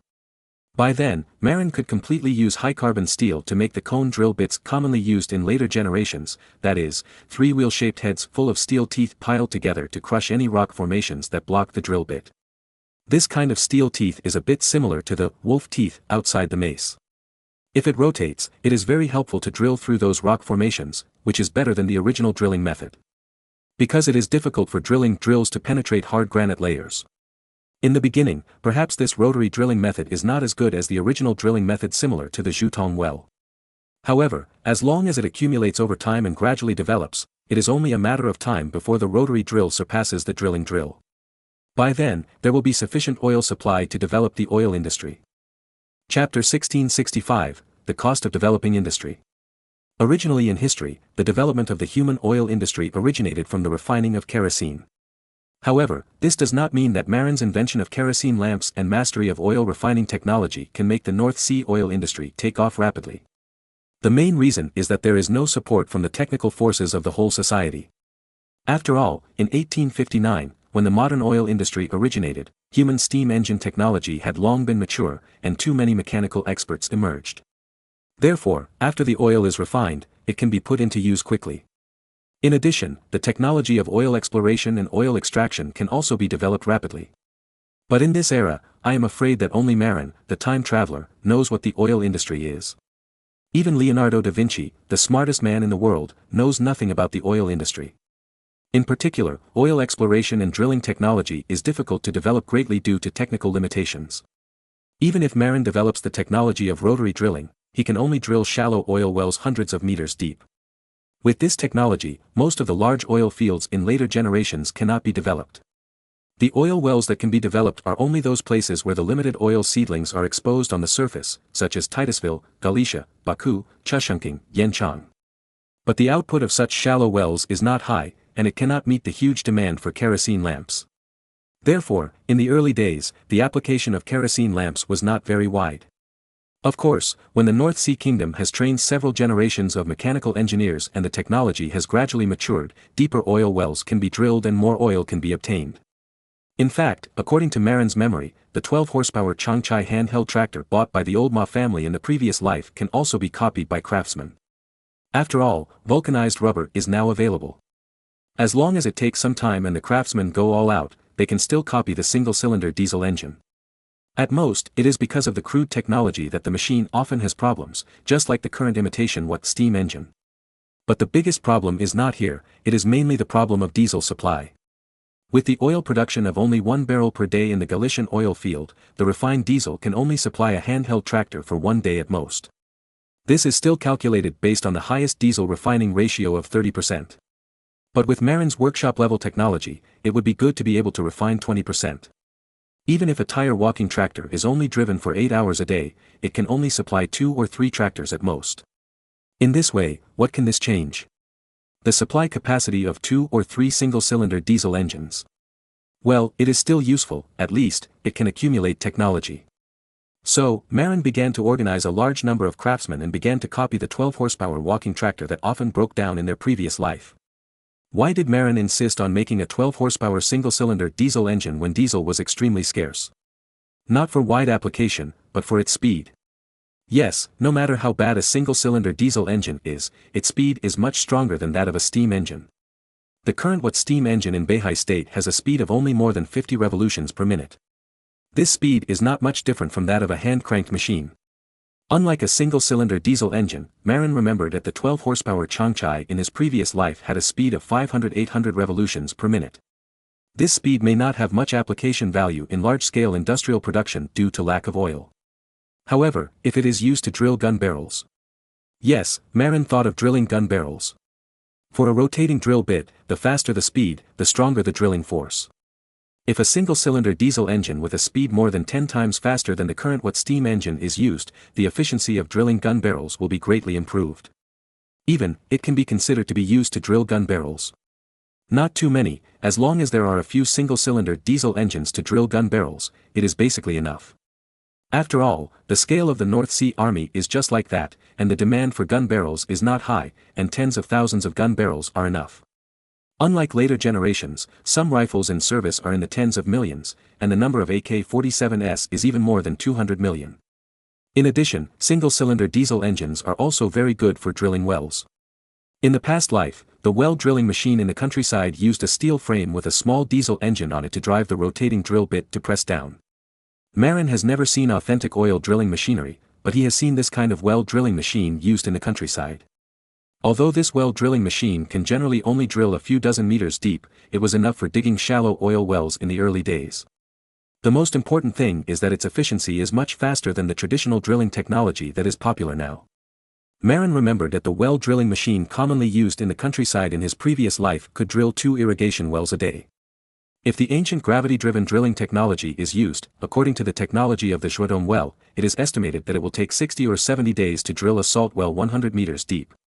This efficiency is incomparable. Of course, all this is an ideal state. But the reality is, Marin finally directed the craftsman to imitate the 12-horsepower Changchai single-cylinder diesel engine. As a result, during the trial run, there was a problem with the bayonet design of the crank handle. Marin did not pay attention to this small detail in his memory, and the crank handle could not be removed in time. Later, when the diesel engine started, the iron crank handle flew out and directly killed a craftsman who was close to it. The next day, during the trial run, the huge flywheel of the diesel engine flew out directly because the riveting was not strong. Fortunately, everyone was mentally prepared this time, and the bunker was added, so there were no casualties. In addition, the first generation of transmission belts made of vulcanized rubber that Marin had people make seemed to have unstable quality and poor wear resistance. No, it suddenly broke after running for 2 days. Fortunately, Marin had sisal fiber as a backup. After switching to a transmission belt woven with sisal fiber, it really worked better. Seeing these unpredictable consequences, Marin was also terrified. It seems that the backwardness of the overall mechanical technology foundation of society has caused many problems that Marin had never seen in his previous life after the machine was manufactured. Moreover, they were all low-level problems that Marin could not think of. For safety reasons, Marin still handed these problems over to the craftsman to deal with. Moreover, this processing process is also a process of increasing technology. But in order to prevent accidental deaths, Marin asked those craftsmen to not only place shelters when testing single-cylinder diesel engines, but also the craftsmen who were close to them had to wear a full set of plate armor as protective clothing to avoid being accidentally killed by the machine. In fact, Marin didn't know that when the new China was just established in the later generations, the mechanical industry was developed in various places. Even with the guidance of mousy experts, many accidents still occurred. And every time there is a machine accident, someone may be injured or even killed. Over the past few decades, I don't know how many workers in the machinery factory have broken their fingers or entire hands, and there are also people who have been killed by machines. There is no way. At that time, the country was newly established, and the foundation of the machinery industry was equivalent to nothing, which was not much better than Marin's current situation.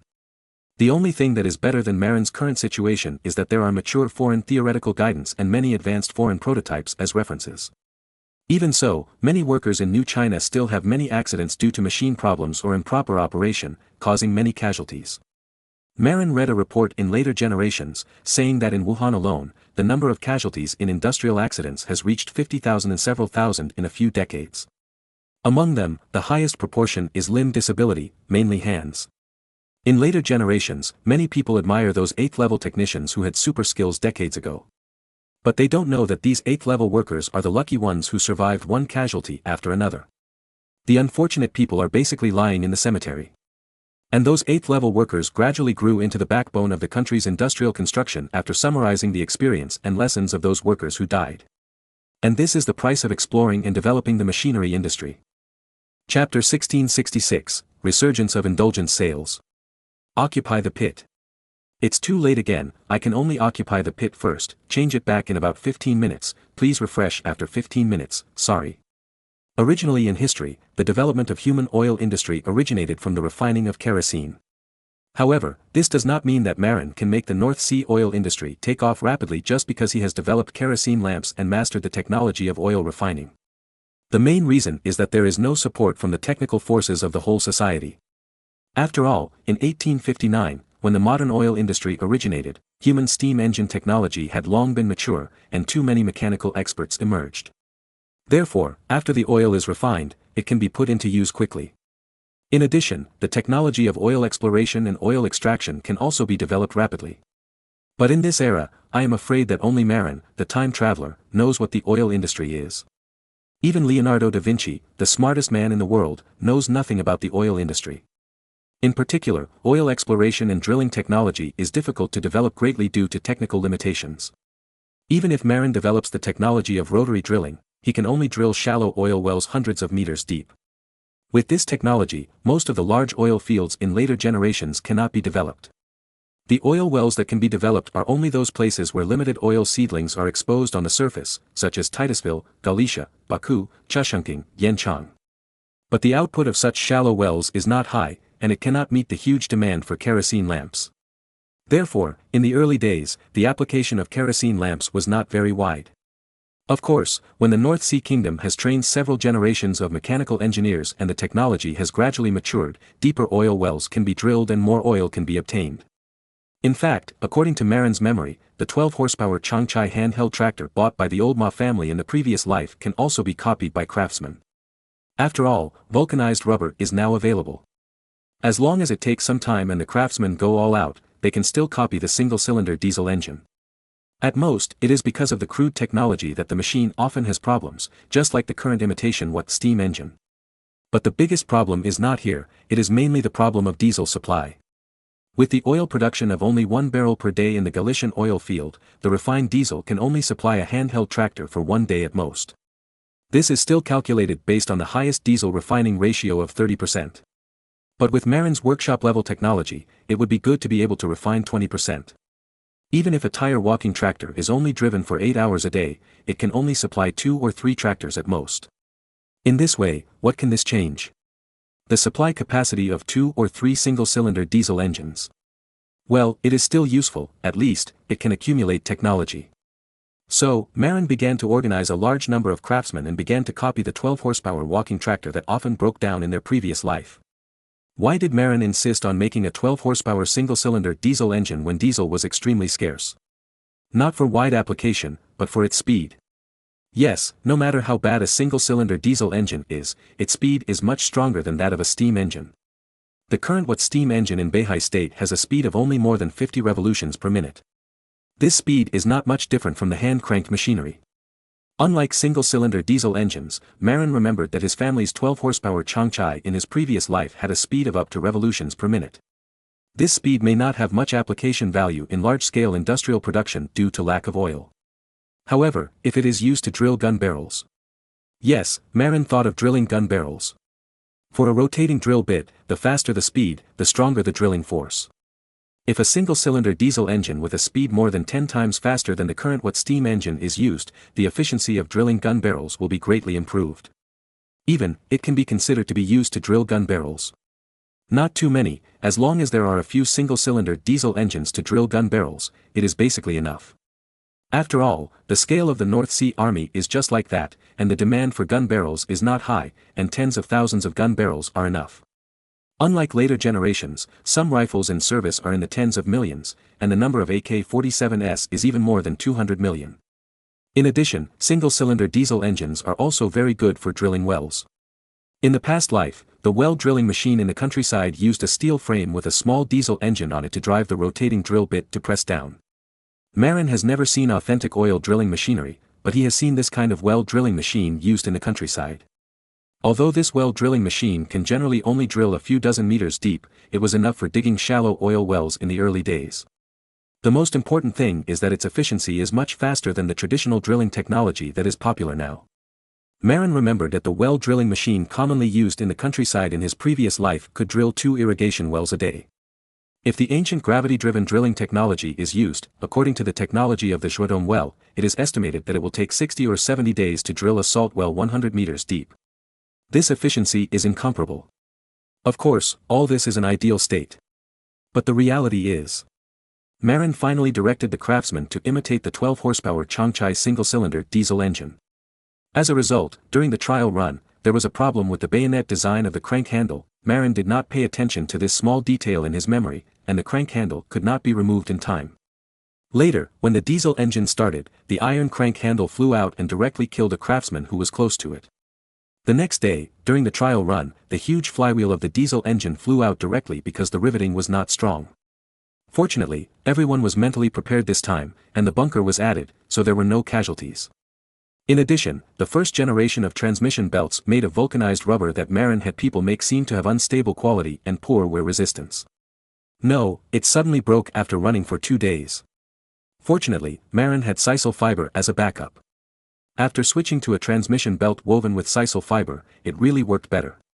Seeing these unpredictable consequences, Marin was also terrified. It seems that the backwardness of the overall mechanical technology foundation of society has caused many problems that Marin had never seen in his previous life after the machine was manufactured. Moreover, they were all low-level problems that Marin could not think of. For safety reasons, Marin still handed these problems over to the craftsman to deal with. Moreover, this processing process is also a process of increasing technology. But in order to prevent accidental deaths, Marin asked those craftsmen to not only place shelters when testing single-cylinder diesel engines, but also the craftsmen who were close to them had to wear a full set of plate armor as protective clothing to avoid being accidentally killed by the machine. In fact, Marin didn't know that when the new China was just established in the later generations, the mechanical industry was developed in various places.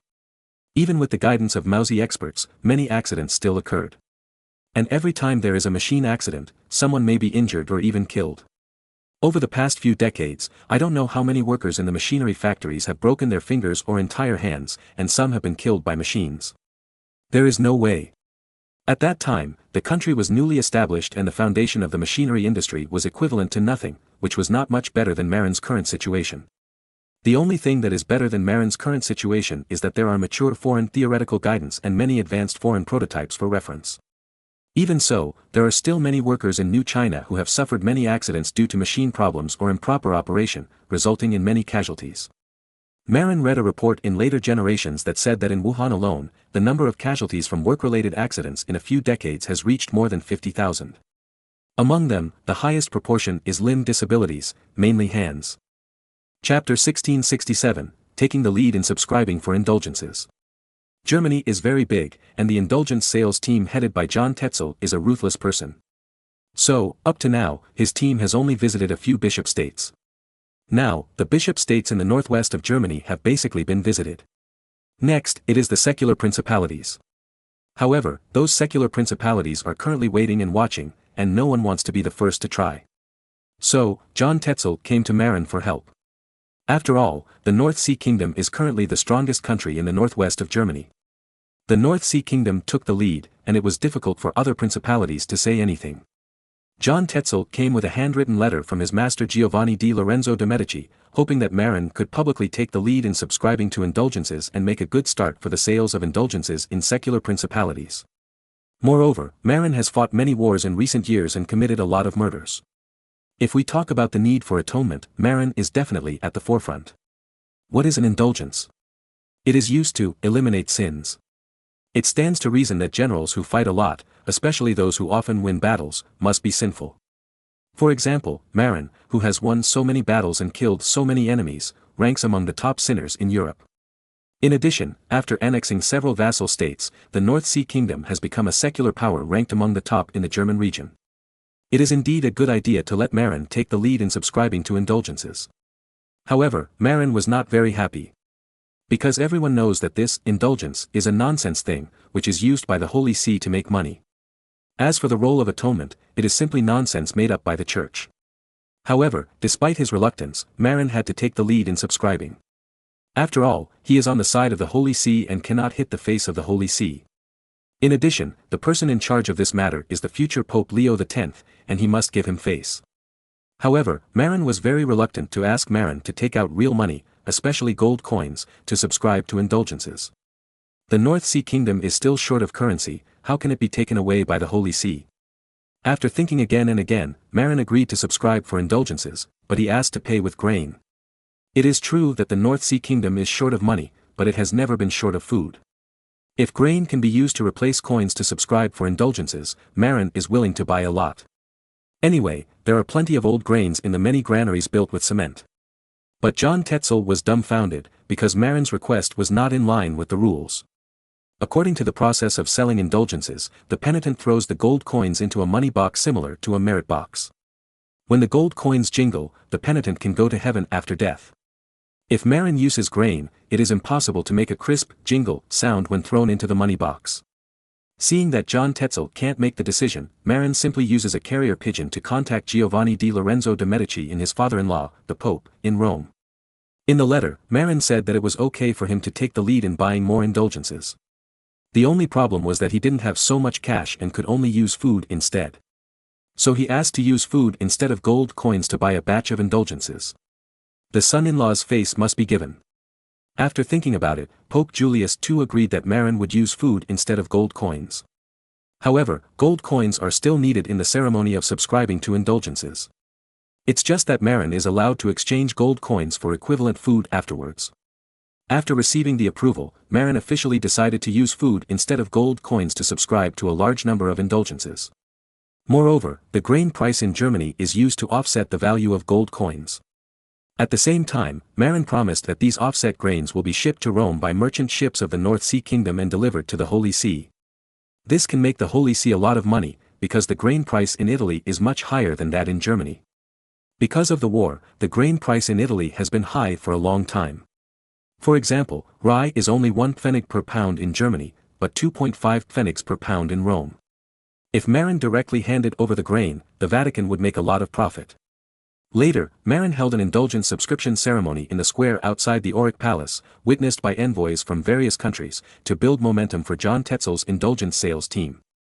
On the high platform of the Auric Palace Square, Marin half knelt on the ground and confessed to God with a serious expression. Behind him, Kahn, Schwartz, Wagner, Steindorf, Hanks and other North Sea generals half knelt behind Marin and confessed to God with Marin.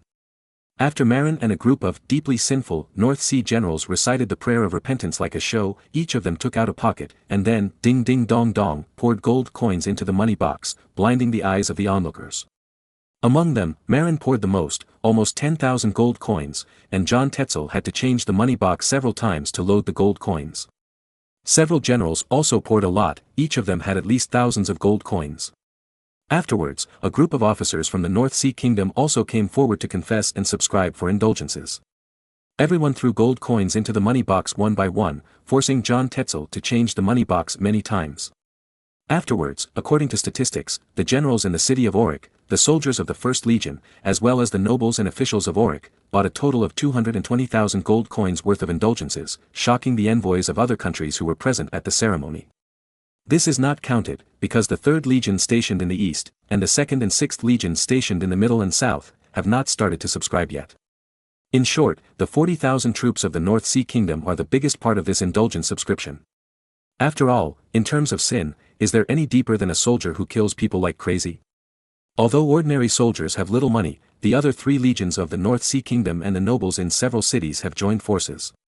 It is estimated that the sales of indulgences nationwide will not be less than 300,000 gold coins, and perhaps even 400,000 gold coins. This time, even John Tetzel, the leader of the indulgence seller, was shocked. Originally, he just wanted the North Sea Kingdom to take the lead. Unexpectedly, Marin was too fierce, and he spent more than 200,000 gold coins at a time, making others embarrassed to buy less. Of course, after the subscription ceremony, the 220,000 gold coins were all taken back by Marin. Then, according to the spoils-sharing agreement, Marin only needed to ship grain worth 110,000 gold coins and transport it to Rome. At the same time, grain worth more than 80,000 gold coins was sent to the North Sea Church. However, Archbishop Taylor, who knew Marin's sinister temper, dared not really ask for so much. He only received grain worth more than 10,000 gold coins and refused to accept it anymore. But what Taylor didn't expect was that Marin recently disliked the fact that the granary was full of food, so he gave more than 80,000 gold coins worth of food and sent it to the church's warehouse. Afterwards, John Tetzel carried the banner of the Holy See with high spirits and continued to go to Emden, Groningen, Münster, Osnabrück, Oldenburg, Bremen, Las Vegas, Lüneburg, Wolfenbüttel, Goslar, Bochum, Recklinghausen and other major cities to continue selling indulgences.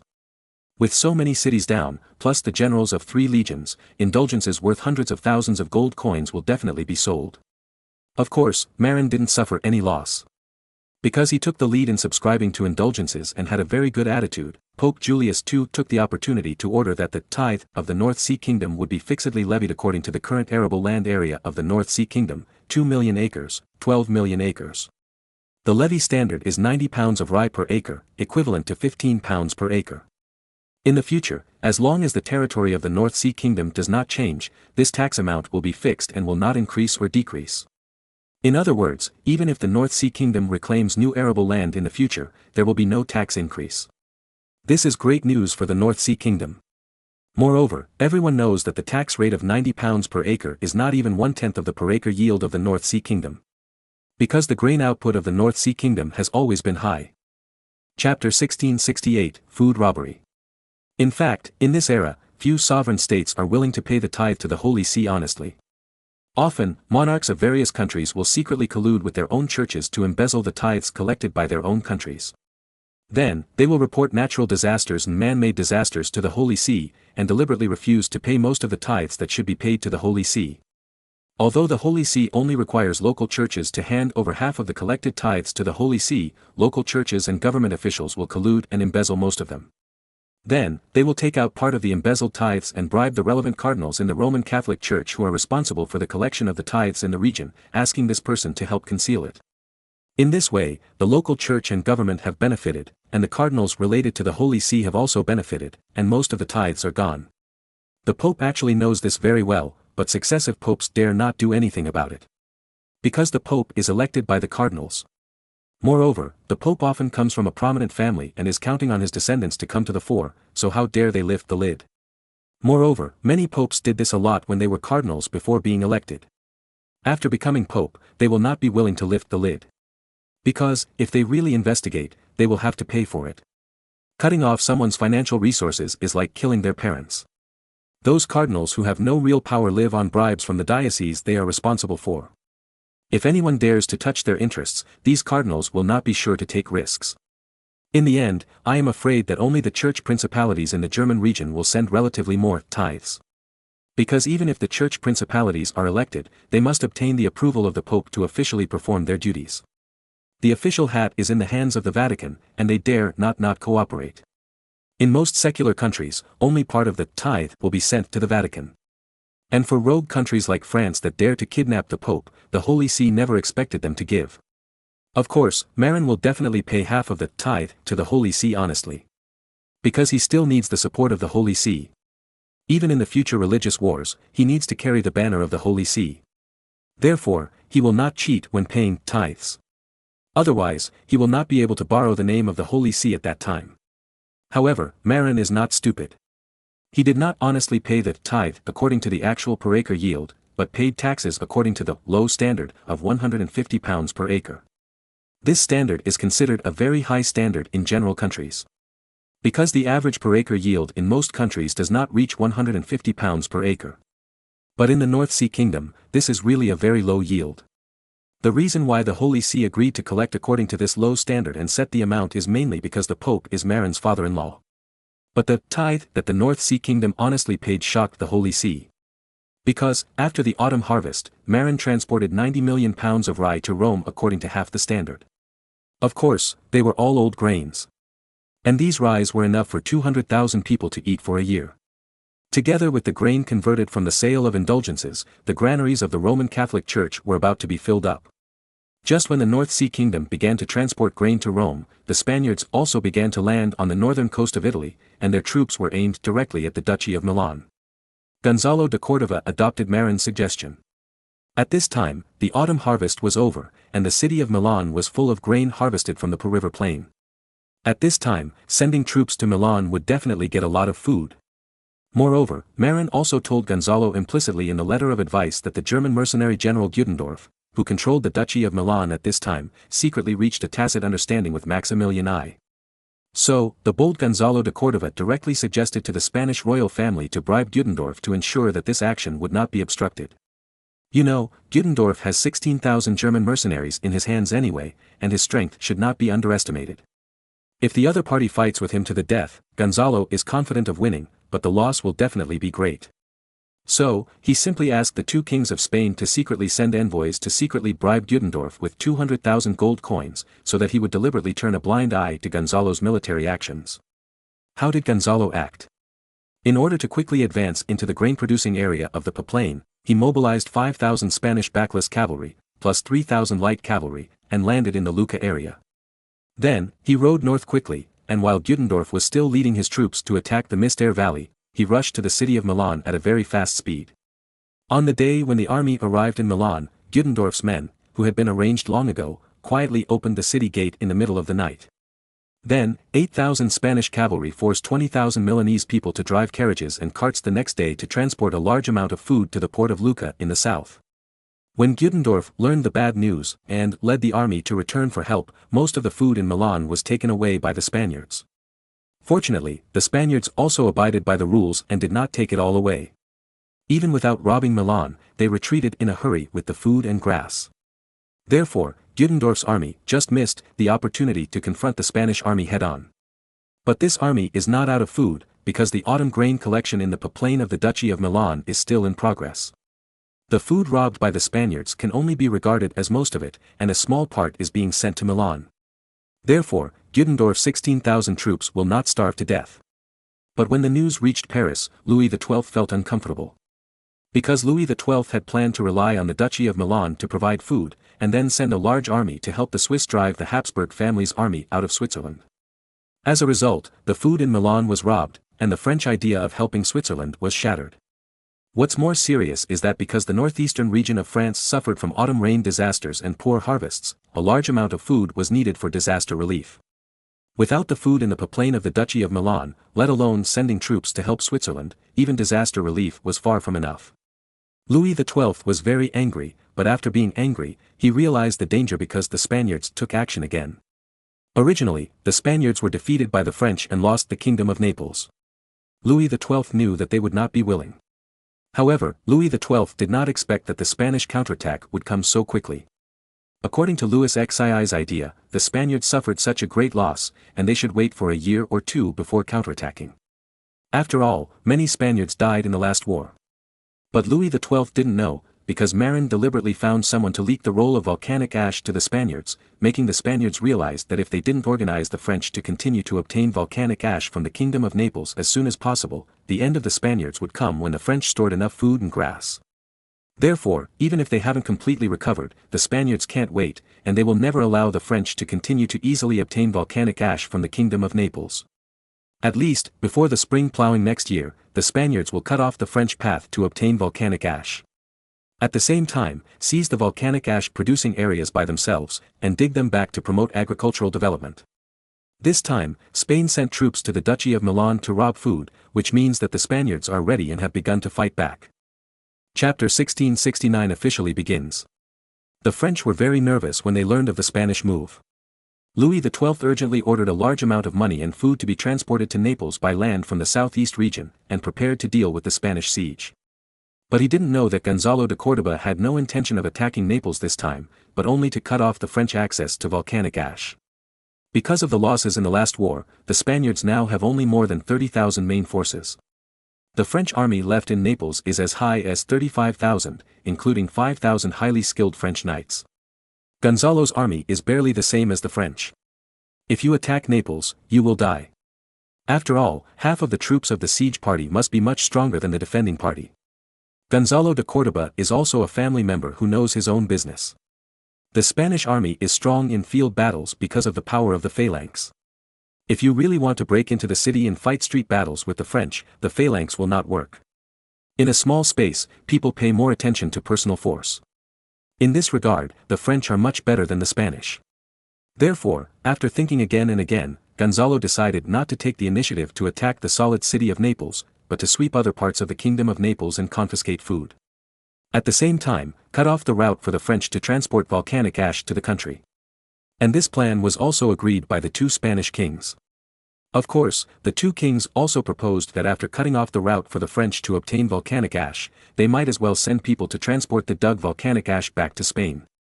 Although there are more mountains and fewer plains in Spain, there are still a lot of arable land.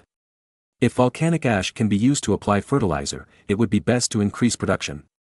You know, the price of grain in Spain is the highest in Europe because there is little arable land, it is full of mountains and hills, but the population is still large. If the yield can be increased, it should have a great effect on stabilizing grain prices. Of course, the noble families who obtain volcanic ash fertilizers can also gain huge benefits by relying on high grain yields. As for who can get the biggest benefits? Naturally, it is the Spanish royal family. In addition, there are those big noble families. After all, they have the most land. And they will definitely get volcanic ash first. In addition, because they occupied the northern part of Morocco, the Spanish royal family and nobles could also grow barley along the banks of several large rivers in Morocco. With the help of volcanic ash, they also made huge profits. But these are secondary. The most important thing is that the Spanish government and the opposition agreed that even if Spain could not get volcanic ash fertilizer, the French could not get it. France and Spain are about the same size, but most of France is plains, which is the most important part of the plains in Western Europe. Therefore, France has always had developed agriculture and a large population. If the French get enough volcanic ash, the Spanish will not be able to sleep. Therefore, Gonzalo's first task is to prevent the French from getting it, and then to get it. But anyway, destruction is always easier than seizing. For example, attacking the enemy's food and grass and burning the enemy's food and grass is much simpler than seizing a large amount of the enemy's food and grass and transporting it back. Therefore, this time, General Gonzalo still led the army to land in Salerno, more than 20 kilometers south of Naples. Then, he quickly led his troops to the Vesuvius volcano area and eliminated the local French garrison. Then, he immediately resumed the excavation of volcanic ash. However, the excavated volcanic ash was no longer transported north by land, but was transported to the seaside and then shipped back to Spain.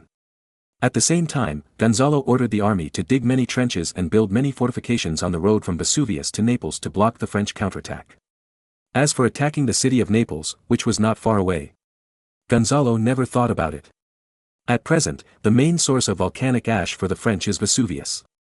Gonzalo knew very well that as long as the supply of volcanic ash from Vesuvius was cut off, the French would be anxious first without having to attack Naples themselves. Therefore, Gonzalo was not in a hurry at all. After he led his troops to capture the important Vesuvius volcano area, he started digging trenches and building walls directly in the local area, fully preparing to resist the French counterattack. At the same time, he also sent out Spanish backless cavalry to rob food everywhere, especially the food in the villages in the north, to avoid giving the French the opportunity to get supplies. In addition, the cavalry sent to the north to rob food was also responsible for destroying all bridges leading to the north to prevent the French from reinforcing Naples.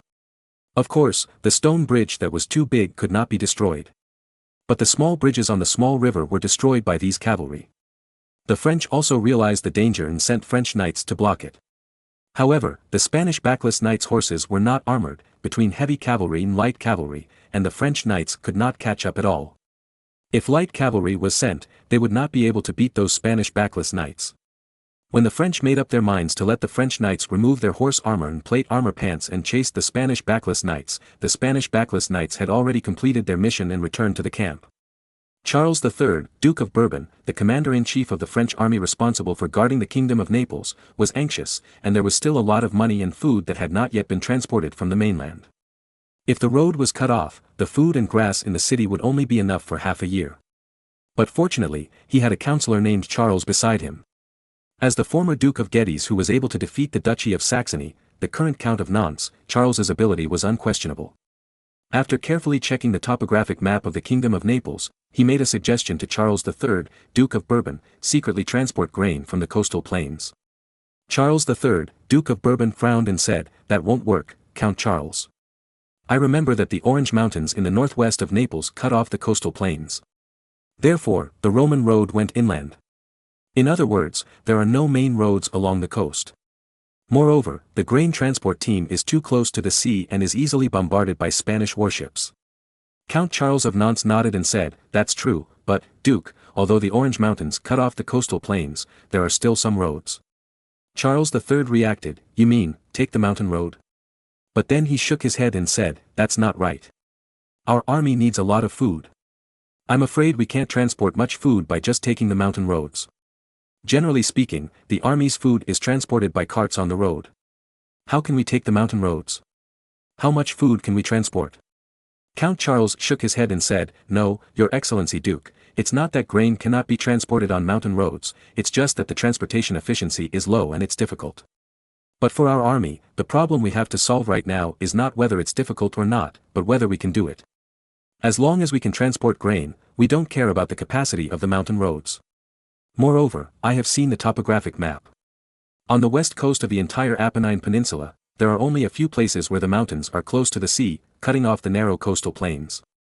And between the Kingdom of Naples and the Papal States, apart from the Orange Mountains, there are only the mountains on the Terracina side that are close to the sea. As long as the problem of crossing the mountains and ridges in Formia on the seashore of the Orange Mountains and Terracina further northwest is solved, the grain can be transported over." After listening to Count Charles's words, Duke Charles III of Bourbon walked to the map again, looked at the mountains and rivers marked on the map, frowned and thought. After thinking for a long time, he continued, "Okay, even if we send someone to find the mountain road through Formia and Terracina. However, after crossing these two places, it is the Papal States. We in France have a bad relationship with the Papal States. What if the Papal States prevents our army from transporting food?" Count Charles thought for a moment and said, "This is not a big problem. There are also a group of French cardinals in Rome. We can ask His Majesty the King to bribe those French cardinals and those bishops who have good relations with France, and ask them to help cover it up. You know, those cardinals are greedy for money. As long as they are paid enough, they can do anything." After a pause, Count Charles said, "Moreover, I heard that Marin sent a lot of grain to the Holy See as tithe. This year, the Papal States has a good harvest of grain. We can directly spend money to buy grain from the Papal States. It doesn't matter if the price is a bit high. As long as they are willing to sell grain to us, they will not be able to stop us from transporting grain. It doesn't matter if the grain is difficult to transport. We can drive more Naples mountain people to help transport grain on the mountain roads." Charles III nodded and asked, "What if the Spanish warships bombard the grain transport team?" Count Charles had already made a plan: the route near the sea, transport food at night and rest during the day. The route along the mountain road, transport food during the day. Anyway, the Spanish artillery fire cannot reach the mountains. In this way, under the advice of Count Charles, the French opened up a coastal grain transport route. Although the transport volume is not large, it is continuous. Moreover, Count Charles secretly bought fishing boats belonging to the Papal States and hired them at a high price to help transport food at night to bypass Formia and Terracina, which is more convenient than taking the mountain road. On the Spanish side, because the naval generals were too confident in their control of the sea, there were no ships patrolling at night, and they were actually taken advantage of. Chapter 1670, Louis XII is coming to buy food. At this time, Naples was said to have started a war, but the situation was extremely strange. Neither side took the initiative to make contact, but each side went its own way. After controlling Mount Vesuvius, the Spanish army began to dig trenches and build fortifications, as if they were the attacked party.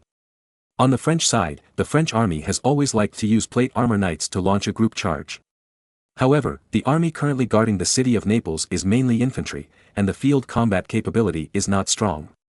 Therefore, the coach, Duke of Bourbon Charles III, did not have the confidence to take the initiative to attack. On the contrary, Count Charles, in a similar way to smuggling, hired the fishing boats of the Papal States to help transport food at night and brought a lot of military rations to the city of Naples. Among them, many military rations were simply purchased from the Papal States at a high price. As Count Charles thought, there are indeed many French bishops in the Vatican, and there are also many pro-French bishops. Under the French money offensive, these bishops opened the door for the French army. As for Pope Julius II, although he knew the situation, he chose to pretend not to know. The reason for this is not that Julius II is afraid of France, but that Julius II does not want to see the French army defeated easily. Marin had written to him to discuss the situation in Naples. With Gonzalo's return, it would be difficult for the French to get an advantage from the Spaniards. As for the Papal States, neither France nor Spain is a good thing, and Julius II hopes that the two countries will be defeated. Therefore, with the French army in an unfavorable situation, Julius II simply pretended not to know and allowed his bishops to collude with the French. Of course, it is possible to sell grain, but the price must be increased a little. Taking advantage of this opportunity, it would be good to extort more from the French. But anyway, the Spanish have the upper hand at the moment. Because Gonzalo's army occupied Mount Vesuvius, which is very important to the French. In this way, the source of volcanic ash in France was cut off. Louis XII was very anxious, and he was frowning when he made villains with Queen Anne recently. Because of natural disasters and the fact that most of the food in the Duchy of Milan was robbed, the Kingdom of France has lost the ability to launch an offensive this year. Even the domestic food for disaster relief has a lot of gaps. After following the advice of Count Charles, a lot of money was spent to bribe the cardinals in Rome and to purchase food from the Papal States at a high price nearby. The money in the treasury of the Kingdom of France was spent like water, and it was not enough. In desperation, Louis XII could only send envoys to Venice to ask for a loan again. However, are Venetian merchants easy to deal with? Although they hope to see the Spaniards in trouble, they will not miss any opportunity to make money. So, while asking for a higher loan interest, the Venetians also asked the French to provide the Venetian merchants with silk produced in Lyon, Burgundy wine and wood for shipbuilding at a lower supply price. In the absence of authentic Ming Dynasty silk, the local silk produced in Lyon is a very popular product and the first choice for many European nobles to make clothes. This thing is not short of market at all, but only out of stock. Before, the French controlled it and sold it at a high price. Whoever pays more will be sold. But now the Venetians took advantage of the difficulties of the French and proposed to buy all the silk produced in Lyon at a lower purchase price. Although Louis XII was dissatisfied, he still accepted the conditions of the Venetians for the sake of national security. As for Burgundy wine, needless to say, it has always been synonymous with the top wine in Europe before the rise of brands such as Bordeaux's Lafite winery. This thing has no worries about sales. As long as there are nobles in Europe who pursue a luxurious life, this thing will not worry about not being able to sell. As for wood, it is mainly the tall old oak trees in the mountains and forests in central and southern France. These are all excellent shipbuilding materials, and they are also needed by Venice, a great maritime country. Venice has a small territory and scarce resources. The wood needed for their shipyards is basically dependent on imports. At present, Venice has about thousands of merchant ships sailing in the Mediterranean and the Atlantic, and even as far as the Black Sea. Most of the wood needed for these ships is imported. In France, in addition to the large degree of development in the plains and fewer trees, the plateaus and hills in central and southern France are still rich in tree resources. Although France has a large population now, 15 million people are not many for a land area of nearly 500,000 square kilometers, excluding Alsace and Lorraine, Franche-Comté, and parts of Nice, Savoy and Navarre. You know, in Marin's previous life, there were more than 20 million people in Shanghai, which was only more than 6,000 square kilometers. In later generations, England, which was only 130,000 square kilometers, had a population of more than 55 million. But in later generations, France, which had 550,000 square kilometers, had much better geographical conditions than England, and its agriculture was more developed, but its population was only more than 66 million. In other words, it took more than 500 years for the French population to grow from 15 million to more than 66 million, which was only more than 4 times that of 500 years ago. England, on the other hand, has grown from less than 3 million people to more than 55 million people, more than 18 times that of 500 years ago. And the French's mortal enemy, Germany, has also grown from a population of 10 million to more than 82 million, more than 8 times that of 500 years ago. How should I put it? Over the past few hundred years, France's population growth rate is probably the slowest in Europe. In 1800, during the Napoleonic War, France already had a population of 29 million. At that time, Germany had a population of only 18 million, about 10 million less than France. But 200 years later, Germany's population has increased to more than 82 million, while France has more than doubled to more than 66 million, which is 22 million less. In the past life, someone made an interesting statement that the French population growth has slowed down since they began to be romantic in the 19th century. Everyone is busy looking for love, so no one is willing to have children. And the same is true for China in later generations. After modern people began to indulge in love, the fertility rate also dropped sharply. On the contrary, the population of African blacks who have no love and only know how to think with their lower body has begun to surge. The population of Arabs who don't care about love has also surged. Similarly, the ancient Chinese, who had no love at all, also increased rapidly because of the traditional culture of pursuing a house full of children and grandchildren. After abandoning traditional culture and starting to pursue love, the population growth rate of modern China plummeted. This is not the most terrible thing. If same-sex marriage is passed, it is entirely foreseeable that the population will decline. For example, the Netherlands, which was the first to pass same-sex marriage, actually has a very low fertility rate. After all, homosexuals can't have children. The population growth of the Netherlands in later generations depends entirely on immigration. If there were no immigrants, the population decline would be completely visible. But immigration brings many problems, such as Germany, which is about to become Deutschland. The same is true for France, which has also brought many terrorist attacks. For Marin, who is eager for population growth, any factors that hinder population growth are unforgivable.